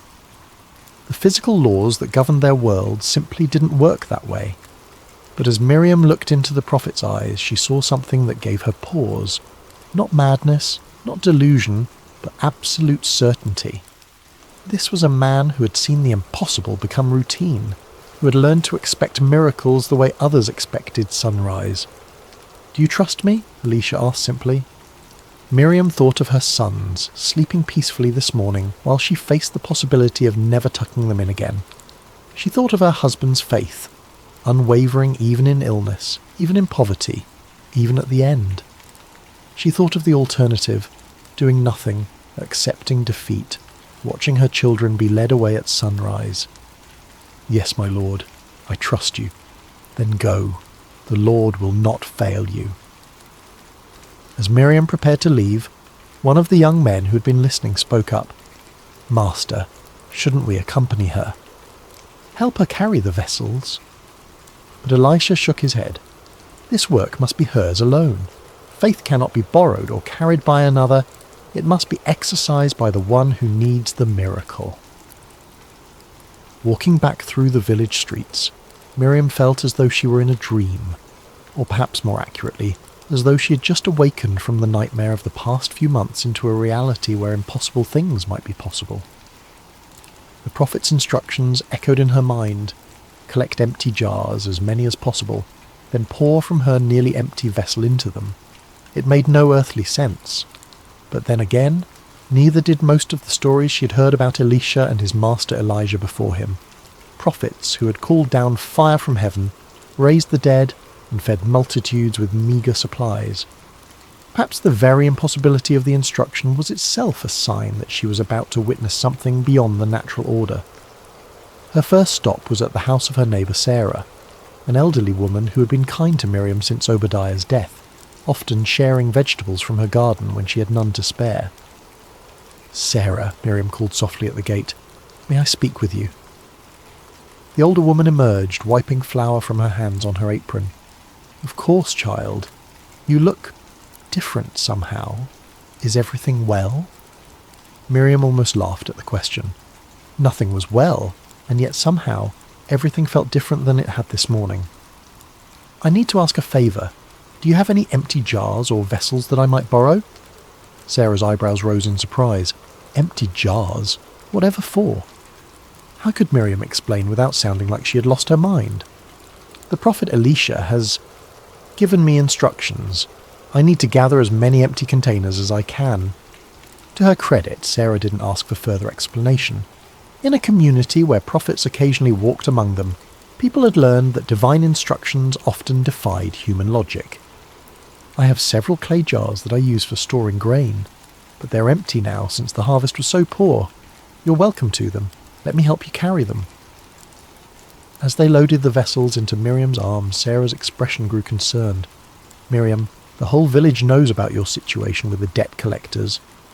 If there's anything else I can do—" "Pray," Miriam said simply. "Pray that the Lord remembers his promises to care for widows and orphans." Her next stop was at the home of Rebecca, a woman with several children who had always been friendly but not particularly close. Here, Miriam felt more nervous about making her request. "Rebecca, I know this will sound strange, but I need to borrow any empty jars or pots you might have." Rebecca looked puzzled but not unfriendly. "Empty jars? Are you planning to store something? I heard about your troubles. Surely you're not thinking of buying oil or grain?" "No, nothing like that. The prophet Elisha has asked me to collect empty vessels. I'm not entirely sure why, but I trust that he knows what he's doing." At the mention of Elisha's name, Rebecca's demeanour changed immediately. "The prophet gave you instructions? Of course, take whatever you need." "Children," she called into the house. "Bring out all the jars and pots we're not using, quickly now." Soon Miriam's arms were full again, and Rebecca's children were helping to carry the additional vessels. Word seemed to be spreading through the village. She could see neighbours emerging from their houses, curious about the unusual activity. By the time she reached the house of David the potter, she didn't even need to make her request. He was already waiting with an armload of clay vessels, not his finest work, but good serviceable jars in various sizes. "I heard you were collecting empties on the prophet's instructions," he said with a grin. "I've got plenty of these. Consider it my contribution to whatever miracle is about to happen." "You really think there will be a miracle?" Miriam asked, suddenly feeling the weight of what she was attempting. So many people were now involved, so many witnesses to what would either be a tremendous demonstration of God's power or a devastating display of her own foolishness. David's expression grew serious. "I've lived in this village for 40 years, and I've seen 3 different prophets pass through. Not once have I seen one of them give instructions that didn't lead to something remarkable. The real question isn't whether there will be a miracle, it's whether we'll have enough faith to receive it." As Miriam continued through the village, she was amazed by the response. People she barely knew were offering their vessels, and those who had no jars to spare were spreading the word to others who might. Children ran ahead of her, announcing to each household what was needed. Even some of the village elders, usually stern and cautious about anything that disrupted the normal order, were nodding their approval and contributing what they could. By mid-afternoon, Miriam's small house was surrounded by more clay vessels than she had ever seen in one place. There were large storage jars that could hold enough oil for a family for months, medium-sized pitchers perfect for daily use, and small vessels suitable for lamps and cooking. Some were beautifully crafted, others rough and practical. Some were new, others showed the wear of years of faithful service. Her sons, Aaron and Micah, had awakened to find their home transformed into something resembling a pottery merchant's stall. They helped carry the vessels inside, their eyes wide with excitement and confusion. "Mother, what are all these for?" Aaron asked. At 10, he was old enough to sense that something significant was happening, but young enough to find it more exciting than frightening. "We're going to fill them," Miriam said, the words sounding even stranger when spoken aloud to her children. "Fill them with what?" 8-year-old Micah wanted to know. Miriam looked at the small jar of oil sitting on their simple wooden table, the same jar she had mentioned to the prophet, containing perhaps a cup's worth of precious olive oil. It looked impossibly small, surrounded by all the empty vessels now crowding their one-room home. "With oil," she said, and saw her sons exchange the kind of look children give when they're certain their parent has said something that makes no sense but are too polite to argue. As the sun began to sink toward the horizon, painting the sky in shades of orange and gold, Miriam stood in her doorway one last time before following the prophet's final instruction. The village around her looked the same as it had this morning, but everything had changed. This morning she'd been a desperate woman with no options. Now she stood on the threshold of either a miracle or a disaster. But at least she was no longer passive in the face of her circumstances. She could see a few neighbours lingering in their own doorways, clearly curious about what would happen next. News of the prophet's instructions had spread throughout the village, and while no one was bold enough to ask for details, there was a sense of anticipation in the air, as though the entire community was holding its breath. Tomorrow morning the debt collectors would return, expecting to claim her sons. But tonight belonged to faith, to the impossible, to the hope that a God who had parted seas and raised the dead might still care about one widow's desperate prayer. "Come, boys," she said, stepping back inside their small home. "It's time to close the door." The interior of their small house felt different with the door closed and the outside world shut away. The late afternoon light filtered through the single window, casting long shadows among the collection of empty vessels that now filled nearly every available space. Aaron and Micah stood close to their mother, sensing that they were about to witness something extraordinary, though they couldn't possibly understand what. Miriam picked up the small jar of oil with hands that trembled slightly, not from fear now, but from anticipation. The prophet had been so certain, so confident in his instructions. But looking at the meagre amount of oil in her jar compared to the dozens of empty vessels surrounding them, she felt the weight of impossibility settling over her like a heavy cloak. "Mother," Aaron said quietly, "how can we fill all these jars with so little oil?" It was the question that had been echoing in her own mind, but hearing it from her son's lips made her realise that this moment was about more than just solving their financial crisis. Her children were watching, learning what it meant to trust when trust seemed foolish, to obey when obedience seemed pointless, to hope when hope seemed dead. "I don't know how, my son," she said honestly, "but the prophet told us to pour, so we will pour. Sometimes we must act on faith before we understand the reason." She moved to the largest jar first, a beautiful vessel that David the potter had contributed, large enough to hold oil for several months. As she lifted her small jar and positioned it over the opening, she whispered a prayer. "Lord God of Israel, you who cared for the widow of Zarephath in the days of Elijah, remember your servant and his children." The oil began to flow. At first it seemed natural. The golden liquid poured from her jar into the larger vessel with the normal splash and gurgle of any liquid being transferred. But as seconds passed, then minutes, Miriam realised that something impossible was happening. The oil continued to flow, steady and smooth, and yet when she looked at her own jar, it appeared as full as when she had started. "Mother," Micah whispered, his young voice filled with awe, "it's still coming." The first large jar filled completely, rich golden oil reaching its brim. Miriam looked at her own vessel, still full. Her hands began to shake, not with fear now, but with the overwhelming realization that she was witnessing the divine intervention of the God of Abraham, Isaac, and Jacob. "Bring me another jar," she said, her voice barely steady. Aaron quickly positioned a medium-sized pitcher beside her, and Miriam continued to pour. Again the oil flowed freely, filling the second vessel completely, while her own jar remained miraculously replenished. "Another," she said, and now her voice carried a note of growing excitement. Micah dragged over a small storage jar, and the process repeated. The oil flowed, the vessel filled, and still her small jar remained full to the brim. As they continued, a rhythm developed. The boys would position each new vessel, Miriam would pour until it was full, then they would move it aside and bring the next one. With each jar they filled, their excitement grew, and what had begun as nervous obedience transformed into joyful celebration. "It's not stopping," Aaron laughed, no longer trying to whisper in the presence of miracle. "Mother, it's really not stopping." Miriam found herself laughing too, tears of relief and wonder streaming down her face as she poured jar after jar.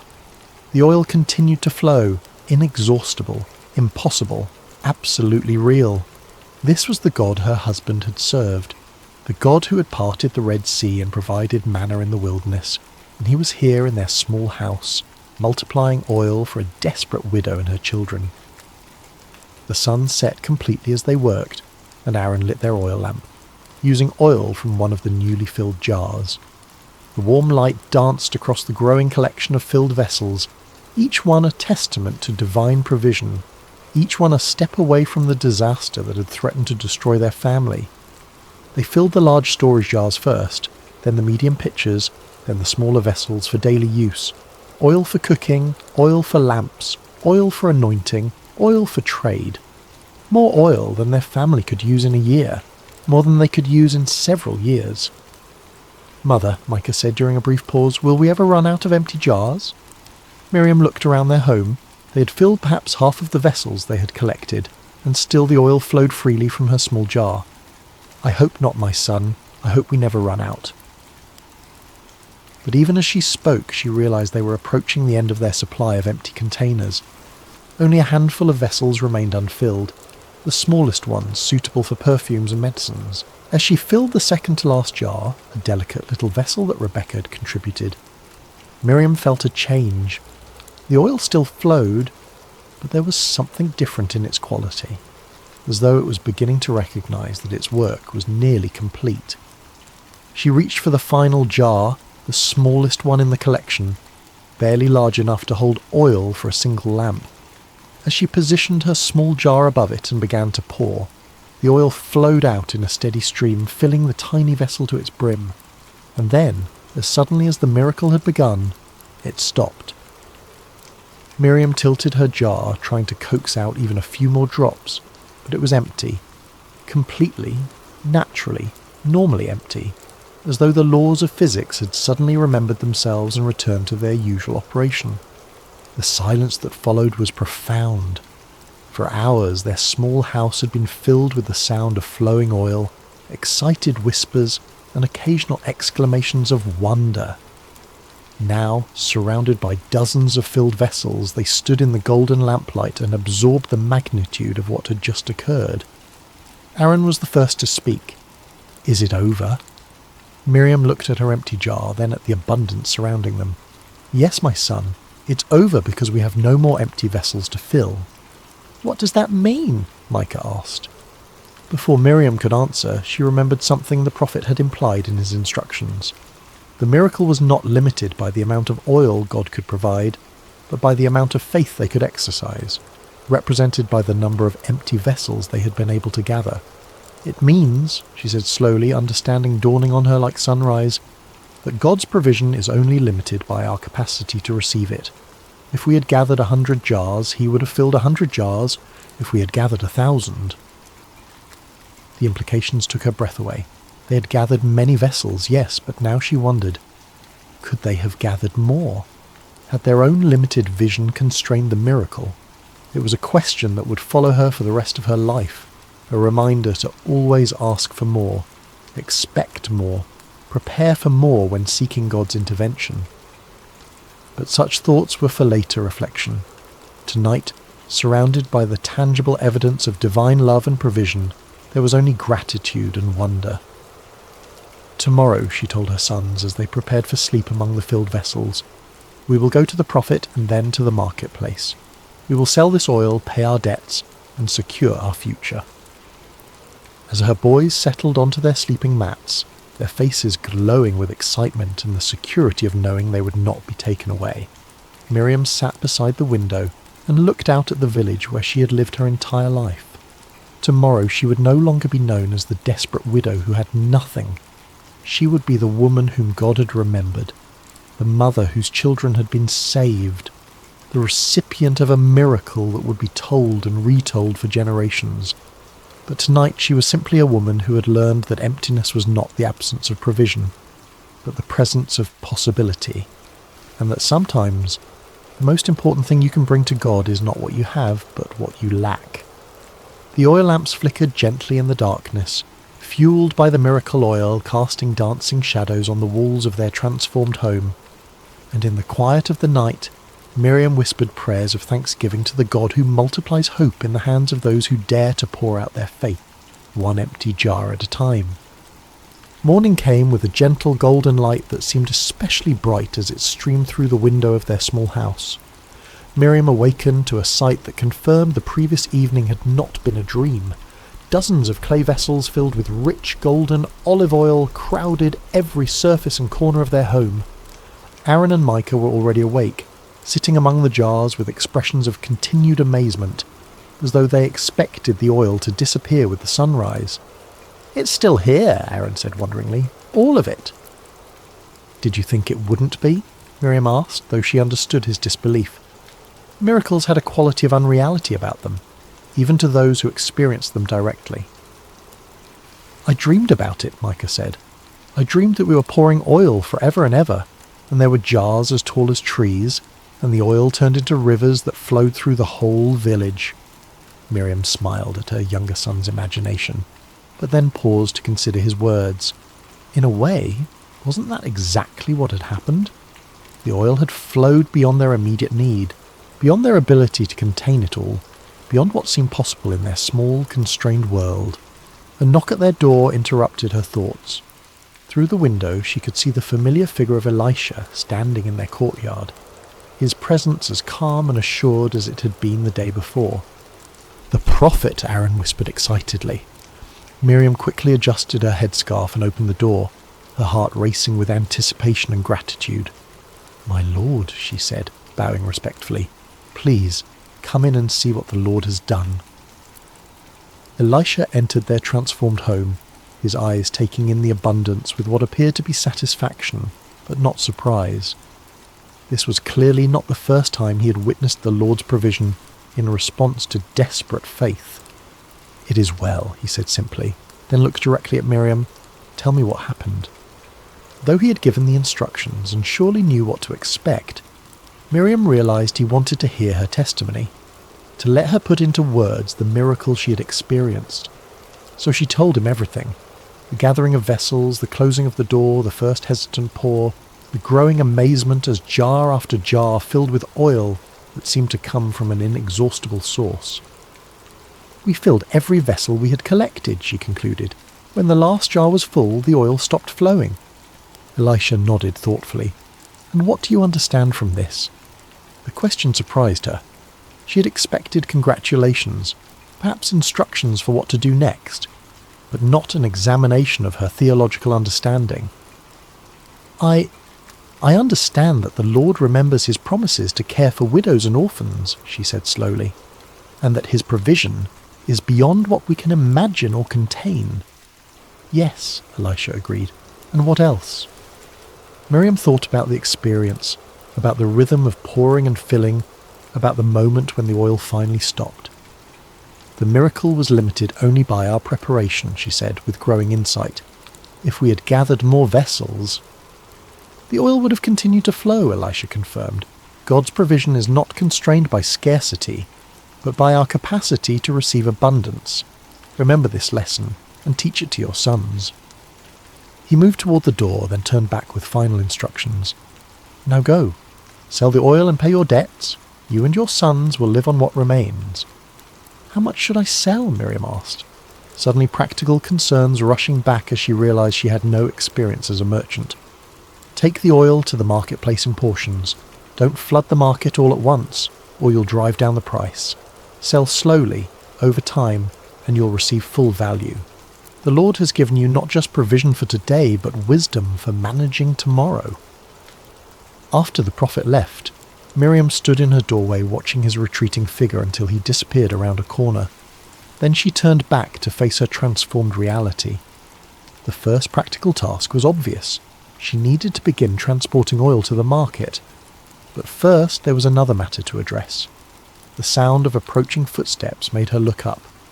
3 familiar figures were walking down her street, the debt collectors, returning as promised at sunrise to claim her sons. But this time Miriam felt no fear, no desperate helplessness. She stood calmly in her doorway, watching their approach with something approaching pity for men who lived in a world too small to contain miracles. "Miriam," Josiah called as they drew near, "are you prepared to surrender the boys?" "I am prepared to pay the debt," she replied evenly. The 3 men stopped walking, clearly taken aback by her confident tone. "Pay the debt?" Josiah repeated skeptically. "Yesterday you claimed to have nothing. What has changed overnight?" "The Lord has provided," Miriam said simply. I now have the means to settle my husband's obligations in full." She gestured toward her house, where several of the oil jars were visible through the open doorway. Olive oil of the finest quality, more than enough to cover what is owed, with plenty remaining for my family's future needs. The debt collectors exchanged glances, clearly struggling to process this unexpected development. "Where did you get oil?" one of them asked suspiciously. "You cannot simply produce valuable goods from nothing." "With the Lord, nothing is impossible," Miriam replied. "But if you doubt the quality or value, you are welcome to examine it for yourself." Josiah stepped forward and peered into the house, his eyes widening at the sight of dozens of filled vessels. He dipped his finger into the nearest jar and tasted the oil, his expression shifting from skepticism to amazement. "This is premium oil," he admitted reluctantly, "worth far more than your husband's debt." "Then we are agreed," Miriam said. "I will deliver payment to you within 3 days once I have sold sufficient oil in the marketplace." The 3 men departed, shaking their heads in bewilderment, leaving Miriam alone with her sons and their miraculous abundance.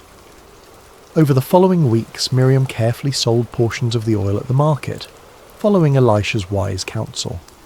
The oil was of such exceptional quality that merchants competed to purchase it, and word spread throughout the region about the widow's premium product.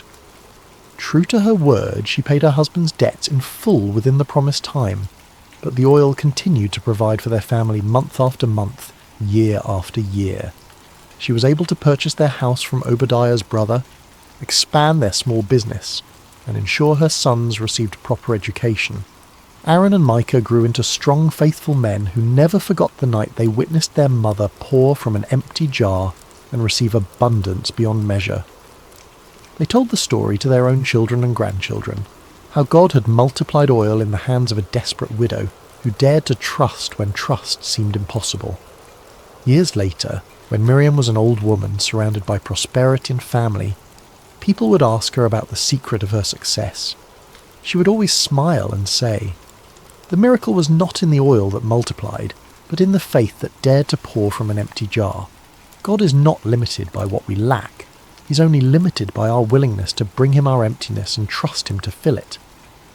And in the evenings, when the oil lamps flickered in homes throughout the village, many still burning oil that traced its origins back to that miraculous night, the people would remember that sometimes the greatest abundance comes not when our jars are full, but when we have the courage to pour from what little we have, trusting that the God who created the universe from nothing can certainly create provision from our emptiness. The widow's oil became more than a solution to debt. It became a testament to the truth that faith, like oil, multiplies when poured out in trust, and that the God who notices empty jars is the same God who delights in filling them beyond our wildest dreams. For in the end, Miriam learned the most important lesson of all. We bring our emptiness to God not as a sign of our failure, but as an invitation for his abundance. And when we dare to pour out our faith, even from the smallest jar, we discover that his provision knows no limits except those we place on our own capacity to receive. The story of the widow's oil echoed through generations, a reminder that in the hands of the Almighty, even our deepest need can become our greatest testimony to his faithfulness. Hello, dear friend, and welcome to Sacred Slumber. Before we begin tonight's story, I'd love to know, how has your day been?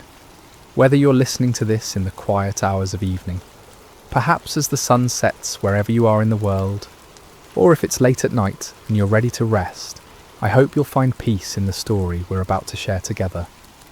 Are you listening from a cosy bedroom in America, perhaps from a small town in England, or maybe from somewhere across the vast expanses of Australia or Canada? Wherever you are, whatever time zone cradles you tonight, you're welcome here. If this is your first time with Sacred Slumber, I invite you to subscribe so these stories can accompany you through many peaceful nights ahead. Now, let's settle in together and journey back to an ancient time, to a small town called Zarephath, where a miracle unfolded that would echo through the ages. The sun blazed mercilessly over the land of Israel, its rays beating down upon cracked earth and withered fields. For 3 long years, not a single drop of rain had fallen from the brass-coloured sky.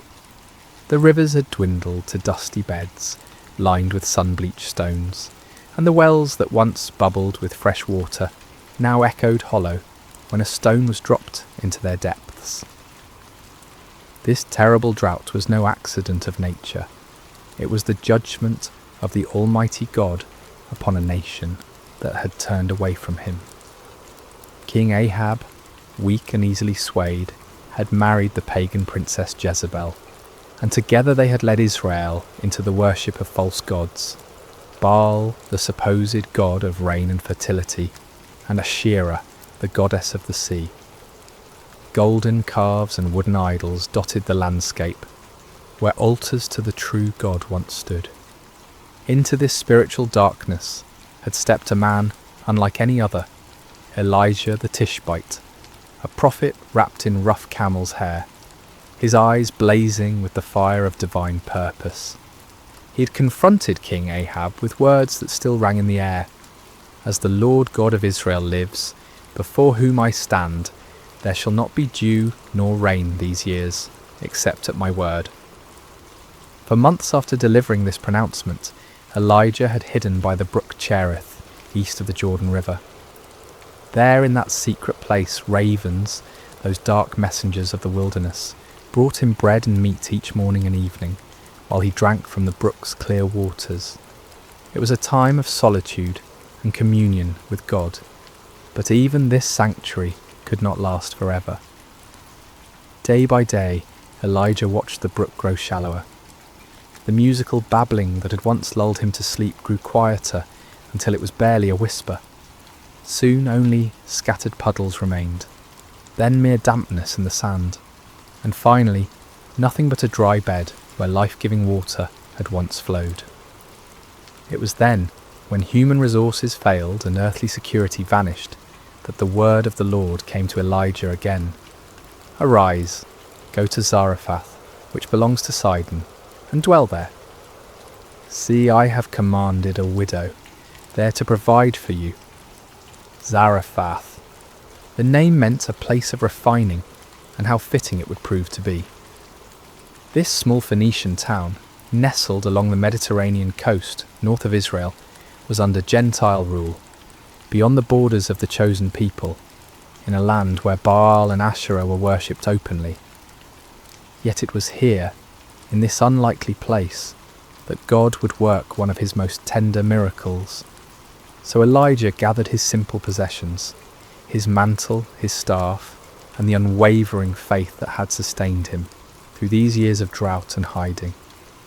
The sun was high as he began his journey northward, his feet raising small clouds of dust from the parched earth. Behind him lay the dried brook and the memories of miraculous provision.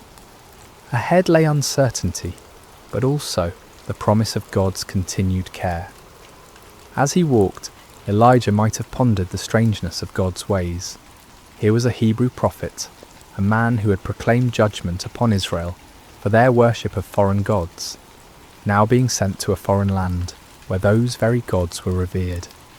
Yet if the years had taught him anything, it was that the Lord's thoughts were higher than his thoughts, and the Lord's ways past finding out. The journey from the Jordan Valley to the coastal region of Zarephath would take several days.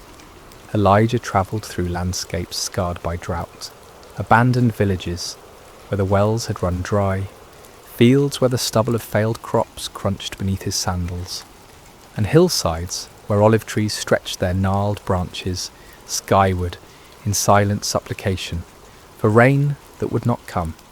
At night he slept under stars that seemed to burn with unusual intensity in the clear, dry air.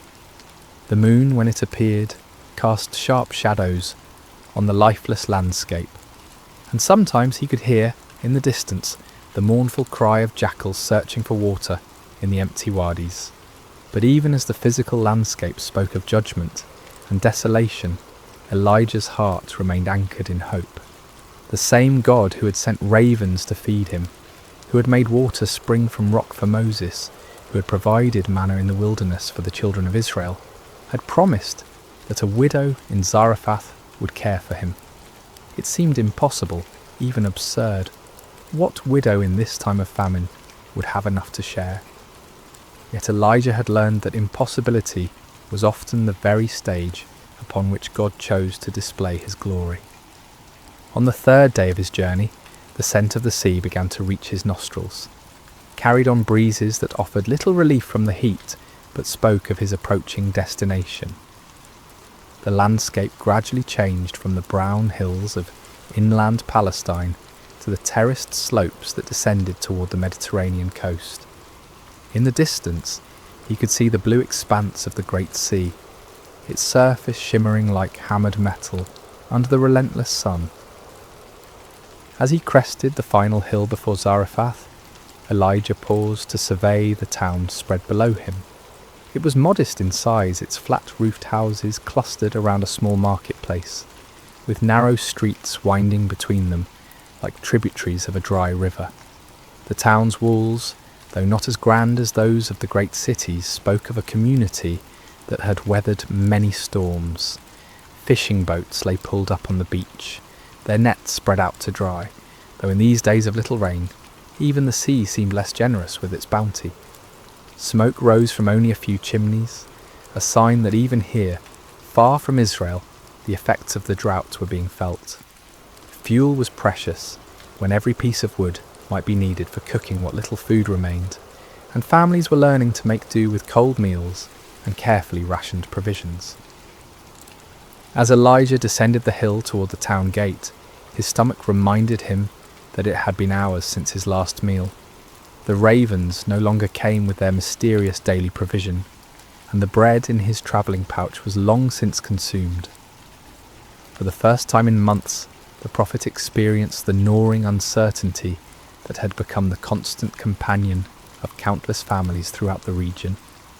But even as hunger and weariness pressed upon him, Elijah's step remained steady. Somewhere in this foreign town was a widow whom God had prepared to be his instrument of provision. The prophet did not know her name, her face, or her circumstances. He knew only that the Lord had spoken, and that was enough. The sun was now approaching its zenith as Elijah neared the gates of Zarephath, his shadow a small dark pool at his feet. Soon, very soon, he would meet the woman through whom God intended to demonstrate that his care extends beyond all human boundaries, his provision beyond all human understanding, and his power beyond even the finality of death itself. The stage was set for a miracle that would begin with a simple request for water and a piece of bread, but would culminate in wonders that neither the prophet nor the widow could have imagined. In this place of refining, in this encounter between a Hebrew man of God and a Gentile woman of faith, the character of the Almighty would be revealed in ways both tender and magnificent. The gates of Zarephath stood open in the midday heat, their wooden beams weathered and worn by countless seasons of sun and storm. As Elijah approached, he could see that the usual bustle of a town entrance was notably absent. No merchants haggled over goods, no children played in the dust, no elders sat in the shade discussing the affairs of the day. The drought and its accompanying famine had drained the life from this place, leaving behind only the essential movements of survival. Elijah's throat was parched from his long journey, and his lips were cracked from the dry air. Each step sent small puffs of dust up from the hard-packed earth, and the prophet found himself scanning the area, hopefully for any sign of a well or fountain. His eyes, accustomed to the blazing light of the Palestinian sun, squinted as he tried to make out the details of his surroundings. It was then that he noticed her. Just outside the town gates, near a grove of scraggly olive trees that had somehow managed to survive the prolonged drought, a woman was bent over, methodically gathering fallen sticks and dead branches. Her movements were slow and deliberate, speaking not of laziness but of the careful conservation of energy that comes from prolonged hunger. Her clothing, once perhaps a deep blue or brown, had faded to the nondescript colour of dust and wear, patched in several places with fabric that didn't quite match. As Elijah drew closer, he could see that she was neither young nor old, but somewhere in that middle season of life, where a woman's beauty becomes less about the freshness of youth and more about the character etched in her features by joy and sorrow, hope and disappointment. Her dark hair, streaked with premature grey that spoke of hardship born before its time, was partially covered by a worn headscarf that had slipped back as she worked.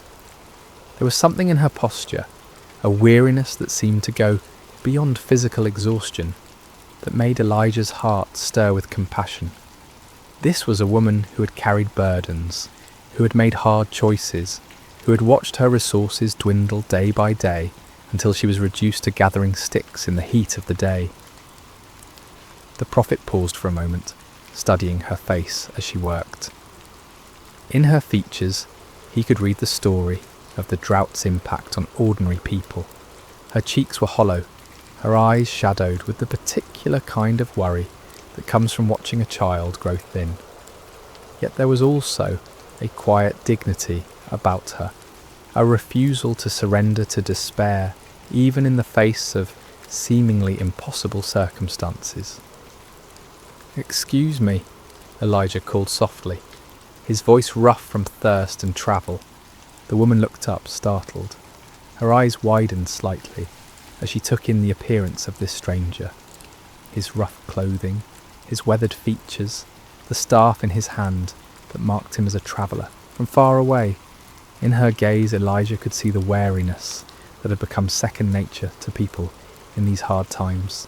Strangers might bring news, trade, or help, but they might also bring additional mouths to feed when food was already desperately scarce. "Please," Elijah continued, his manner gentle and respectful, "could you bring me a little water in a cup, that I may drink?" The request hung in the air between them. Water, in this time of drought, was precious beyond measure. Every drop had to be carried from wells that were increasingly distant and depleted. Yet something in the prophet's manner, perhaps the genuine need in his voice, or the courtesy with which he had made his request, caused the woman to hesitate rather than refuse outright. She studied his face for a long moment, as if trying to read his character in his features. What she saw there must have reassured her, for she slowly straightened, her bundle of sticks still clutched in her arms. "I will bring you water," she said simply, her voice carrying the accent of this coastal region, but also a warmth that suggested a heart not yet hardened by suffering. As she turned toward the town, Elijah felt a stirring of gratitude. Here, in this foreign place, this Gentile woman was willing to share her precious water with a Hebrew stranger. It was a small act of kindness, but in a world grown harsh with want, small kindnesses took on the weight of great acts of mercy. But the Lord had sent him here for more than water, and Elijah knew that his true test and hers was yet to come. "Wait," he called gently, as she began to walk away, "and please bring me a morsel of bread in your hand." The woman stopped as if struck. She turned back to him, and now her face bore an expression of such profound sadness that Elijah felt his heart constrict. The weariness he had noticed before was nothing compared to the look of desperate finality that now clouded her features. "As the Lord your God lives," she replied, and there was no anger in her voice, only a crushing weariness and the terrible honesty of someone who has nothing left to lose. "I do not have bread, only a handful of flour in a bin and a little oil in a jar. See, I am gathering a couple of sticks that I may go in and prepare it for myself and my son, that we may eat it and die." The words fell between them like stones dropping into a deep well. This was not the casual refusal of someone unwilling to share, nor the calculated response of someone hoarding resources. This was the stark reality of a mother who had come to the end of all earthly hope, who had measured her remaining provisions with the careful precision of someone planning a final meal. Elijah felt the weight of her despair, but he also felt the stirring of something else, the peculiar lifting of spirit that came when he sensed the Lord was about to move in power. How often had he seen this pattern? The moment when human resources failed completely was precisely the moment when divine intervention began. "Do not fear," he said, and his voice carried a new authority, a confidence that seemed to come from somewhere beyond his own understanding. The words were not merely a comfort, but a command, spoken with the certainty of someone who had learned to recognize the voice of the Almighty. The woman's eyes widened at the change in his tone. Something had shifted in this stranger's demeanour, as if he had suddenly remembered who he was and whom he served. "Go and do as you have said," Elijah continued, "but make me a small cake from it first and bring it to me, and afterward make some for yourself and your son." The request seemed almost cruel in its audacity. Here was a woman who had just confessed that she and her child were preparing to eat their last meal before death, and this stranger was asking her to give him the first portion. By any human standard of fairness or compassion, the request was outrageous, but Elijah was not speaking from human wisdom now. He was speaking as one who had learned to see beyond the visible, to understand that sometimes the pathway to blessing required actions that seemed to defy common sense. "For thus says the Lord God of Israel," he proclaimed, and now his voice carried the full weight of prophetic authority. "The bin of flour shall not be used up, nor shall the jar of oil run dry, until the day the Lord sends rain on the earth." The promise hung in the air between them, like a bridge spanning an impossible chasm. On one side stood the widow's desperate reality, empty bins, empty jars, and the approaching spectre of death. On the other side stood the word of a God she barely knew, spoken through a stranger whose only credentials were the conviction in his voice and the authority with which he spoke. The woman stared at him, her mind undoubtedly racing. Everything in her experience told her that flour and oil, once consumed, were gone forever. Everything she had learned about the world spoke against the possibility of vessels that never emptied, of resources that renewed themselves. She had no reason to trust this foreigner, no evidence that his God was any more real or powerful than the gods her neighbours worshipped. Yet something in his eyes, something in the absolute certainty with which he had spoken, gave her pause. She had lived long enough to recognise truth when she heard it, even when that truth seemed to contradict everything she thought she knew about the world. The choice before her was stark and simple, yet it carried implications that reached far beyond the immediate moment. She could refuse, clinging to what little she had, and eat her final meal with her son in the privacy of her own home. Or she could trust stepping out in faith toward a promise that seemed too wonderful to believe, risking the immediate needs of her child on the word of a stranger's God.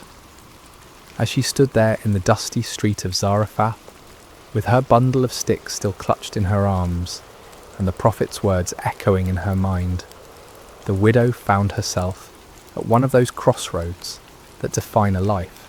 Her next decision would determine not only whether she and her son lived or died, but whether they would become part of a story that would be told for generations to come. A story of faith rewarded, of divine provision, and of the God who sees beyond the boundaries that divide nations and peoples. The sun beat down upon them both as she weighed her choice, but in that moment of decision, neither the heat nor the hunger nor the desperate circumstances seemed to matter. All that mattered was whether she would choose to believe that the impossible might, just possibly, be true. The widow stood motionless for what seemed like an eternity, though in reality it was perhaps only the span of a few heartbeats. In that suspended moment, the entire universe seemed to be waiting for her decision. The very air around them felt charged with possibility, as if creation itself was holding its breath to see whether faith would triumph over fear, whether hope would overcome the stark mathematics of survival. Elijah watched her face carefully, seeing the battle that raged within her soul. He had delivered the word of the Lord as he had been commanded, but now the choice was hers alone to make.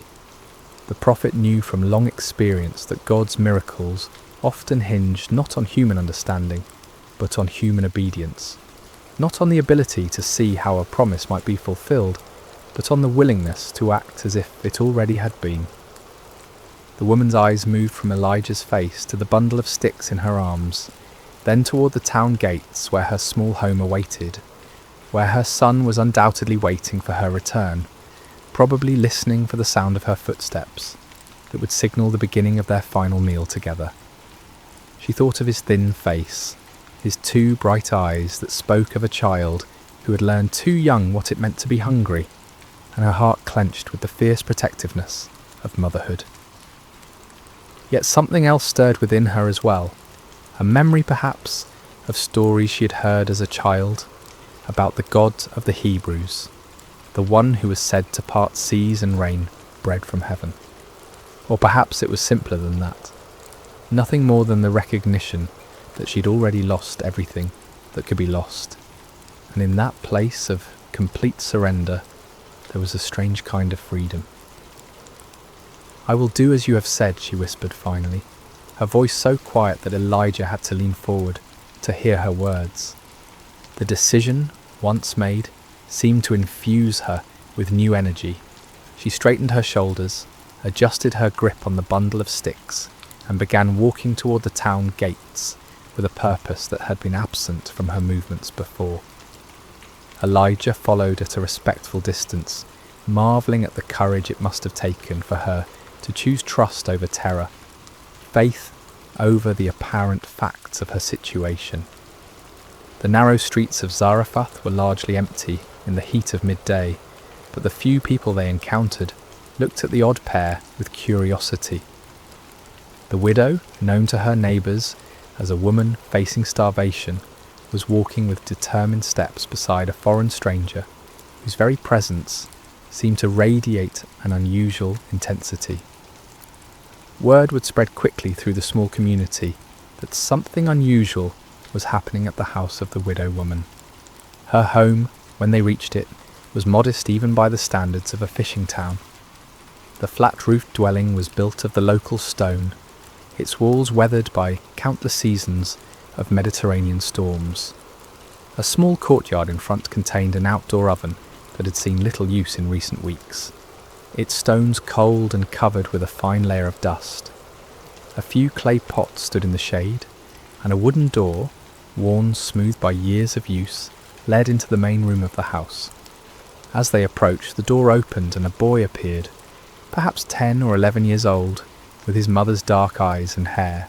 His frame was thin in the way that spoke of prolonged hunger, but his face lit up with genuine joy at seeing his mother return. That joy dimmed slightly as he noticed a stranger accompanying her, replaced by the cautious curiosity of a child who had learned to be wary of unexpected changes in routine. "Mother?" he said, his voice carrying a question that encompassed much more than the single word could express. The widow reached out and touched her son's face gently, a gesture that spoke of infinite tenderness and perhaps also of farewell.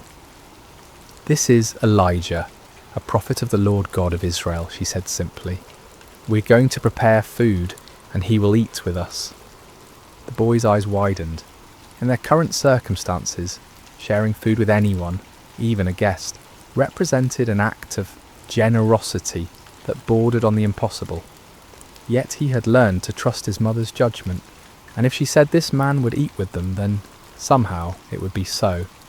Inside, the house was cool and dim, a welcome relief from the blazing heat outside. The main room served as both living area and kitchen, with sleeping quarters in a small adjoining chamber. Clay storage jars lined one wall, most of them standing empty like silent witnesses to the family's dwindling resources. Only 2 containers held anything of value. A small bin that contained the handful of flour the widow had mentioned, and an equally small jar that held the last precious drops of oil. The widow set down her bundle of sticks and began the familiar ritual of preparing a fire. She arranged the wood carefully in the outdoor oven, knowing that every stick must count, every flame must serve its purpose. As she worked, Elijah and the boy watched in respectful silence, each lost in his own thoughts about what was about to unfold. When the fire was burning steadily, the widow went to retrieve her flour and oil. She opened the bin and looked inside, seeing the meagre handful of grain that represented all that stood between her family and starvation. For a moment her resolve wavered. The practical voice of experience whispered that she was being foolish, that she was about to sacrifice her child's last meal on the word of a stranger. But then she remembered the authority in Elijah's voice when he had spoken his promise, the absolute certainty that had rung in his words like a bell struck in a clear mountain air.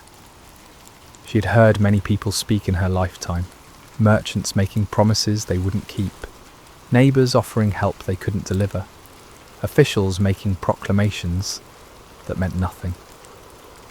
This had been different. This had carried the weight of truth spoken by someone who knew the one who held the universe in his hands. With steady hands, she measured out the flour, not all of it, but enough to make a small loaf, as Elijah had requested. She added the precious oil, drop by careful drop, then water from their dwindling supply. As she kneaded the dough, she found herself praying to the God of Israel, a God she knew only by reputation, but whom she was now trusting with everything she held dear. The bread baked quickly in the hot oven, filling the small courtyard with an aroma that made all their mouths water and their stomachs clench with longing. When it was finished, golden brown and still steaming, the widow placed it on a wooden plate and carried it to where Elijah sat waiting. "Here," she said simply, offering him the bread that might well be the last her household would ever eat. Elijah received the loaf with the gravity it deserved, understanding that he held in his hands not just food, but an act of faith that would echo through eternity. He broke it carefully, offering portions to both the widow and her son before taking any for himself. The bread was simple fare, coarse flour baked with skill born of necessity, but it tasted like the finest feast to 3 people who had known real hunger. As they ate, a comfortable silence settled over the small courtyard. The bread satisfied their immediate hunger, but more than that, it seemed to nourish something deeper. Hope, perhaps, or the peculiar peace that comes from taking a step of faith and finding solid ground beneath one's feet. When the meal was finished, the inevitable moment arrived. The widow rose to check her storage containers, knowing that according to every law of nature and economy, they should now be empty. The flour bin should contain nothing but dust and remnants, the oil jar nothing but the stained clay at its bottom. She opened the flour bin first, and her breath caught in her throat.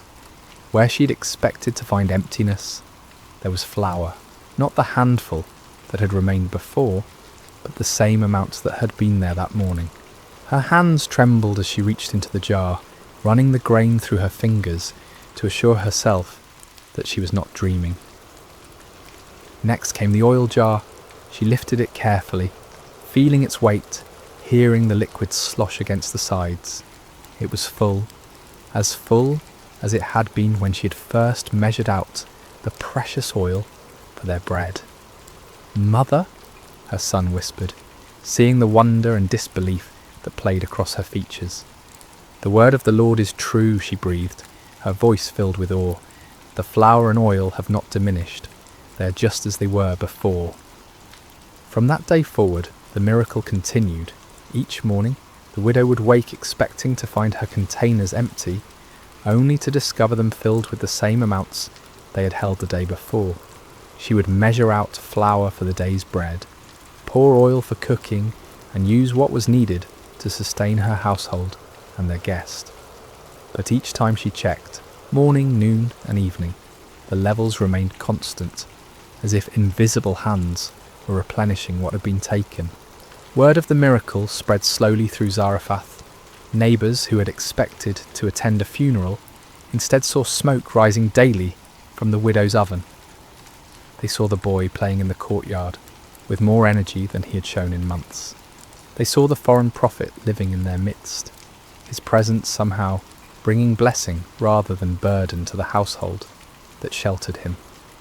Some whispered that it was sorcery, others that the gods were showing favour to the widow for her kindness to strangers. But the widow herself knew better. She had witnessed firsthand the power of the God of Israel, the one who could multiply resources that seemed exhausted, who could bring abundance from scarcity, who could sustain life when death seemed certain. As weeks turned into months, the relationship between the widow, her son, and Elijah deepened into something like family. The prophet helped with daily tasks, told stories of his journeys and the wonders he had witnessed, and taught them both about the nature and character of the God he served.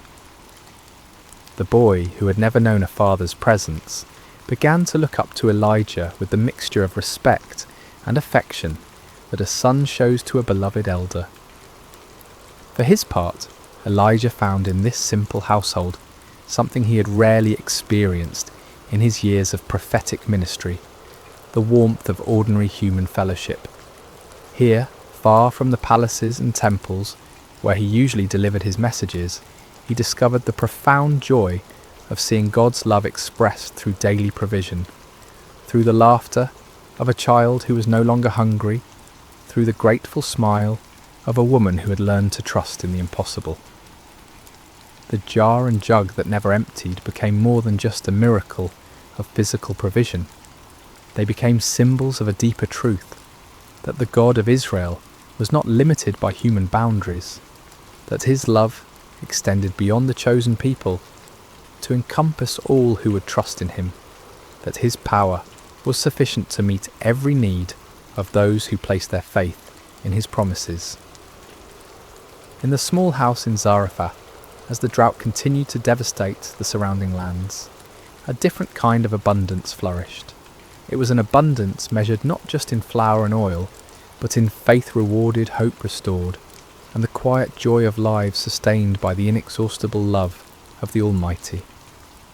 The seasons had begun to change, in the way they do even during the harshest droughts, with subtle shifts in the angle of sunlight, and the patterns of wind that speak to those who know how to listen. Elijah had now been living in the widow's household for many months, and what had begun as a desperate act of faith had settled into a rhythm of daily miracle. Each morning brought the same wonder, jars that should have been empty filled with provision, hope renewed with the rising of the sun. The boy had grown stronger during this time, his cheeks regaining some of their childhood roundness, his eyes bright with the vitality that comes from adequate nourishment. He had become Elijah's shadow, an eager student, hanging on every word the prophet spoke about the wonders of God, helping with small tasks around the house, and bringing a lightness to their days that reminded all of them what joy looked like. His laughter had become one of the most precious sounds in that small courtyard, pure and musical, the kind of laughter that makes adults remember what it felt like to see the world as a place of infinite possibility. When he played with the wooden toys he had carved under Elijah's guidance, when he helped his mother tend their small herb garden, when he sat listening to stories of lions' dens and burning bushes, the boy radiated the particular happiness of a child who knows he is loved and secure. The widow, too, had blossomed during these months of miraculous provision. The constant worry that had carved lines around her eyes had softened, replaced by a quiet confidence that spoke of faith tested and proven true. She had learned to trust not just in the daily renewal of flour and oil, but in the character of the God who provided them. Her relationship with Elijah had evolved from desperate gratitude to genuine friendship, seasoned with the deep respect she held for his calling and his God. In the evenings, when the heat of the day had passed, the three of them would often sit together in the courtyard, watching the stars emerge in the clear sky. Elijah would tell them stories of his people's history, of Abraham's faith, of Moses' courage, of David's psalms, and gradually the widow and her son came to understand that they were not merely recipients of divine charity, but participants in a story much larger than themselves. It was during one of these peaceful evening conversations that the boy first began to cough. At first it seemed like nothing, perhaps a bit of dust in the throat, or the dry air that had been their constant companion throughout the drought. The widow offered him water, and he drank gratefully, the coughing subsiding as quickly as it had begun. They thought nothing more of it, and continued their conversation about the time when Elijah had called down fire from heaven to consume a sacrifice on Mount Carmel. But the next morning the boy woke with a flush in his cheeks that spoke of fever rather than health. His mother noticed immediately, the way mothers always do, and pressed her palm to his forehead with the practised concern of one who had nursed many childhood illnesses. He was warm, not dangerously so, but enough to cause worry. "It's nothing serious," she assured Elijah when she saw the concern in the prophet's eyes. "Children often take fevers during the changing of seasons. I have herbs that will help, and with rest he'll be well in a few days." Elijah nodded, but something in his spirit was troubled. He had learned over his years of walking with God to pay attention to such stirrings, even when they seemed to contradict the evidence of his natural senses. Still, he kept his concerns to himself, and joined the widow in tending to the boy with all the skill and care they could muster. For 2 days the illness seemed manageable. The boy remained in bed, accepting the herbal teas his mother prepared, sleeping more than usual, but still able to sit up and take some nourishment. His fever rose and fell in the typical pattern of childhood ailments, and there were moments when he seemed almost his normal self, asking Elijah to tell him again about the ravens that had brought bread and meat to the brook Cherith. But on the third morning, something changed. The boy's breathing became laboured, and his fever spiked higher than before. His eyes, when he managed to open them, seemed to look through rather than at the people who bent over him with growing concern. The flush in his cheeks deepened to an alarming red, and his small body trembled with chills that no amount of blankets could warm.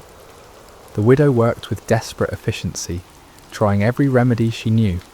She brewed stronger teas from the herbs that had always worked before, applied cool cloths to bring down the fever, and held her son close when the chills made him shake uncontrollably. But despite all her efforts, his condition continued to deteriorate. Elijah found himself in a terrible position. He was a prophet, accustomed to speaking with divine authority about the will of God, yet here he felt helpless in the face of a child suffering. He prayed earnestly, seeking guidance, seeking healing, seeking any word from the Lord about what was happening and why. But the heavens seemed silent, offering no immediate answer to his urgent petitions. By the 4th day, the boy could barely keep his eyes open. His breathing had become so shallow that both his mother and Elijah found themselves leaning close, just to assure themselves that he was still alive. The widow had not slept in 2 nights, maintaining a constant vigil beside her son's bed, and the strain was beginning to show in every line of her face. "Perhaps," she said to Elijah, during one of the boy's brief periods of peaceful sleep, "perhaps we should send for the physician from the next town. I know we have little to pay him with, but surely—" "The physicians have no more power over this illness than we do," Elijah replied gently. "This is not a sickness that earthly medicine can cure." The words hung between them, carrying implications that neither wanted to fully acknowledge. If earthly medicine could not help, if the herbs and treatments that had always worked before were proving useless, then they were facing something beyond the normal course of illness and recovery. They were facing the possibility that God might be calling this beloved child home. On the 5th morning, as the sun rose with its customary indifference to human suffering, the inevitable happened.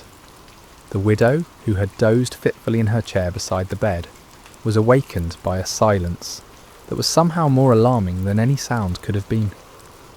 She looked at her son and knew immediately that something fundamental had changed. His face, which had been flushed with fever, was now pale and still. His chest no longer rose and fell with the rhythm of breathing. The boy was gone. The widow's scream of anguish pierced the morning air, a sound so raw and primal that it seemed to tear through the very fabric of hope itself. She gathered her son's lifeless body into her arms, rocking back and forth as tears streamed down her face. "What have you done to me, O man of God?" she cried, turning to Elijah with eyes blazing with grief and accusation. "Have you come to bring my sin to remembrance and to kill my son?" The words struck Elijah like physical blows. Here was a woman who had trusted him, who had shared her last meal based on his promise, who had opened her home to him for months. And now, in the presence of God's prophet, her only child lay dead. Without a word, Elijah gently took the boy from his mother's arms. "Give me your son," he said quietly, and despite her grief, something in his tone made her release her hold on the child. Elijah carried the boy to the upper room where he had been staying, laying him carefully on the bed. Then he fell upon his face before God, crying out with all the passion of his prophetic calling. "O Lord my God, have you also brought tragedy on the widow with whom I lodge, by killing her son?" 3 times Elijah stretched himself upon the child, calling out each time, "O Lord my God, I pray, let this child's soul come back to him."